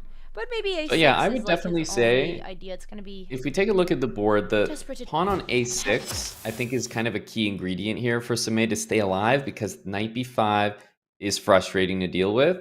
And then I think E5 is going to be the source of counterplay, but you can't castle because you're A pawn. So A6 and then castling is what you want to do. But what I think Andrea is planning, if we just put a couple moves on the board, let's say A6, like bishop e2, castles. I think the move c5 is definitely a scary move to face. So I don't know if this is exactly what Andrea is planning, but I know that she's up to a few ideas that involve kind of almost baiting a6 and castle, because she's been talking about these moves saying, yeah, I'm just going to, develop my pieces. My queen's in a good spot for when black castles. And if black castles the other direction, I think we can all see why that might not be so good. And she successfully baited a6. It has been played on the board now. Do you think it might just be better for Samay to keep his king in the center of the board now? Yeah, so I almost might consider e5 first, just because e5 starts to at least generate something in the middle of the board. I think e5 is a potentially good place to start. What's really annoying, actually, is I'd like to play knight e4, but it's pinned. So I was considering maybe moving the queen and jumping the knight in. But understandably, Samay has done everything right, developed all the pieces, played a6 to stop knight b5 and defend the a-pawn, castled. So now the question is for Andrea, is there kind of like a big punch here, like a knockout blow? Is there a c5? Is there something? Or are you just going to play like rook e1, for example, which is a great move, but definitely lets Samay kind of breathe and get the pieces to good squares. So let's say Andrea plays a quiet move. She plays rook he1. Samay could then play e5 still, give himself a little bit more space. Couple good moves. e5, c5 is another one that I'm kind of liking, and also king b8 as a follow-up to castling queenside. King b8, king b1 are always fantastic moves. So those three come to mind. Yeah. And how much... Oh, I think Andrea just played c5, so we'll see how difficult it is to deal with this move.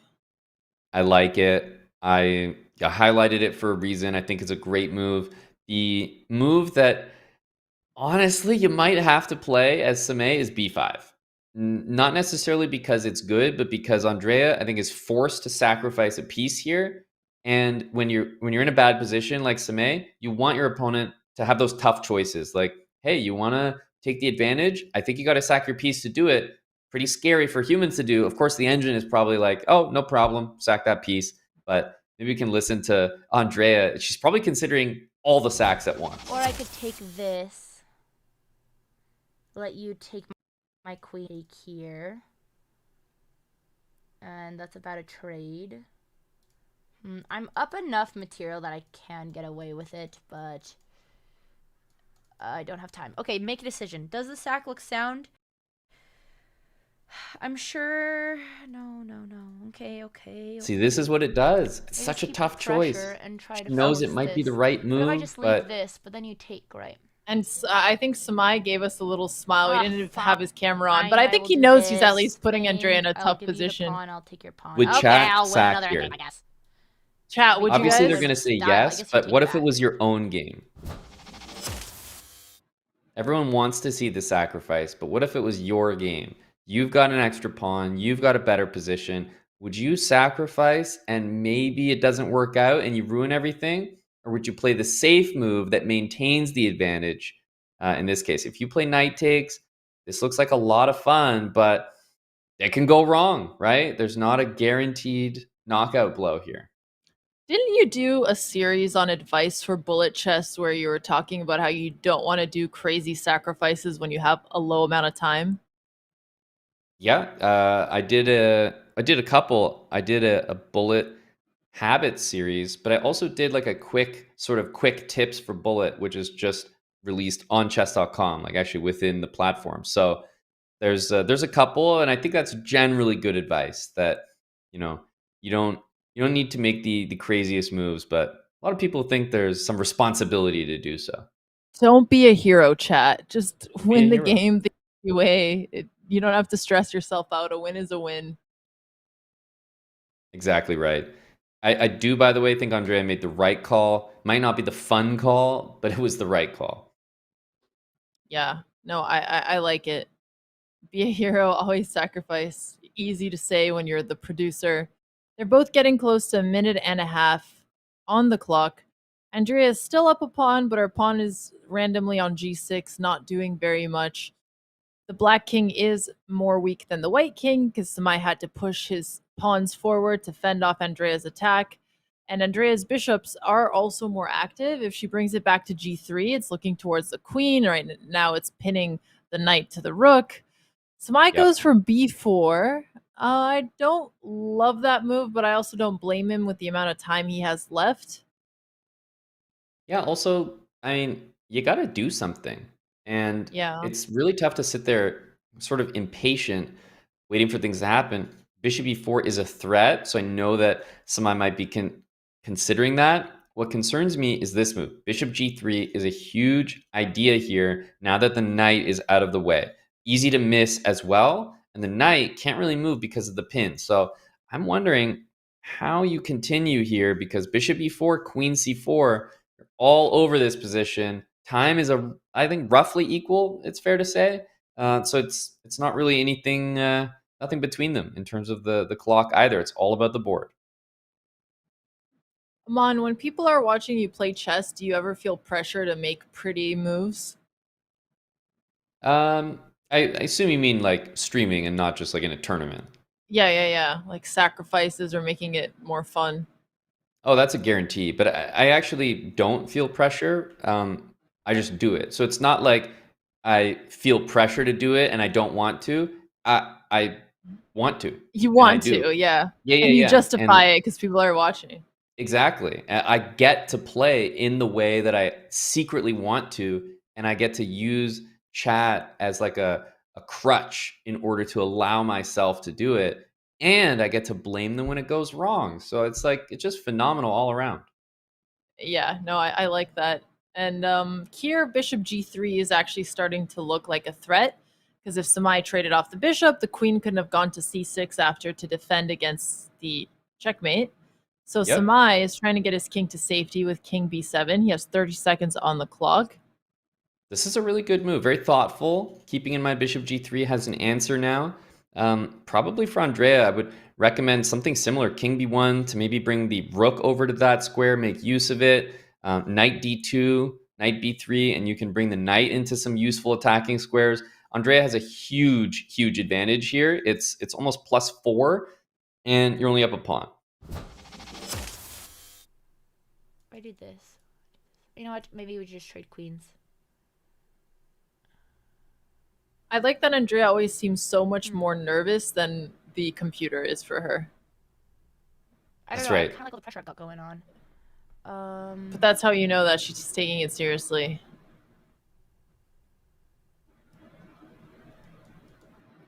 There's no question that rook g1 is an overreaction because who cares about the g2 pawn, basically? But I can understand why she did. I think that's probably trying to be a little too perfect, but it's okay. She came up with a great idea. Knight d2, knight b3, or knight c4. The knight is rerouting in a really good way.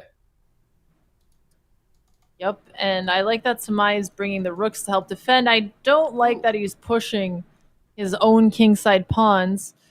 In 20 seconds, though, I like that he's at least trying to complicate it. So, yeah, I agree with the complications. It's really tough to play the position Samay has had the entire game. So I get it. I take check. Coming in with a check is painful because now there isn't that pin on the queen and king anymore. But this is going to open anyways. Where are you going to go here? Take to discovery attack. All right, we got one of those. Okay. That looks pretty nice. Oh, shit. Ooh. Fuck! It's a very nice move by Samay. Very clever. Andrea is panicking a little bit. Should probably just take that knight, but let's see what she does. Panic is real. Panicking a bit is a nice euphemism here for the amount of panic she has. Oh no! She blundered. It's a tough move to see, though. Super tough. Yeah. Played. Oh my goodness! What a find! Queen takes. An unbelievable tactic. Okay, I'm turning down my volume. My goodness. This thing is sticky. He did not play queen Wait, we takes need- c3. Oh my god, I just lost.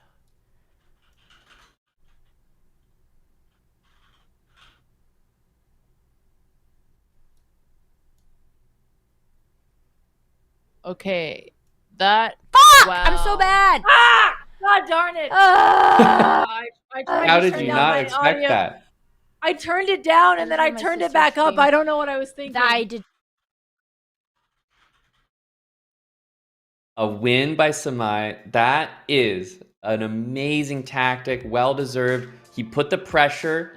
He played c5, and you know what? You called it, Alex. He just wanted to open things up. It wasn't the best move, but it was absolutely the best practical move, and it is tied 1-1.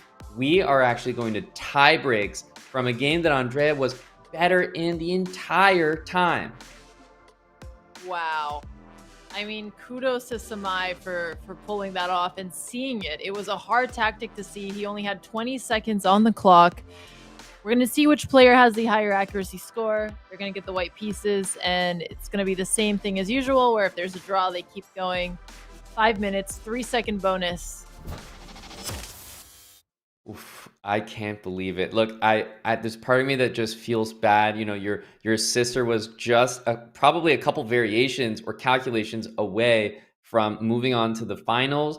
But you yourself said you're always a fan of more chess, and we have more chess, Alex. So there's still a chance for Andrea. She needs to reset. But Samay back against the wall. Position looked bad. Time low. Finds an unbelievable tactic that, you know, you're only going to see stuff like that from grinding those puzzles. And I have something that I personally would not have predicted. Samay actually has the higher accuracy, 81.15%. Andrea's at 78.3%. So Samay will get the white pieces against Andrea. Wow, and I'm wondering which game it was from, because there's a weird thing. I feel like this last game was relatively inaccurate by both, maybe. But sometimes there's a weird thing where you make mistakes early in the opening, and then your position is kind of, let's say, quote unquote, bad. So your move quality from there doesn't have to be super high because the eval is already against you. And so your overall actually ends up being quite decent. And I was wondering if it was one of those, or maybe Andrea, you know, even her wins have been converted just, you know, as much crazy fashion as before. So that's surprising, but means he gets the color he wants. Yeah. And for him, it's getting close to 5 a.m. India time. I hope he took a nap. I hope he's ready to go. He's definitely going to be running on adrenaline now. And what about the prizes, though? Let's be real, Alex. Would you be up at 4, 5, 6 a.m. for a first place prize of $10,000? Because, you know, I could set a few alarms. That's all I'm going to say. Yeah, I would be up there. I would be fighting. $10,000 for first, $7,000 for second, $4,000 for third, and $3,000 for 5. These are crazy cash prizes when it comes to chess tournaments, so you got to take the hit for that. Yeah, there we go. All right. Well, we are back in action. Samay has played the same opening. Let's see. I mean, to play the same opening, Alex, you'd probably have to agree. He's looked at least something. But the move A3 is telling me that's actually not the case. I have to take it back. A3 is telling me he just wants to play this opening, remembers what happened last game, and is changing it. So that's something, but definitely not changing it for the better. You know, this is not how you're supposed to play this. So Andrea has I would say, pretty healthy advantage out of the opening here.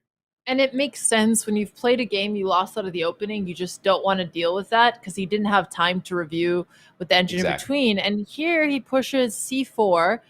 The computer doesn't like that because of D4, which is already starting to close off and take more space for black. If E takes, then you could take with the queen, actually. Yeah. Force the rook to come up to A2. And this is what Andrea's going for. Yeah. That's the right move. As white, if you play knight f3, it's maybe more tempting to take, but black will just respond knight c6, and you're in the same predicament. So knight f3, knight c6. If you play bishop e2, oh, whoa, and queen e2. This is unusual. We have a knight that cannot move. We have many pawn moves in the opening, and then we have developing the queen first. That is surprising to me, but it's kind of worked out. I'm not going to lie. This looks like an opening I would get when I've been raging in Bullet and I'm just pre-moving everything and all of a sudden I have no space. But I agree, it's starting to improve a little bit, although the piece development, yeah, it's not too awkward. I like knight c3, rook d1 first, but it always feels weird to not develop your kingside pieces first because then you don't have the choice to castle as quickly. But there's not a lot of pressure on the white king here, so... Yeah, basically the d5 square is so good. I'll just describe what Samay would like, and TBD if he's actually able to achieve it. But g3, bishop g2, knight probably into the d5 square, and then this knight, you know, if we're being honest, I'd almost love to develop it to h3 and f4, and then castle. Now, if we can achieve all that, you know, amazing. I think white's doing well, but I do think knight c3 is not going to be that easy. There's this bishop coming to g7. There's queen coming to a5. And actually, the queen just goes directly to a5. So we're probably going to need to play queen d2 in this position. Let's see if Samay can make that choice. If we do get into an endgame, however, Andrea's pawn structure is a little bit worse. She does have the bishop pair, but the bishop pairs are more of an advantage when you have an open position, so this is not here yet. Who do you think the endgame favors? Definitely the black pieces. The double pawns are a bit annoying, but they can actually gain some great space with f5. So black will enjoy more space. Yes, things are not fully open, but in general, the center of the board is open enough that I probably prefer the bishops, but I would be very, very careful about my bishop pair. If white can trade bishop for bishop, all of a sudden we might get in a position where white is bringing knights to d5, and I can't get rid of them. Yeah, no, playing against a blockade of knights, especially when they're supporting themselves, is really tricky in the end. And I've talked a lot about Samay's pieces not being developed as much, but Andrea has the same problem. And if she does trade queens, he does at least get to capture back with his knight with tempo. And if Andrea doesn't capture back, she did sort of just lose time putting her queen out to a5. Because now the white bishop is also free. Queen c7, not my favorite move. Why are we going to a square where the knight is most likely just going to bother the queen again? And if we think about how I mentioned developing white's pieces, there was a queen on e2. So Samay has got to move the queen out of the way to make the pieces able to develop, but Andrea has sort of helped out with that check. So I don't like queen a5, and then I don't really care for queen c7 because now it's a race to d5, and I would be looking at knight e2, knight f4, knight d5. I'd be looking at maybe bishop to f3, and well, you can see the same kind of idea, all about that d file and the d5 square. Yeah, and Andrea doesn't have a good way to help defend against the d5 square. Her knight, it would be too slow with ideas like knight d7, knight b6. So I guess you sort of just have to accept it and go on your way, develop your pieces. Uh-oh, she's delaying her castling, and she was afraid of knight b5, which wasn't the real threat. Yeah, it's an understandable move. It's definitely a helpful move, but it's only helpful if we're talking about later in the middle game once everybody's developed. So it will probably turn out to be a good move, perfectly fine. Both sides need to just remember the point of chess, get their king castle to safety, everybody make a good decision, and very tough for Samay to have played knight e2 instead of knight f3 because, let's be honest, knight f3 is the most common, the best move to place your knight. In this particular case, I was interested in knight e2, but I completely understand why we didn't see that. I am starting to get a little bit nervous. I know Andrea doesn't do well with time pressure, and while I still think she's the favorite just because she's a stronger player overall, the stakes are so high for her. She cannot lose to Samay and feel okay with that. Yeah, you're describing it like it's a matter of shame at this point. It's not just a And chess it's game. not because Samay isn't good or it's not incredible how quickly he's gotten to this level. It's just, Andrea's been playing chess for a much longer time, and I'm basically requoting her own words here and Samay's own words. Yeah, I think, Samay makes the jokes in jest when they were speaking to one another about, how crazy, I'll be fine if I lose to you, you won't be if you lose to me. But deep within those little jokes between one another is from Andrea's side. Like, she wouldn't be joking about it if she wasn't a little bit nervous about it happening, which is, a sign of respect to how much better Samay has gotten. And I don't think Samay would be joking about it if he didn't believe there was that 10%, maybe 5% possibility, probably much higher, that it could actually happen. So that, I think, within those jokes is obviously some mutual respect. Yeah, no, and I like that. I think it's the way it should be in chess. You should always give your competitor the most respect possible. And here, the position is looking pretty level. Samay puts his knight on e4 instead of on d5. He's attacking the pawn on c5. But it is a weird square to put your knight, because now he could get pinned by the bishop. Yep, And I I do think don't see where e5 it's was the going. square. Yeah. It's not an anchored square, put it that way. d5, I would have liked to see the knight move from the f3 square. That would really help me play knight d5. But in this case, made a threat, defended the threat. Maybe let's listen to Andrea as the time gets lower and the stakes get higher. Oh, jeez. I mean, you know your sister better than If just you move about this, I move anyone. this. How is her demeanor? Is this have to catch up really panicked? Is this just, as nervous as you should be? I do this. She's a little panicked. She's done well with panic so far. She's found actually all the best moves, so it could work out in her favor. Yeah, I don't think she's gotten to the point where the panic is hurting her yet. I think it's just the right amount of panic that helps you focus more. Got it. Yep. But it won't be that so if she far. had 30 seconds, it would be the kind of panic that hurts. So that's where the boundary is. Okay. A nice pin. This should bishop really still prompt Samay to move the other knight, I think. If you takes, back. Yeah. From here. Yeah, Maybe a that's knight the best f d2 makes sense to or help queen develop, takes. but it feels weird to block your own rook on the open file. I mean, There's just yeah, not that's other queen options. takes for sure, and we just move this. Maybe guy. trade the rook first and then do that idea. That could be a Yep. nice way of solving it. It looks like we might And he see that goes on the for board. it. Okay, nice. Here as here, here as here. There's no other ideas. At this point, it's all trusting yourself. You can't overthink these. You can't calculate your way out of danger here. It's just, there's no big tactics, no big threats. You're just trying to make small moves that improve the position, but nothing more than that. Ooh. Time to activate.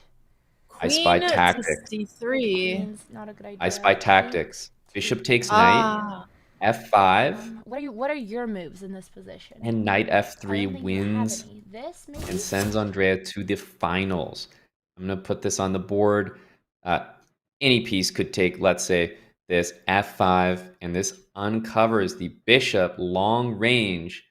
If Andrea finds that, that is a ticket to the finals, and there's nothing Samay can do about it. Andrea's obviously strong enough to win in that position, but is not thinking tactically and actually moves the bishop away from that queen diagonal, which does not seem smart at all, because I'm actually starting to get nervous about Black's king with knight on f6. Yeah, that makes two of us. Uh-oh, man, I don't like this. Okay, knight g4. At least she has an outpost for her knight. She's defending f6. But bishop f8 was kind of just a waste of a move. Where is she going to put her bishop elsewhere? That's right, but she might just get it back where it belongs. I think now it's setting in that it needs to be there. And bishop g7 is a really good move because you know what? It kind of threatens the exact same thing again. And if Samay does not play knight f2, then that is going to work all over again. I am starting to get stressed myself. 20 I don't seconds like- ticking down. Ooh, I don't think that's yeah, 22 ideal. seconds. Uh-oh. But bishops, right? These are really dangerous pieces. Who is more stressed, Alex or Andrea? I don't feel good about either of us right now, honestly. Let's play who's not stressed. Right over here, huh? Yeah. Over here, not stressed at all. Having a great time, as a matter of fact. Knight g5, it looks like a cool move because you can't take it, but I don't see where you go from there. Maybe you put your knight back to f3. Yep, I think king f2 is a really nice defensive move for Samay. The knight probably wants to go back. This move, I'm getting a little bit nervous for Samay that at some point the knights are just going to be bumping into each other in a weird way. This is a good move, and I think it will cause that piece to move. Ooh, Oh. yeah. This will be the Wow. end of the game, I suspect. Well, Andrea's hovering over her bishop. Oh my goodness. Nope, Andrea.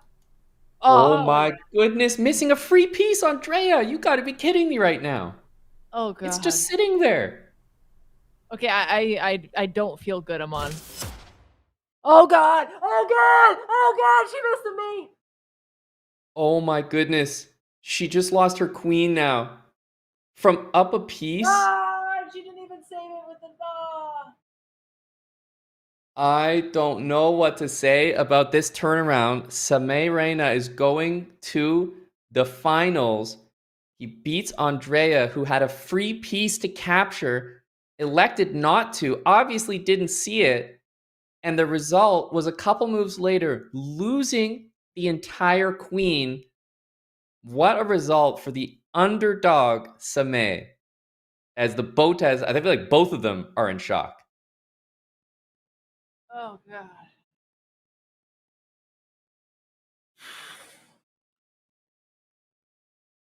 Can we hear what they're saying? Because I can't hear. Thank you so much for joining us. Well played. We are going to be in touch with you in our regular channels. Good luck, Samay. Bye, guys. How do I leave this? Well, that went awesome. I can't figure out how to leave this Zoom call. Hang on. Let me out. I don't GG's, know. Andrea. Bye, GG's. Well done. Oof. You're good. Best of luck. You must take him down. Good luck, Samay.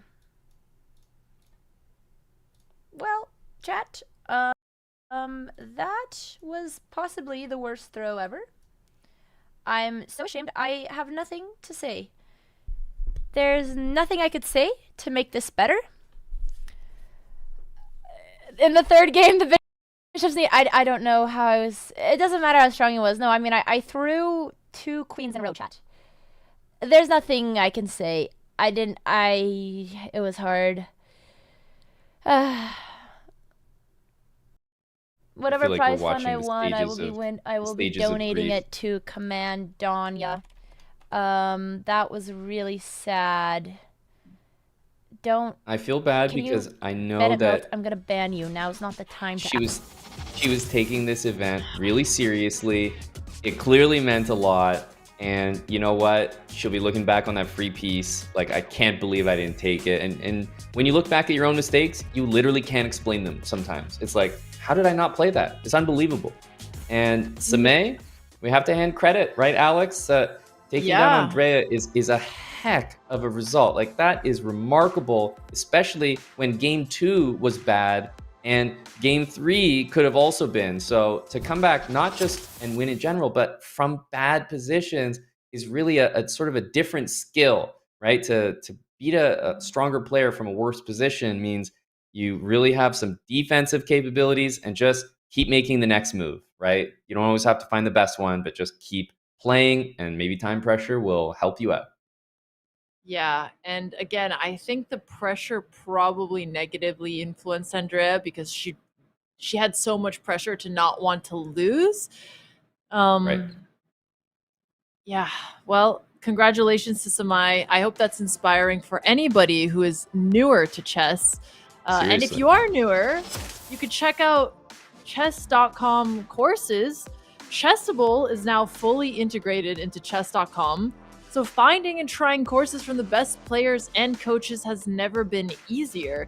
If you want to master a specific opening, deepen your understanding of positional theory, or just absorb the wisdom of Magnus Carlsen, check out go.chess.com/courses or use command courses in chat. Let us know which authors you're most excited to see on chess.com. We will be back shortly with our finals, Sardoche versus Samay Reina.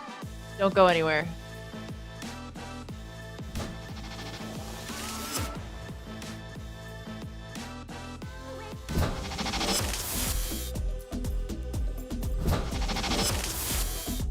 Wow, bro, that's a great question. I should probably know this too. I would say my favorite piece is probably a fianchetted bishop. Probably the knight. I would say the rook. Well, the first thing that came to mind was the knight, because I feel like especially in the end game or middle to late game portion of the game, I feel like the knight can be so handy because people either underestimate, the squares that are dangerous with the knight. So I would say knight, to be honest. 10 minutes. 5. 3, 2. I usually just play 10 minutes. I love 10 flat. I usually play way worse at night. That's usually when my losing streak starts, so I prefer to play in the morning. Usually at nighttime, actually. I always come here into this world at late at night, and I just be playing chess all night with a full community. I'm a night guy. I don't have favorite time of day. Whenever I play, I'm suffering. It doesn't change. Night, morning, it's gonna be rough, but it's okay. I'm still gonna do it. Mainly on my phone. Yeah, I'll do some streaming stuff. Obviously, I'll be on my phone on my laptop when I stream, but I'm mainly on my phone. I usually play on my computer, but I sometimes play on my phone, and I find it to be better with a phone because it's easier for me to get distracted if I'm on my computer. I usually play on my phone the most, with VR chat being the second most. So it's lately it's been back where I play with VR chat here the most. There's a fourth option now, so VR chat the most, and then my phone second most. On the computer. Kind of basic, but I like the Italian because it's like, I don't know, it's like easy to learn for me. Queen's Gambit. I'm a French player. My favorite player is Magnus. Ooh, I have to say Magnus, but I would also say Judith Polgar. Daniel Naroditsky, God rest his soul, and Gotham Chess are my favorite chess players. I've always loved Anand.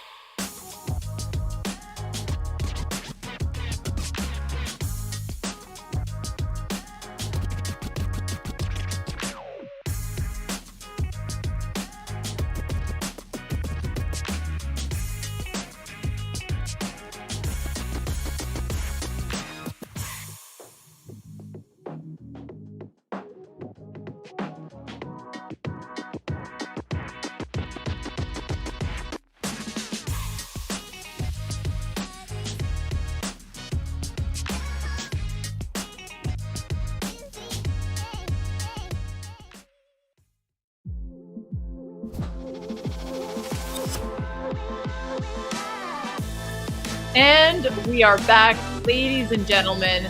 The finale you have all been waiting for. The SuperPog champion is about to be crowned. It's between Samay Reina and Sardoche. Keeping in mind, Samay Arena is really fighting. It is almost 5 a.m. his time. Sardoche has been playing incredibly strong. He just took down Masi. Let us know who you think is going to win. We're going to get started any time now. Amon, how are you feeling? Oh, this is going to be an exciting one because you've got two players here who probably can at least admit that they felt perhaps they might be the underdogs in their matchups. I feel like everyone has been talking about Masi. You know, what incredible chess we saw from him. He finished on top of the group, but Sardoche just came in and didn't really treat him that way during the match. Didn't treat him as someone who's much better, even came back from an incredible mouse slip blunder in the opening. So both players really earned their right to be here, especially, of course, we just watched Samay take down Andrea. I mean, taking down probably the most experienced chess player in the field to get here. And on top of that, Samay was on top of his group with the best score. So both players definitely earned their right to be here. And although there's a rating difference, these are the two best players at the moment. Yeah, I mean, if there would have been a prediction market for PogChamps, Samay Arena would have absolutely been the dark horse here. So incredible. And here we see a Benko Gambit from Sardoche. Oh, and he does play the Benko, actually. He studied a lot of theory in it, and he knows some incredibly tricky lines, I know, because I played them against Sardoche.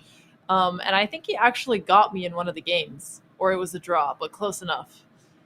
Yeah, and Sardoche is not playing what I would say is the conventional Benko, where you play g6, d6, bishop g7. Instead, a real gambit here with e6. Of course, this pawn black will take back, but the idea is black takes the full center, you know, plays bishop d6, castles, and takes this pawn.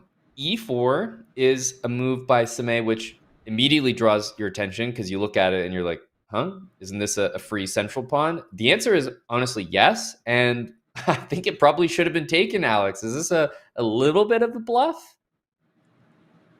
Yeah, that was a bit confusing for me as well. I think maybe it was another mouse slip, as Sardoche would say. Samay at least corrects it after. He plays knight c3, he's defending. And here Sardoche is thinking, does he take back on a6 right away? Yeah, the thing about bishop takes a6, I do think e4 is a move that this entire opening for black is based on not allowing, if that makes sense. The move e4 is hanging, so it can't be played. But because white's been able to achieve it, there's a few differences from the main way that this gets set up. Number one, black's supposed to be able to take this when the e-pawn is still kind of on e2. The second thing is black's supposed to have d5, and the pawn shouldn't be on e4. So there's two big differences, and I think they're actually very meaningful. So somehow Samay has, I think, just a really good version of this opening. Yeah, but it's still really tricky to play against the Benko. Even when you have a better position, you're never fully comfortable because that's part of what the Benko is. You have a slightly worse opening, but you have so much compensation. There's so many tricks. So let's see how it's going to unfold here. He goes for d5. Yeah, so this is concerning. Alex, this is why I was saying Sardoche is not used to this, I think, because d5 is a move you're supposed to be able to achieve in this opening. So of course he plays it, but the way that white played the opening was not correct. And so white kind of got away with something. I think it's throwing Sardoche off just a little bit. Bishop b5, you can see, a very important move to play. It would require probably bishop d7, and having it not played is a little bit concerning here. Sardoche, I think, will be happy to not have faced bishop b5 there. And now he can get out of it. He can castle his king, so that pin is not going to be an issue anymore. Also, I'm getting word that Sardoche is also playing really on an early time zone right now. He's in South Korea. It is 8 a.m. for him. Oh, wow. I gotta say, neither of them strike me as morning people, so this is definitely a struggle for them to both stay awake, I'm guessing. I mean, yeah, like, are any who is a morning person in the maybe PogChamps sphere, online personality sphere? Who strikes you as a morning person? I can't say we are the most well-adjusted group of people. Chess players in particular. I know a lot of them that wake up at like 11 a.m., noon or so. But coming Yep. back to the game here, Sardoche pushed d4 here. He was trying to defend his d pawn because if Samay took the knight, he'd eliminate the defender and d5 would be hanging. Oh, Right. interesting. Okay, so Samay is going for some tactics here. It doesn't work probably because of a move like bishop d7, which defends the knight and creates discovered attacks. Yeah, I mean, to be honest with you, I would even consider just taking and playing bishop d7 and then continuing to take. Like, that's always an option, and it looks like a pretty decent one. So if that's even a concern, on top of that, you also have bishop d7. But I do think that was missed there. Pawn takes knight. Bishop d7 played, but now, of course, we do have that possibility of saving the knight. Not to mention bishop b5. Suddenly, it's not the exact same thing. Okay, so do you think the best move here is bishop b5? I'm liking bishop b5. Yeah, it seems solid. Maybe safer might be bishop takes knight and some kind of knight d5. But I have to say, bishop b5 it feels pretty good because if you take everything here, the rook comes into the center, which applies really nice pressure. Okay, yeah, so bishop b5 or bishop takes f6. Are there any moves that look normal that are just bad? Something like knight b5? I can't imagine him playing his knight into a pin. Okay, bishop b5. Nice. Yeah, this is a hanging knight here. So Samay's demonstrated over the last couple of moves the ability to find these in-between moves, these moves that are not that easy to play, because if you think about chess like in its simplest form, okay, the knight's attacked, got to move the knight. But, Samay's taking it to that next level, sees the knight's attacked, and makes a counterattack on the black knight, and continues to do that now. So Samay is finding a level in this game right now that is honestly required, probably if he wants to beat Sardoche. So now Sardoche has to decide what's the best variation for him. Should he take the knight? Can he try to defend with a move like rook c8? Is he in a really disparate situation where he has to play something like knight b8 and just trade off? He does have a few options. Maybe castling? For Castling white, would be interesting. Yeah, I'd like to rook c8. Makes sense to just guard that knight and kind of renew the threat of this. The more I look, the more I'm not liking taking the knight because of bishop takes and rook d1. And it's actually been played on the board. And as I say it, yeah, it does have a question mark tag on it. I do think that this really favors Samay, but let's see how all the calculations work out. Yep. So bishop takes c6, queen takes c6. You cannot play queen d7 because the rook on a8 is hanging. If you play knight d7, that does work for now. And the bishop on g5 is also hanging for white, so they'd have to figure out what to do there. Yeah, I can put a few variations on the board. Like in this position, if you imagine the capture, and then maybe the knight goes back to d7. The honest truth here is that you could play a move like queen e6, which 100% locks down the pieces. You could also, I'm willing to bet, castle and say, go ahead and take. Not only can I just simply recapture because the rook is loose, but even a move like rook e1 and rook d1, just like bringing all the firepower in, knight e5, like this is just an amazing, amazing continuation as well. So I think that Samay is genuinely on pace and takes rook d1. Has happened, by the way. He's actually on pace to win this game, and let's see if he can win some material as well. Wow. Well, we didn't get into the variation we looked at. Instead, Sardoche is trying to castle away. But here he's actually losing a piece. After bishop takes f6, if he recaptures with the bishop, then d7 is just hanging. If he takes on c6, then queen can take, and the queen is under attack and he's up a bishop. But honestly, this works as well. He's just trying to have it so his queen isn't under attack after bishop takes c6. Yeah, there's a few tricky variations here. Like if the white queen ends up on c6, black sometimes has queen takes d1. Knight e5 is definitely going to be incorrect here. I can understand this, but there's a couple things that are not working. Number one, the king's in the middle. This is the giveaway. This is the real issue here.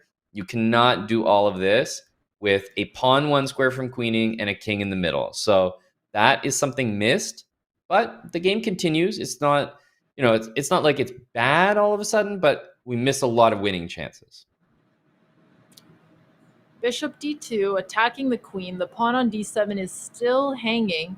A move like queen c7 would help defend the bishop on d7 and put pressure on the knight on e5 as well. So that might save him. But then you have to think, what happens if white makes a move like knight f7?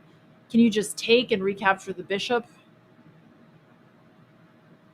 Yeah, there's also the rook on a8 hanging, right? There's like so many things hanging in this position, and on top of everything is b1 equals queen. So you can never have, your pieces move too far away. This is an absolutely crazy position. I don't know who it's going to favor, but if the best move is bishop f4, I can just go ahead and say I don't think that move is about to happen. Yeah, I don't know about bishop f4. If Samay plays bishop f4, you just gotta hand it to him at that point. That would be a crazy find. Yep. And even still, I don't imagine that, because we can see the evaluation is about equal. The bar is right in the middle of the board. So imagine that. Finding an incredible move like bishop f4, and what's your reward? Equal. Yeah. No, I mean, when the computer eval is dead equal, it's either a position that is dead equal or that is so imbalanced and so crazy that it's complicated in ways that is very hard for us humans to understand. Yep, exactly right. We definitely have the latter here. I think a more human response is probably knight takes on d7, or bishop takes, for example. Bishop takes runs into queen takes e5 check, which is why I thought of knight takes. Rook takes f7, bishop takes a8 is where I think we might be going with this. Because if you take back on f7, I think you're pretty close to losing, because you don't want to lose two minor pieces and only win a rook. Yeah, definitely not. But then, even if he does take on a8, the position is starting to swing towards Sardoche because Samay is behind. He has to castle, and they both have two passed pawns, but Samay's passed pawns are double pawns, whereas Sardoche's are actually pawns that could get connected. Ooh, and that is not a good move here. No, it's really difficult to play knight f7 and then take the rook. I mean, that's quite an advanced tactic, I'll say. But look, we still have a fight. It's just that bishop takes c6, you win two pieces for the rook. The bishop's defended. I don't think this is the way you want to play. Even queen e5 check and then bishop c6 may be just the most correct move here. So this is a mistake. Black is... You'd think that black is only slightly ahead. I think black is really far ahead in this position, and I don't like this for Samay anymore. Yeah, you can't capture the bishop on e7 because of the rook forking the queen and the king, so he has to castle and get out of here. Bishop e6 is almost winning a queen if the bishop on e7 was defended. Yep, you could try to set something like that up. What do you think is the most lethal plan forward here for Sardoche? For black, I don't think there's anything lethal, if that makes sense. Like, I think the position and the material is what's lethal. So as long as we kind of defend things, like just capturing pawns, maybe try to connect these pawns together, just make sure you don't blunder these pieces. Based on the material count, you're just ahead. So I don't think you need to do anything crazy. One of the reasons why I like this move is it's easy to, I don't know, underestimate. Maybe you play something like bishop c3, and you're thinking, okay, this is a nice double attack. Black plays the move bishop e6. and you freeze for a second because you're like, wait a minute, am I losing my queen right now? There's bishop takes h2, but fortunately that funny a pawn on a6, the pesky pawn, is bailing white out with queen b7. I think a crazy move was just played. Bishop h6. Samay is saying, hey, you can't take my bishop because I play queen takes f6 with check and also attacking the bishop on d6. But Sardoche doesn't have to take the pawn. Maybe your plan here could... Okay, so he takes on h2, which is defending the knight on f6, but also this is kind of a funky plan. It is. Samay gets a lot of credit. Okay, I don't know what's going on here. I was going to say Samay gets a lot of credit for bishop to h6 from me. That's a really cool move. It's a resourceful move. Bishop takes h2. If the king takes, I think knight g4 was kind of the intended move, but what was becoming more and more clear to me was that the bishop would be hanging in the end of a lot of those lines. So we have a double exclamation mark on the board, but this is and remains the craziest position that we've seen in a while. Yeah, and now Samay actually has to move his bishop back because the threat is to take on h6 and threaten checkmate on g2. Don't know why he didn't take the bishop. Both of them look a little confused or tired. Yeah, those expressions from both are the perfect example of what is going on here, which is, I don't know what's going on here. Sorry, guys, my camera will be back. It's just not turning on right now. I think it needs a second to cool down. And yeah, it's also getting heated from these crazy games.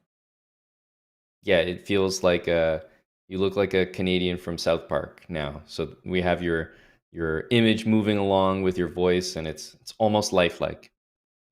My dream. What about bishop g5 here? I guess feel it like doesn't really... I'm speaking to some omnipresent, it's just like a voice from above. What do you think of bishop g5? 5. What do you think of bishop g5? 5. I think that's a great idea. Brain? No, that's a pretty good impersonation. Maybe we should both have this kind of animation. Hey, my job's a lot easier off camera, I'll tell you that. No, that's true. Sardoche is an engineer, by the way. Yeah, I don't know if now's the time to ask him, but I appreciate the intel.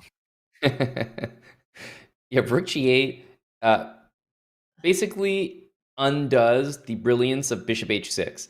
It's almost a shame that Samay didn't get credit for a double exclamation mark on bishop h6. I thought it was very resourceful and a really good attempt. Let's see what happens here, because I'm not sure that this is going to be enough. There's just no trickery on, the h6, g7 squares. I'm not seeing it. Yeah, and the time pressure is not going towards Samay's favor either here. There are some tricks, though. He could retreat his bishop and try to play... He can't even play g3 because his pawn is pinned to his king.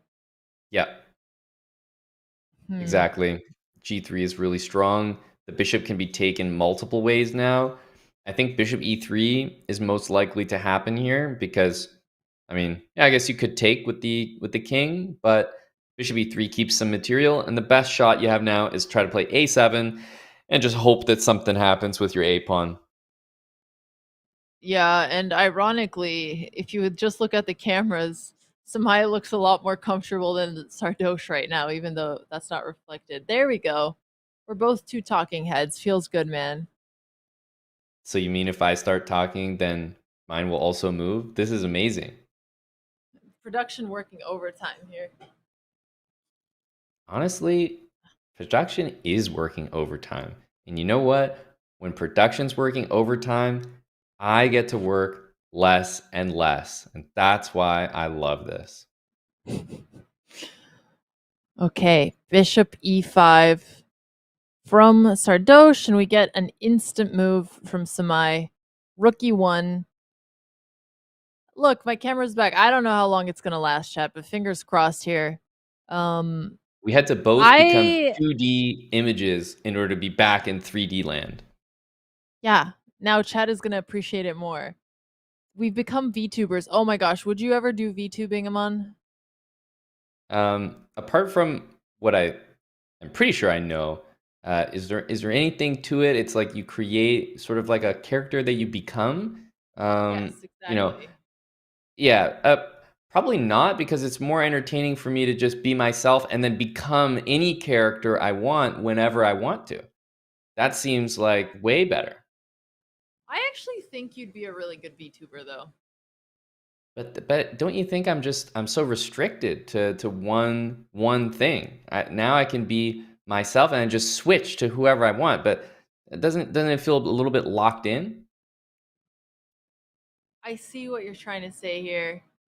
Maybe one day we'll get Amon the VTuber. If we hit our donation goal of $50,000, we'll get Amon the VTuber. Does that feel fair? I'm not sure that it does, actually. If I'm really thinking about it, you guys will never see me again. Isn't that kind of like a life commitment? Kind of like Wait, being like a blunder. I was Uh-oh, pointing out Rookie C3. 8. I was pointing out Rookie 8. Samay with the insane comeback. Sardoche with the hand on the head. There's no way out of this. Is Samay BM the blunder master because he makes other people blunder? Seriously, he thought of this move. I guarantee it. Then he said black makes a queen with check. So he played king h2, and he was setting this up the entire time. So tricky. And I think Sardoche cannot believe it. There's just, if you play queen a8, then queen takes checkmate. You play queen d5, then rook takes checkmate. You play knight f8, well, the rook takes, and we have the same problem yet again. There's no way out, and he's in complete shock right now. He's in disbelief that his winning position could be undermined in a single move. And you know what? This is one of the most shocking things to ever happen in chess, that you have an advantage the size that Sardoche did. And it's not just, oh, you blunder into maybe a worse position. You blunder into forced mate.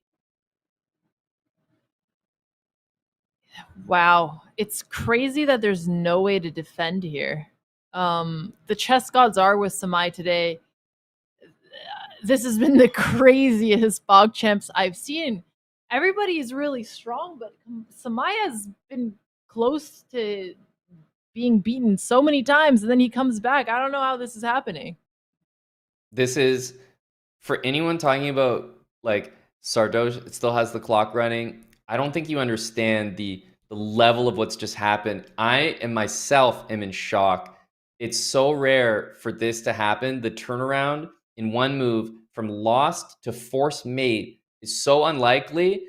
I would be in shock as well, just unable to accept it. Sardoche is, he's sitting back in his chair. He's not even calculating because he knows it's over. He just can't believe it.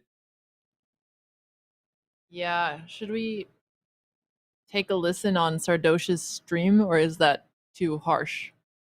That's what we do here, right? When Andrea lost, we were straight in. So, you know, that seems just about right. Bon, c'est pas grave. C'est pas grave, c'est pas grave. C'est my bad, bon, Yadam prend G8, évidemment. Il va le voir, s'il le voit pas, c'est très grave. Ouais, évidemment. J'avais gagné, je suis vraiment une merde. Oh là là. You know what? I'm just gonna call out, c'est pas grave is what he said. You know, it's not bad. It's not the worst. He called that out when he mouse slipped, and he proceeded to win that game. So I feel like that's his lock-in phrase. That's his, you know, you can call it what you want, but I really think that he's finding a way to carry on from really tough moments. This is just going to be yet another one of them. Okay, and now he is doing that thing though where he's blitzing his moves, which makes me think he's still tilted and perhaps c'est grave, you know? Yeah, the reality is, of course, it definitely is. But if you tell yourself that it's fine, then it just might be fine. Well, I'm on webcam. I look a little grayscale. Aman and I look like we're completely two different colors, and that's all right.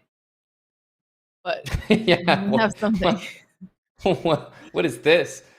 It looks like we're from different. Honestly, it looks like the day that they invented color on TV, and they're like, this is what it used to be, and this is what it is now. Amazing what the human race can accomplish. Exactly. But okay, coming back to this position, what is even going on here? Okay, so somehow Sardoche has his knights on very unusual squares at this point in the game. He doesn't recapture with the knight from the rim. He brings in his bishop, which makes sense. He wants to develop, look towards the black king. Whose position is better here? Probably Sardoche's, because he has his knight on an outpost. Black has a backwards pawn on d6 and an isolated pawn on a6. So a slight advantage for Sardoche, I'd say. Yeah, and not that this is anything intentional by Samay, but the reality is he's a slightly lower rated player than just about everyone he's been competing against today, and as a result has been playing off the back foot for the majority of his matches, which that's just the way it's going to be when you're a lower rated player sometimes. And the best thing, the skills that Samay has is he's playing all of these positions to the very, very end. And that last one, he didn't quit. He didn't even just keep playing just to play. He was playing on and creating ideas and truly not giving up on the position. And we might need to see that again from Samay here, because I do like the opening, and it's quite possible that knight takes f6 and even queen d5. You start to get ideas like bishop f7, queen d5. There's some loose pieces here for Samay. Yeah, for bishop e7 to have a question mark just shows you how cramped and hard this position is to play for black, because it's such a natural move. You're just developing, you're preparing a castle, but pushing the queenside pawn so early like he did has created those weaknesses where his knight on c6 isn't defended anymore, his pawn on d6 isn't defended anymore. But Sardoche just goes for the castle, which is okay, but he did not take advantage of the mistake, and now it's not going to work anymore. Yeah, I think the reason we're still seeing this blue arrow is not, a groundbreaking tactic, but just something simple. You want to control that d5 square. You want to get your pieces there. If the bishop, for example, moves in, the knight could use c4, maybe knight c2 to e3 to fully back that up. And also, the knight is attacking the e-pawn. And eventually, I am going to take it. Yeah, and do you think there's any adjustments Samay should make to his game that would give him, let's say, higher chances to at least draw? Or do you think playing for a draw is playing for a loss? No, definitely don't adjust, especially when you're playing a higher rated player. I would say that playing for a draw is something that most, pretty much unless you're an IM or above, most people can't do.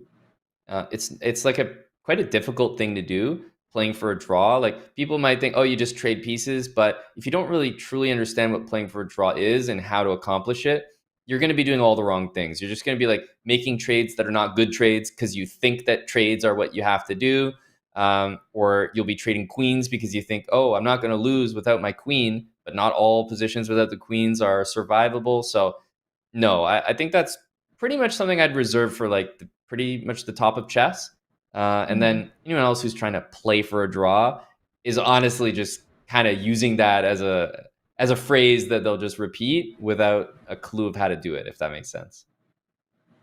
I think that is really good advice here. We've had rook e1 from Sardoche, which doesn't do that much right now, although it defends the pawn on e4. Perhaps he could have defended the pawn in better ways, but honestly, I actually think it's solid, even if the computer didn't like it. Samay also activating his rook. Sardoche pushes it, not because it's under attack now, but so that he could develop his bishop and that his bishop isn't tied into the defense. Exactly. Yeah, and I think this knight activating is going to be the difference maker. Whether it's to e3 or bishop d5 and knight c4, the knight needs to join the game. Black has the more standard position. All the pieces kind of developing in normal looking squares, and the knight even jumping into a central square. I think Sardoche has the better position, but it's a position that you have to work a little harder to prove. Knight c2 here would be my choice. Trade that knight off and, basically enjoy a position where you got a backwards pawn and white has a potential outside pass pawn on the queen side. And Samay doesn't have a choice here. He does have to trade knights because if knight takes d4, even if he protects it, he cannot have those two doubled pawns on the d file. So he will take on c2, and then he has to decide where he wants to develop his bishop and at what point. He can play bishop e6, he could try bishop e7. Where do you think he should develop his bishop? Ooh, two good options, but at this first. point, yeah, I don't see the benefit to doing it first. So I really like that Samay forced the bishop to move up, and now either bishop e7 or bishop e6 are perfectly good moves. If the pawn takes back, not only do you support the center, but you also open the f file, which I think is probably a good thing. Advantage Sardoche, but we're talking about a very, very small advantage, and I think it's completely disappeared, if I'm being honest, because I do not like pawn captures on d5. I would have wanted queen or rook to d1 or capture the bishop. And Samay sees it right away. He takes the bishop on d5. I think he did want to get rid of the tension in the center, so that makes sense. And now f5 is played. Finally, Samay has some space, and he's starting to use it. The rook on e3, which was supposed to help white create an attack, is now going to give Samay an extra tempo with f4. He could play rook h3, which blocks the f-pawn from moving because of the queen h7 threat. Maybe the rook will get misplaced at some point, but for now it feels annoying to deal with.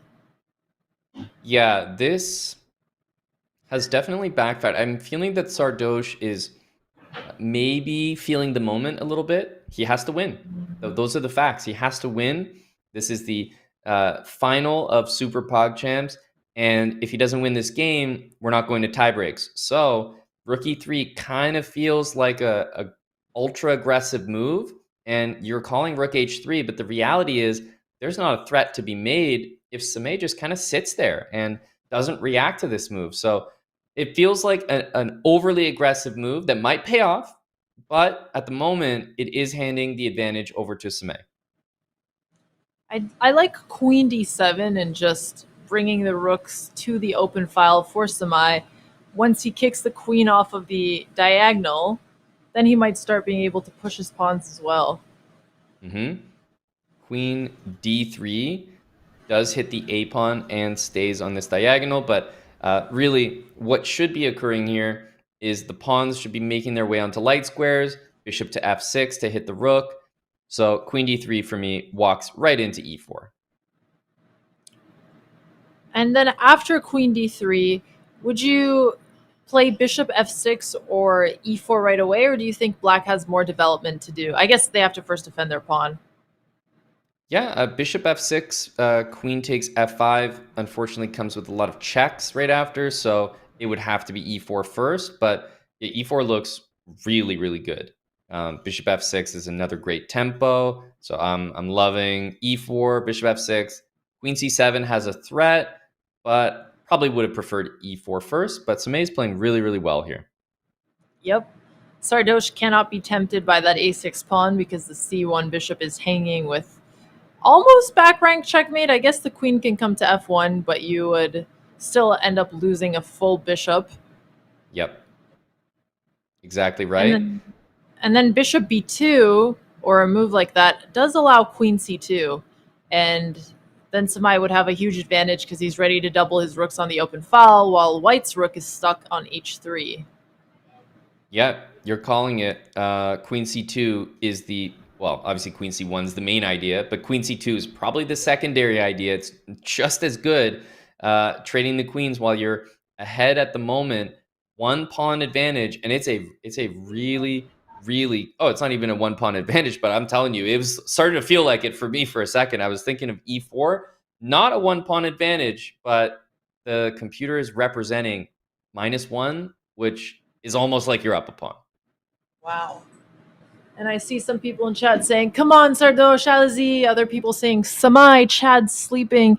It's really good to see fans of both.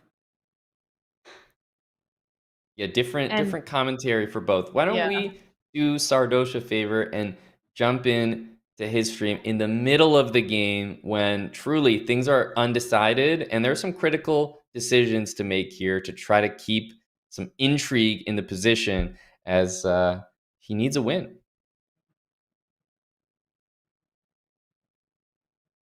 We don't have to, just a thought, like just came to my head, but now skip it actually. Okay, bishop e3. Question mark from the computer. Queen c3 is an interesting move. Yeah, Same idea. I guess Want to Sardoche. trade the queens. Yeah, so Sardoche can try to keep his queens on, but he has to play what? Queen d1. Queen f1 looks too weird. At least Queen d1 is supporting Rook c1. Mm-hmm. Or honestly, either of the moves. Queen d1 maybe has Queen h5 in the sights, so probably if I had to pick, I'd play Queen d1. And if you keep trying to trade queens like Queen c2, then Queen h5 looks great, and after h6, I'm telling you, I'm thinking about sacrificing there. Yeah, I wouldn't hesitate. I would take the pawn because it feels like you're winning. At worst case, you get a threefold repetition. Okay, so deep in thought is Sardoche, but you know, I really don't want to hear his thoughts right now. I think we should stay here and just guess what he might be thinking instead. Queen f1. This makes sense. Well, Right he decision. saw the main point. It's slightly worse than Queen d1. As you've been saying this entire time, you want to be finding moves that serve more than one purpose. The queen looking towards h5 was one of them.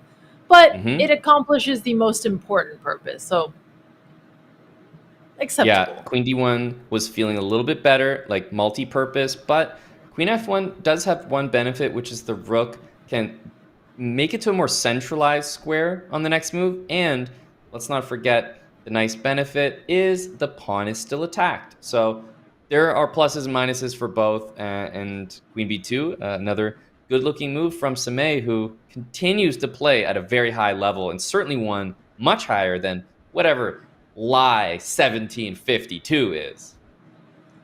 Yeah. 1750. What would you guess Samay's actual rating is? Oh, probably very competitive with some of the people here. If we're seeing 2000s, easily 1850. You know, that goes without saying. It does feel like, you know, Samay was the objectively, you know, maybe weaker player than Andrea. Andrea was just over 2000. Sardoche kind of the same. So just a different style that I'd probably say could easily be at 2000, but is currently maybe just 1800 plus and rapidly improving. Yeah. And here, he is making space for his rook. His rook could potentially come to a square like c2. The only thing with a move like that is it looks good. It doesn't do something right away, but it gives him space to double his rooks on the c-file. Yep. And the time is starting to matter. It's 3 minutes, 20 seconds for Sardoche. Needs a win. You start to get desperate. That's just how things work. When you're looking at this position, you're seeing that the rook's attacked, so your queen can never do anything aggressive. A4 in order to try to fix that. Yeah.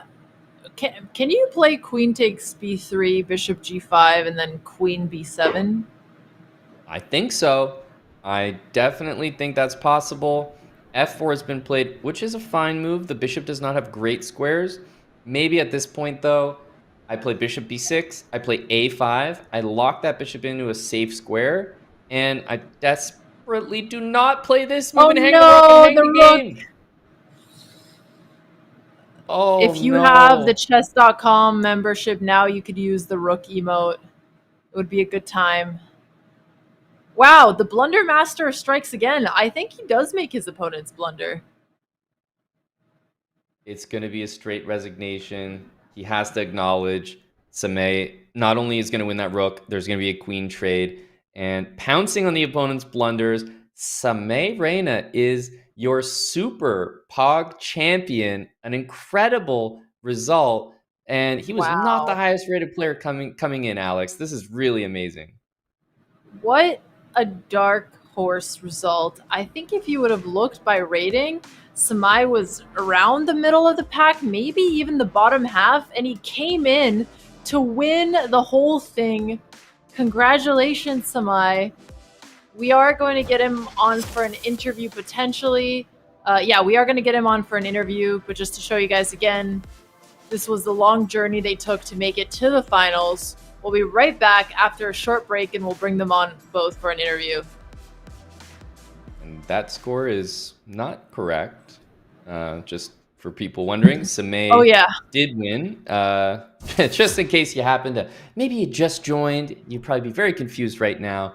But Samay actually just beat pretty much every strong player in front of him. Beat Sardoche 2-0.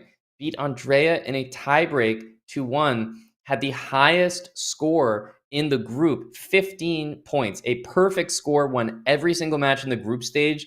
So when you really start to think about it, it's just incredible what Samay has done from start to finish in this event, beating Sardoche and Andrea in the finals, semifinals, and then beating everyone in the group stage. A flawless victory. Yep, hats off to Samay. Sorry guys, don't worry, the camera's coming back in, but nothing takes away from this incredible performance. Yeah, so, I'm impressed. I think Samay has a lot to be proud of, especially, at this time in the morning, right? We're quite early or late, depending on how long he's been awake, but totally deserved. And Sardoche, gracious in defeat, had to acknowledge, you got me on that one. A couple blunders too many. Yep. Well, guys, don't go anywhere. We are bringing them in. If you have any questions you want to give Samay or Sardoche, put them in chat. We'll be taking a look and we'll be asking them.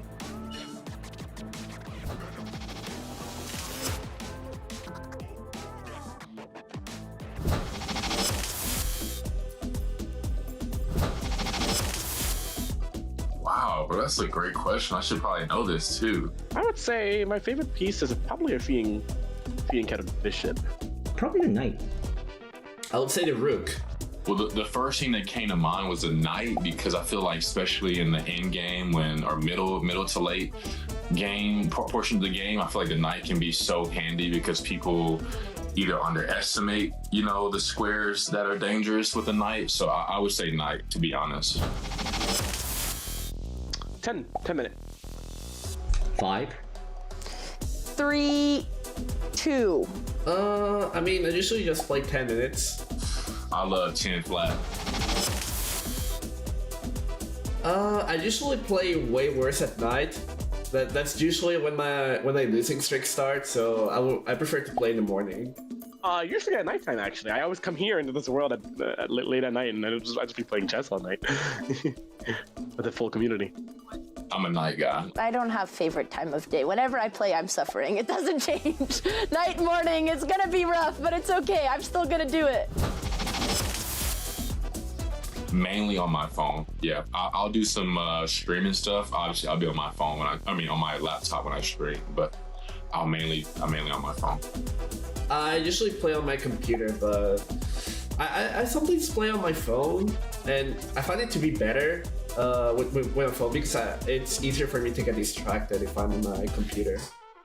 I usually play on my phone the most, with VR chat being the second most. So lately it's been back where I play with VR chat here the most. There's a fourth option now, so VR chat the most, and then my phone second most. On the computer.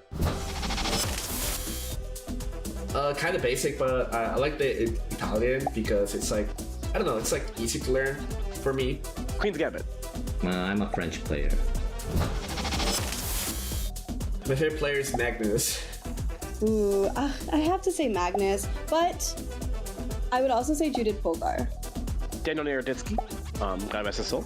And Gotham Chess are my favorite chess players. I've always loved Anand.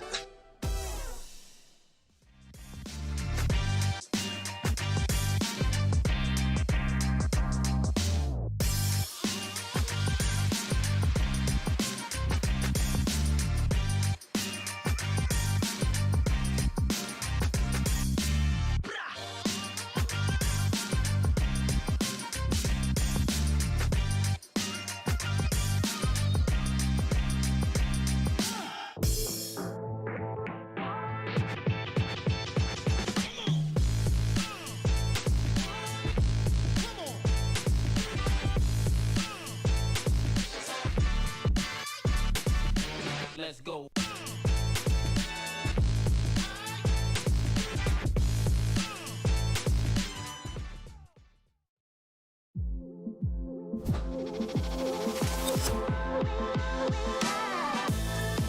We are back, guys. We are joined by Sardoche and Samay. I know it is really early for both of you. I'm sorry that you have to play so early.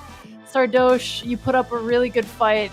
It's hard to see those two blunders. Samay, you took down everyone. Congratulations, man. How are you feeling? I can't believe it, man. I feel so happy, and I can't see you guys on a full screen. By the way, I can see 4 screens. Is that happening only on my end? Yeah, there's No, four of there us are here. 4 screens. Yeah. Okay, never mind. Dude, I'm feeling so good. I cannot believe what has happened. Sardosh, what a great fight, man. I was so nervous playing you. The first game, you had me, man. You had me. I don't know how I won. I could not believe it. If you look at my expressions at that moment, it's on my face. I could not believe how I won that game. You are such an incredible player, man. I had so much fun playing with you, and I cannot believe it, what has happened. Honestly, Amazing. I think you were like the worst opponent I could play because I'm pretty sure out of all the players right there, you were the most tactician, the one who calculates the best, and I'm pretty sure against anyone else, all the tricks I was trying to put will work, and I think you're the only one who could just refutate everything, and you did it so well. I was so impressed. I was like, no, he cannot see it, and you see everything, and man, I don't even mind losing against you because you're clearly like representing India so well with those tactics. Well played. Yeah. Thank you so much, man. I've just like the last few years, I've been practicing with Chess Base India. Sagar Shah, he has taught me all the basics. Put the rook on the 7th heaven. Take the open file. Exchange when your material. Everything. All these fundamentals. It's all because of Sagar Shah, and also thanks to Levy. He taught me some openings. I used few of them today against Andrea, and I against you. I had nothing. I did not. You know what? I did not even prepare for you. Because I Okay, swear to God, I thought I that knew that I'm gonna lose to Andre. I knew that you will not play again what you played before because it wouldn't work the same way. And yeah, so I was prepared against your Sveshnikov, and yeah, okay. I didn't prepare much either because I thought it would be maybe Andrea. So I'm really happy we had to do this fight in this way. I myself thought it's gonna be Andrea, man. Yeah, that's honestly fair from both of you. I love hearing the banter between you. Sardoche, coming into this event, you were one of the higher rated players. You looked really well prepared in a lot of your matches. How was the chess for you today? You took on Masi first of all in the semifinals. You're probably disappointed knowing your expectations that you didn't win, but it sounds like if Samay took you down, you're not too unhappy about it. Okay, first of all, I didn't think I would make it to the semi-final because Lina Diaz was a really strong player.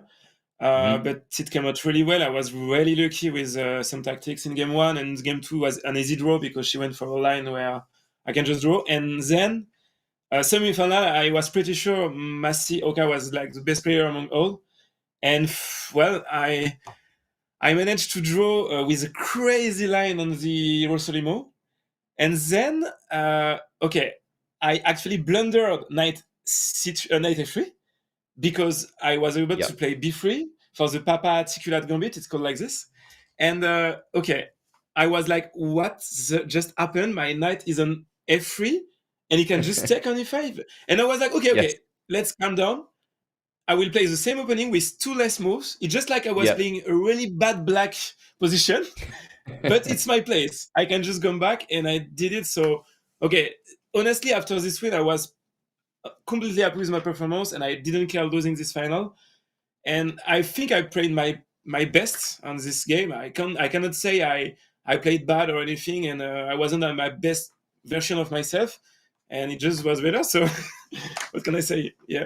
Maybe we can have a revenge someday. Thank you so much for taking Masai Oka out of this one, man. I was so scared of playing him. How did you Samay, are find you gonna? the first game to watch? Oh, sorry. No, go ahead. Sorry. I was gonna ask for both of you, are you guys gonna continue training chess from here? Samay, you could probably get to 2000 rapid if you want to, and Sardoche, maybe 2200 next for you. You know, I have a life to get back to, so maybe not. I am going to retire on this one, and I don't want to play again and lose. You know, now I've won all my games. I want to enjoy this feeling for some you time. can better. You can do better. You're so good, man. Pretty sure. Look, man, I don't want to be greedy. I'm happy, and I think now I want to keep this feeling for another couple of months. I'm not gonna play chess for next 3 months. I just want to, Yeah. I just want to be a winner for some time, man. And what about you, That's amazing. Sardoche? Okay, so you talked to me about the tournament in Reykjavik, and I think it will be my first other border tournaments. So Oh yeah, I wow, think I so will you're go in actually gonna Iceland, play? Yeah, I think I will come. Yeah, for sure. Yeah. Aman, I know that's a Yeah, tournament I will you've try played as to- well. Do you think it's a good one for him to start with? Yeah, I know. So I've played that. I know you have, Alex. I actually think Reykjavik's a fantastic choice. It's, first of all, beautiful, playing hall beautiful, but it's also a chance where you'll play some people kind of lower rated, your rating, and you also have an opportunity to play some world-class players as well, depending on the pairings and how you do. So I think it's a great choice, and I'm excited to follow. Yeah, and it will be my first tournament because after PogChamps 3, I haven't really played except for chess boxing events. And yeah, we have World Championship in France of chess boxing in next year. So of course I will fight for the first place because I'm still boxing and training chess for that. So yeah, many things with chess next year. But overall, I will play mostly video games, like maybe Street Fighter or stuff like this. But yeah, I will play aside my chess and hope I will improve and it will go well. Yeah. Very nice, very nice. I also wanted to ask Samay. I mean, I got to give you a lot of credit. You were not the highest rated coming in. Your back was against the wall against pretty much all of your opponents. But as you just highlighted, looking back, you really didn't lose a match in the group stage as well. You were truly the most impressive pick for your rating. I mean, does this send a message to some low rated players? You really came in fighting, and I think you inspired a lot of 15, 16, 1700s out there. You know, I'm a performer. I go on stage every day, and when I go on stage, when I get the first laugh, I go into some another state of mind where I just am locked in. And usually, when I play chess by myself, I blunder all the time. I do all kinds of mistakes. But the fact that I know in my people are watching in India, Sagar is streaming, so many of you guys are watching. That just puts me in a zone that it reminds me of stage. I just get into this zone and I play. I played some chess that even when I see this later, I'll be like, how did I play this? So I think it's just I'm just a people pleaser. I just want people to be like, yeah, this guy's great. So I think I do it because of that, and I think that's what it was, man. In this whole tournament, I was so logged in. Like there were times where I was playing and I was being like, wow, what a smart guy you are, man. I was impressed by my own play, but I know that I can't, like if I play a game right now when I'm sleeping, I'm going to blunder, I'm going to lose to a 1400. I know that also. So it was just incredible, man. This whole event was incredible. Sorry, Alexandra, for beating your sister, but I enjoyed it, man. I don't know how I'm gonna ever forgive you, Samay. But speaking of performance, don't you have a show in 7 hours? Are you gonna nap? How do you manage Oh that? yeah, I forgot about that. Oh damn. Thanks for reminding him, Alex. Oh damn. I have a life to get back to, man. Shit. Okay, Not well, bad, on You can, retire on top. Retire on top. Yeah, man, that's where I like it. well, on that note, Samay, Sardoche, we'll let you guys get some sleep. Do you guys have any other final thoughts? Did I win anything or no? Yes, you won $10,000, and Sardoche, you won $7,000. Awesome. There you Let's go. go. Now, do you have any final Yeah, thoughts? I hope you can. Maybe we can cheer for Lead IT and just push everyone for last push. Maybe people can get some donation to help the girls right there. Yeah, could be Yeah, could be actually, good. Aman and I had a bet. It's not going to sound good with you two being here, but Aman thought Masioka was going to win, and I thought Andrea was going to win, and we bet $500. So we're both going to donate $250 since we were wrong in support of Lide. There you go. We're gonna pay for doubting the strength of both of you. Yes, but we were that impressed. Thank you guys both. Congratulations. Sardoche, I hope to see you in Reykjavik. Hopefully I'll play. And yeah. Samay, get back to your real life, but don't give up on Yeah, chess. man. Maybe in like a few years you want to play again. Let's hope. Let's see, man. Thank you so much, Aman and Alexandra. My whole day is messed now. I know exactly what I'm gonna do. I'm gonna go upstairs, gonna watch the whole stream, what you guys were saying when I played moves. Then I'm going to be like, wow, and I'm gonna just ruin my shows today, man. Why did I play this turn? I wish I lost to Andrea, man. Okay. Well, it'll be a good content for your shows. You can tell them the honest truth. You were up till 6 a.m. playing in an online chess tournament. Yeah, man. Let's see. I'm just so happy and so pumped up right now. Let's see how I sleep today. Congrats. Thank you, Aman. Thank you, Alexandra. Bye bye. Thank you guys. Take care. Bye bye. Thank you, everyone. Take care. Bye, Sardoche. And hey, I don't like that comment. Why isn't Alex in PogChamps? Laughing face. That's enough. That's enough. All right. Well, guys, just to remind you, this was a huge prize pool. The total was $50,000. These are the prizes just for the championship. We have $10,000 going to Samay, $7,000 going to Sardoche, $4,000 and $3,000 going to third and fifth place, which I'm assuming goes to Masioki and Andrea. They both get $4,000, and Linda gets $3,000. Again, more than Aman has made in his professional career as a GM. So very, very generous there. Seriously, these are some very nice prizes, and you and I apparently know everything about chess and nothing at the same time, because we did not get our predictions right, which is why we're both going to be split the 500 in half towards Lide. And it's nice to hear from Rain over the course. He didn't just drop in once. I feel like he was really part of the broadcast, part of the show, dropping in every day. It felt like, just to talk a little bit about Lide, but also talk chess. And he had some great call outs on the moves as well. So shout out Rain Wilson and Lide, of course.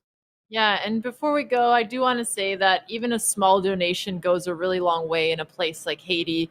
What Lide does is it helps girls from age 10 to 20. It helps them with education. It helps them with healthcare. It helps them improve their literacy, their confidence, and now they're also being taught chess. And what I really liked about this charity is when you looked at the stats, there were really clear improvements, and most of the girls stayed a part of the program for over 5 years, so you could tell if they're coming back, it meant a lot to them. And don't forget, Rain and his wife will be matching every dollar donated. So nice little holiday gift if you're thinking about doing something nice. Amazing. Yeah, very well said, Alex. It feels like a little bittersweet that SuperPog Champs is coming to an end, but honestly, thrilling entertainment. You and I picked a potential winner completely wrong. The semifinals were absolutely insane. Right when you thought you knew the script to the end, I feel like not many people, maybe including Samay himself, had him winning on their bingo card, but you could tell how much it meant and even how supportive Sardoche was. That was great to hear in the interview, just both of them so complimentary of each other, and Samay just, to come into this tournament and have so much knowledge that he had acquired and learned and just absorbed over the years, just pour it into this event, and it paid off. He didn't lose a single match. Absolutely. And before we go, we do want to remind you about one more really exciting Chess.com event that's coming up. That is the Speed Chess Championship. The finals are going to be in London, England, February 7th to 8th. You can sign up for meet and greets. You can see the games live. You have 4 of your favorite players. If you want to get more information, command ticket. I know that the diamond tickets are already sold out, but you could still get some of the other tiers. So check that out while they last.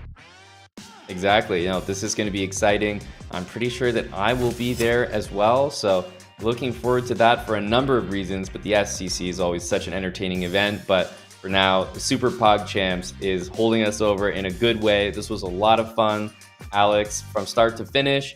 I think it's just remarkable, not just to see the blunders. Of course, we all tune into PogChamps, enjoying that. But honestly, from my perspective, the progress that so many of these players made since their very first PogChamps event, Voyboy, Pog 1 winner, and then winning the consolation bracket. It's really nice to see that they've taken chess, and even if they haven't played it nonstop over the years, they constantly come back to it as a safe space and a comfort zone. If they can do it, you guys can do it too. It doesn't matter where you're starting. It's one of those hobbies that feels really good to get better at. You don't need to be a top player, but even just being able to beat your friends sometimes is the reward you need to keep going, or just, I guess, improving for your own sake. That might be a little more wholesome. Exactly. Well, a pleasure. Chat as well. They were fairly well behaved, average, I would say, and lots to enjoy, entertainment, good chess, awful chess at times, of course. Cheers, Alex, and until the next one. Shout out to our producers as well. I feel like they really were working overtime on this one. They really were. Thank you guys so much. Thank you, chat. We really appreciate you guys. Let's put yourself on camera too. They need to see the man behind the curtain. If you guys can give a little clap for Bigfoot. It is so early for him. He's been grinding. He's been dealing with the cameras dying, the talking heads. Shout out Bigfoot. Thank you so much. And appreciate all of you guys. Hopefully we'll see more PogChamps in the future. But until then, thanks for watching.